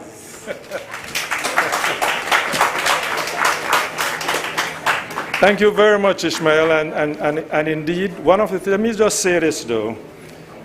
Since I heard CEO Carrillo said this, that the B is the blue economy, I want to tell you that we have been focusing on green entrepreneurship, orange entrepreneurship, and blue entrepreneurship.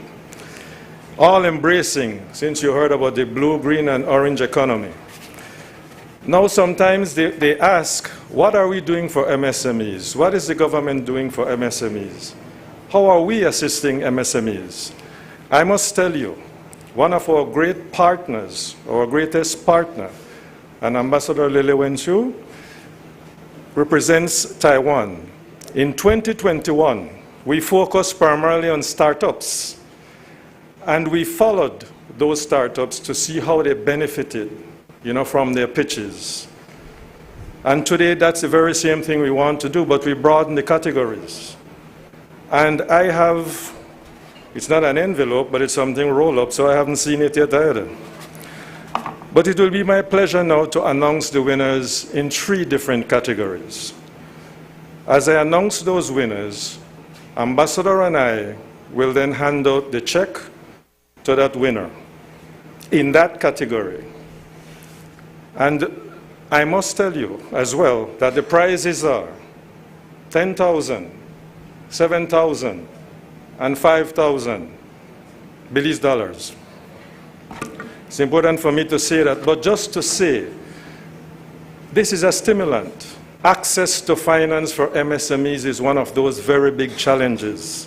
And here is an inducement, an opportunity to provide some level of support to those thriving MSMEs.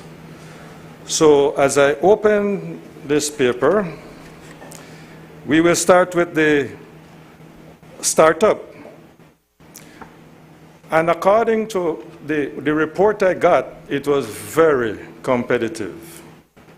But the way I see it, there are no winners, there are no losers. They are all winners. You know why? My understanding is that all these businesses are businesses that I hope will understand that you can now take it forward, because I heard the word innovation. And innovation is that ingredient to move within the MSME ecosystem. So starting with the startup. Do we have a bell there, Ishmael? No bell? For the startup, the bell is going? For the startup, and the first prize, this winner gets $5,000. It's Lab 2U. Christy Chi. Is Christy here? Can I ask the bell trade? Oh, it's right there. Is it here, Roy?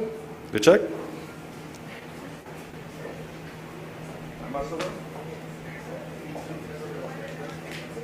Let's stop to think. Do you guys value comfort and convenience when you or your loved one is sick? Well, here's the solution, Lab 2. Lab 2 merges laboratory service and comfort and convenience. Hi, my name is Christy Chief, and I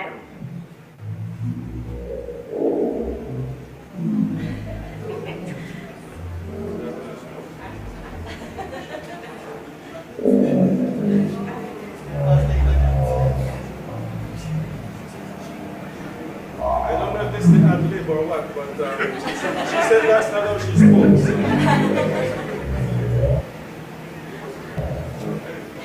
Can we just then? Yes.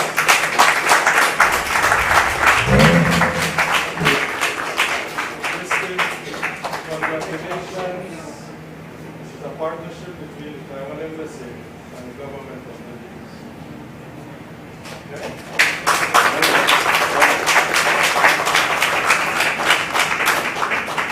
This is the official picture.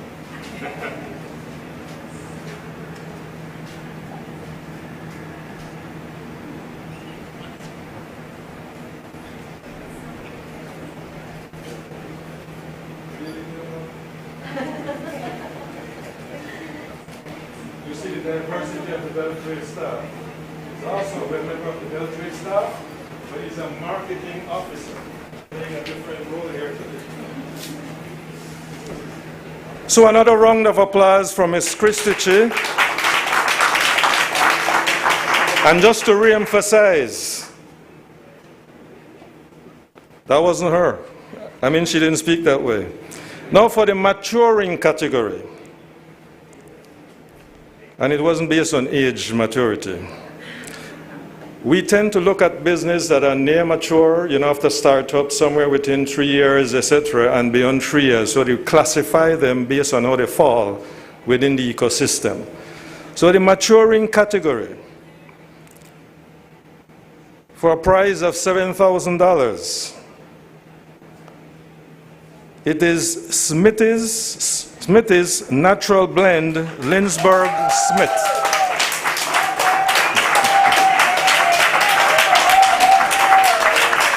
Good morning, Smith. Smithy's Natural Blend. I'm here because your health matters.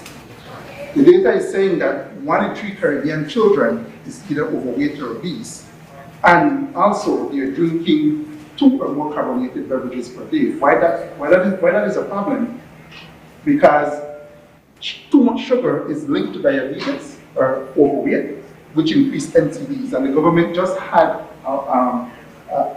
a session on that in Belmopan, which talks about that. Our health warns that we're drinking too much sugar.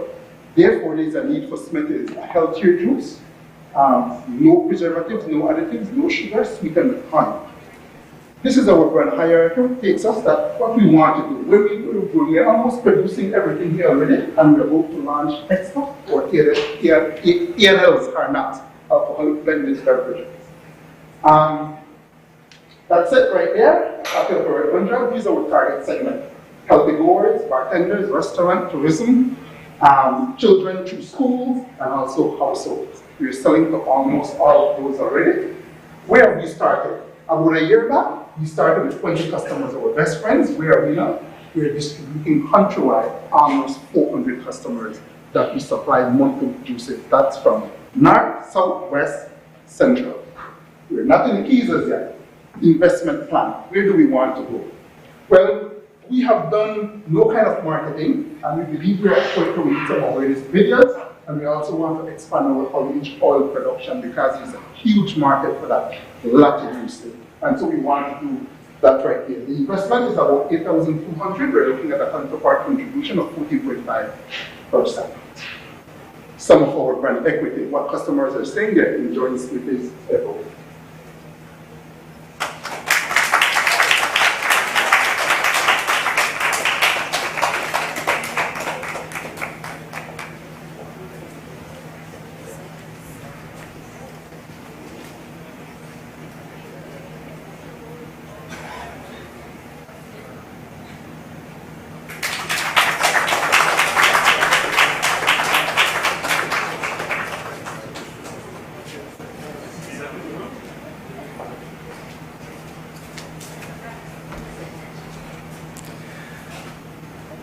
The other category is export category, and this is for a price of $10,000. I'll have to make sure I read it. I don't know who that is. And if I hope I pronounce this correctly. I believe is Yaksin Butterfly Farm, Javier Saki.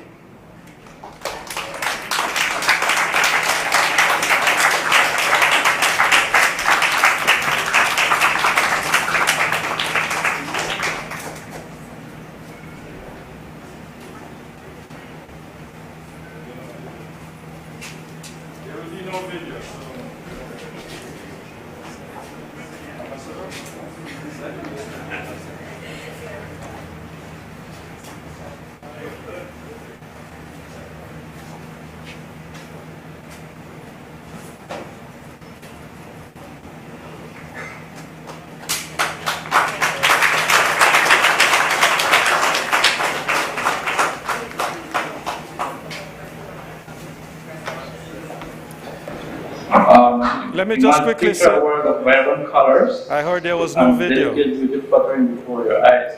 Imagine contributing to education, conservation, and economic growth. Hi, I'm Javier Saki, 25 years old, proud owner of Yashkin Butterfly Farm. We focus on exporting our butterfly pupae to other countries. Those are one of our customer segments. Visitors and collectors. So biodiversity loss is one of the most pressing issues in today's world, and butterfly species are the first to be affected by this. This plight particularly affects butterfly house owners in North America, Europe, and the Middle East, who struggle to secure a consistent supply of food on a weekly basis. Dedicating many years to butterfly breeding, I perfected a butterfly breeding method that delivers top quality pupae.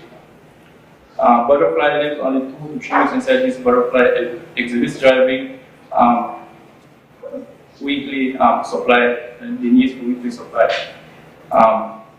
We are set to export 3,000 pupae to Dubai next week, valued at $11,000 per shipment. We have 6 other buyers from different countries who want a combined total of 10,000 pupae per shipment, valued at $43,000 per shipment. We are seeking 10,000 investment to build a facility for flight area and for breeding purpose to keep these butterflies and their larvae here. So by investing in us, you're investing in a new venture in Belize, a unique one. So join us in this remarkable journey, and then yeah, thank you. That's it.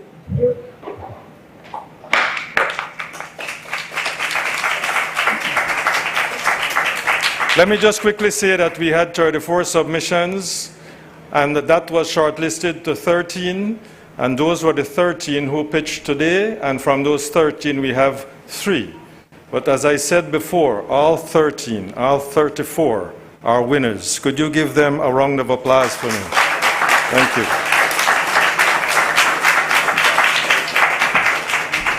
There we have it. Special thanks once again to the Embassy of the Republic of China, Taiwan. So our final item for the summit is coming up next. I was particularly excited to know that that there was a delegation coming from Guyana because it's a country that has a very special place in my heart. And so I'm very pleased that one of the persons in this chat coming up is Dr. Peter Ramsarup, Chief Investment Officer in the Office of the President. He is going to be accompanied by Dr. Mario Umania of the Inter-American Development Bank Group. So can I invite you to be mic'd? Just over on this side. And by way of introduction, Dr. Peter Ramsarup was appointed by a good friend of Belize, President Dr. Irfan Ali, as Guyana's Chief Investment Officer in October 2020. He oversees foreign direct investments, local content investments, and serves as the head of Guyana's Office for Investment, with entrepreneurial success and Fortune 500 executive roles, including the military service and assignments at the Pentagon and NASA. He is also an author of published books and has held associate professor roles at global universities. Mario Umania is the lead trade and competition specialist at the Inter-American Development Bank Group, and has been there since 2001. Based in Washington, D.C., he's responsible for the Caribbean sub-region. He's a very good friend of Belize. And this is within the Trade and Investment Division that leads the bank's competition policy efforts across Latin America and the competition. He holds a doctoral degree and a master in laws from Georgetown University Law Center, and he is an adjunct professor there at Georgetown and has worked with Incai Business School in Costa Rica and several other universities. So please take it away. And to confirm, the topic is fostering investments in trade for economic integration. Thank you very much, my colleague here. I know we're at the end of our session. And it was interesting, when I was actually flying here, I actually asked the travel attendant at American Airlines if they can ship one back to Belize and one back to Tampa. And they said, no, they couldn't do it. But I said, well, they did it last week. So we have a lot of interesting conversations when it comes to economic integration and trade. And I will probably just give you a snippet of what our definition is. The snippet being that if you go and develop a horizontal construct where it's not individual countries attempting to get a particular product into a larger market, and I'll give some examples of that. Our president, Dr. Ali, and CARICOM as a whole have made a decision to reduce the CARICOM food bill, which is upward of close to $10 billion, by 25% by 2025. So how do we accomplish something of that magnitude that the leadership has determined is important? So Guyana, for example, internally, we've had the import bill of stock feed for a poultry industry. So the stock feed was a high cost coming into our country. Our president decided to put the 5 major competitors in the room. And he said, here it is, I'm going to give you 50,000 acres of land. You plant your soybean and corn, you buy it from yourself, and you bring the cost down. They all got together, they're all investing competitors, they're buying it at market price. So when you look at that example, and you think of integration across CARICOM, how does it work then? I use the example of BPOs, and I had a great discussion with my counterpart yesterday and some of the BPO sector leaders in Belize. We both want to attract the BPO market. So how then do we do it together? A client in the United States, for example, may want 5,000 seats. Well, if they were to come to Guyana or Belize and says, let's do 5,000 seats, we all would say we can't do it. But if we were partnering in a trade horizontal integrated mode, then we can then compete with other folks from the Philippines or from India and maybe win a 5,000 seats where we share in the various categories that we may be expert in. So a snippet of what economic integration looks like. We've got a long road ahead of us to pull it together. You know, if you think of all the cruise ships that dock in all of the ports around the Caribbean, thousands of people get off every day. They may buy our food in your country or in Bahamas and other places, but how much does the cruise ship buy from the region? Very, very, very little. And the reason is because they may say they want 10,000 pounds of bananas a week.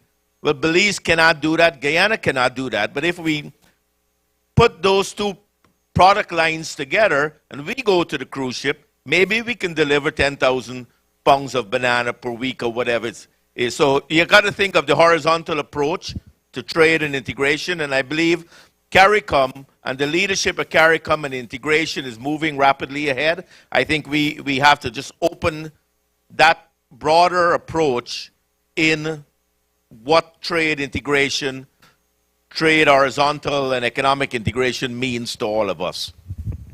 Thank you. Thank you. Good afternoon, everyone. So following on those remarks from Dr. Ramsarup, we've been here for 2 days almost now and talking about how Belize can increase FDI flows into the country. But that is not in the vacuum because that is in the context of economic integration, as Dr. Ramsarup was saying. And I believe the key for that is to pay attention to certain public policies and efforts by the private sector to make this happen. There's no doubt in my mind that countries like the ones that we're talking about, and certainly Belize, the economic growth of the country is contingent to what we call the external sector of the economy. So it's about trade, increasing trade, and it's about increasing foreign direct investments. Belize is in a unique position, certainly because of its membership to CARICOM, but also its membership inside the Central American integration process. So Belize is in itself, you can look at Belize as a bridge between these two subregions. The fact of the matter is that Belize needs to integrate more into regional and global value chains. At the end of the day, those integration processes, the one that CARICOM has been having for several decades, and it's same with the Central Americans, will only make sense if we can make the private sector of these sub-regions to really integrate into the value chains. And that's what we're talking about the last 2 days, how investments can also produce that. Now, it's interesting because if you take a look at FDI flows, traditionally, this is something that happens mostly between developed nations. So if you go to the literature, FDI is north-north for the most part.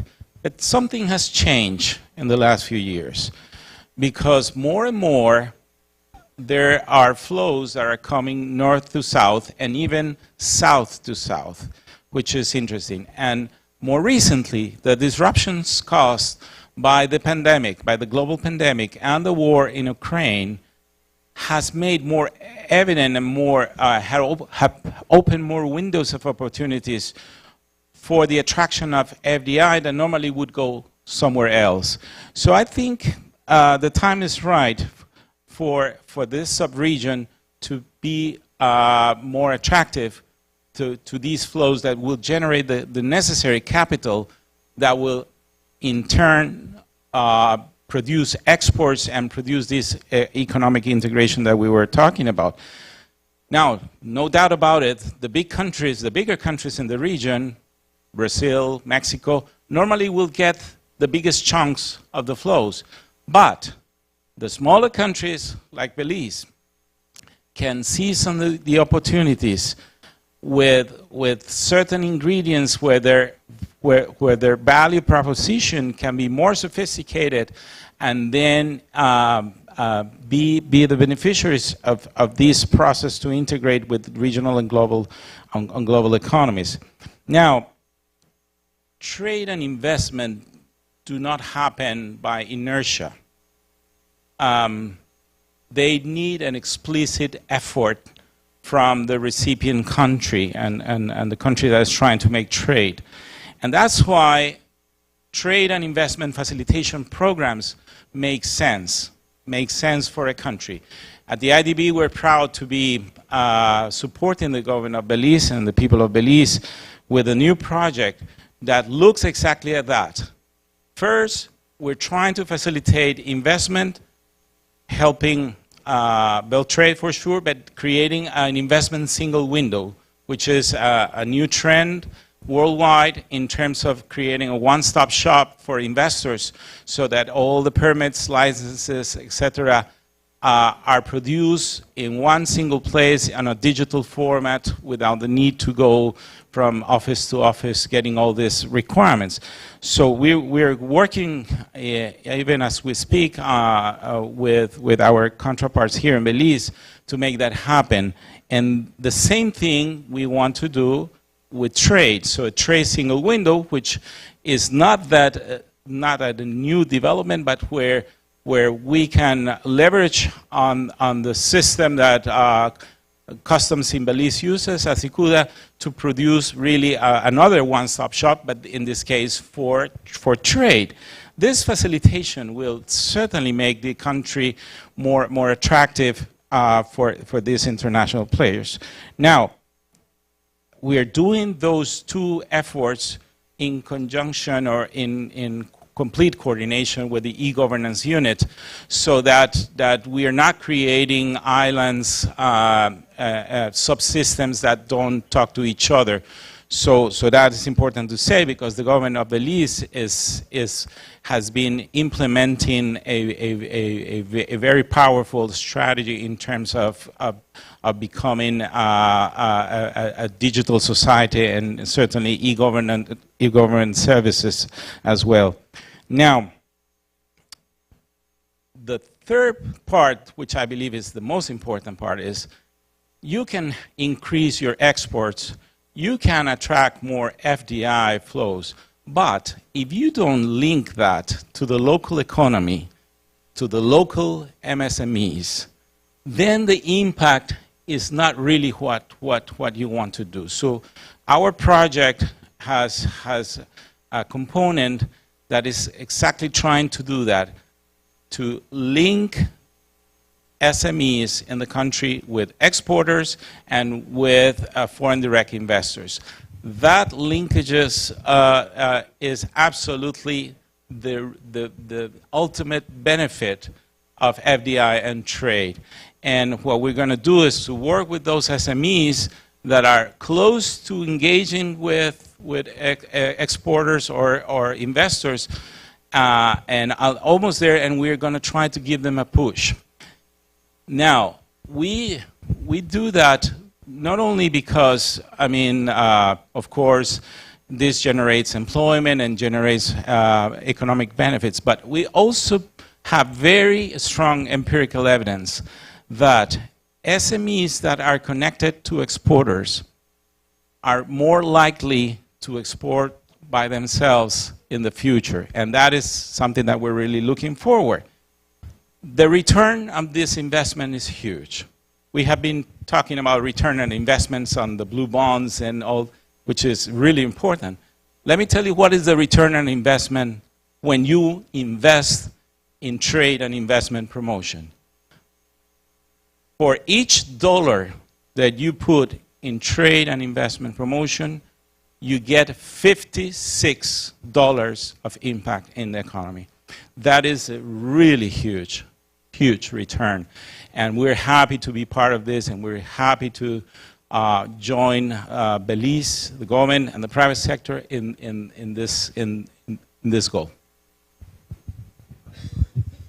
Yeah, I'd like to just get back to just Guyana and Belize for, because we're brothers and sisters. There's a lot of opportunities between our two countries. The two leaders that your Prime Minister and our President is all trying to get to 2030 by 2027. They're looking for opportunities between our two countries. A conversation yesterday, again, my colleague, we talked about coffee. Starbucks is in Belize, Starbucks is in Guyana. They don't use our coffee. How do we get the scale? How do we get into the global market? We've got to think how the two of our countries can partner and move forward and deliver on the commitments. We're doing that with Barbados. Just as one more example, Barbados is known for black belly sheep. They have decided to send the black belly sheep to Guyana so we can graze it, but there's their product. They will continue to market the black belly sheep. We're building a food terminal in Barbados to get goods to that region to be able to distribute it. Those are all areas, twinning the product of tourism. 5 days on the beach, 2 days in the jungle. There are many, many opportunities between Belize and Guyana that we should pursue. We are both English speaking. We've got a lot of synergies, and I want to leave it from our side that we're glad that Beltrade have invited us to be part of this, and we have a strong investment strategy similar to what Belize has, and we are looking to link that together. So thank you very much. And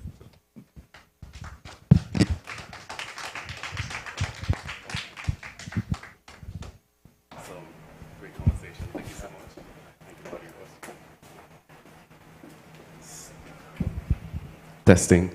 So there we have it. Belize Investment Summit 2023, Endless Opportunities. My name is Ishmael Quiros, Executive Director of the Economic Development Council, and together with the Executive Director of Beltrade and the Director of the Investment Policy and Compliance Unit, as well as CEO Narda Garcia in the Office of the Prime Minister and Ministry of Investment, it has been our pleasure to serve, and we hope that you've had a fruitful time, that it has been very insightful, very informative, and we wish you a safe journey home. Thank you very much.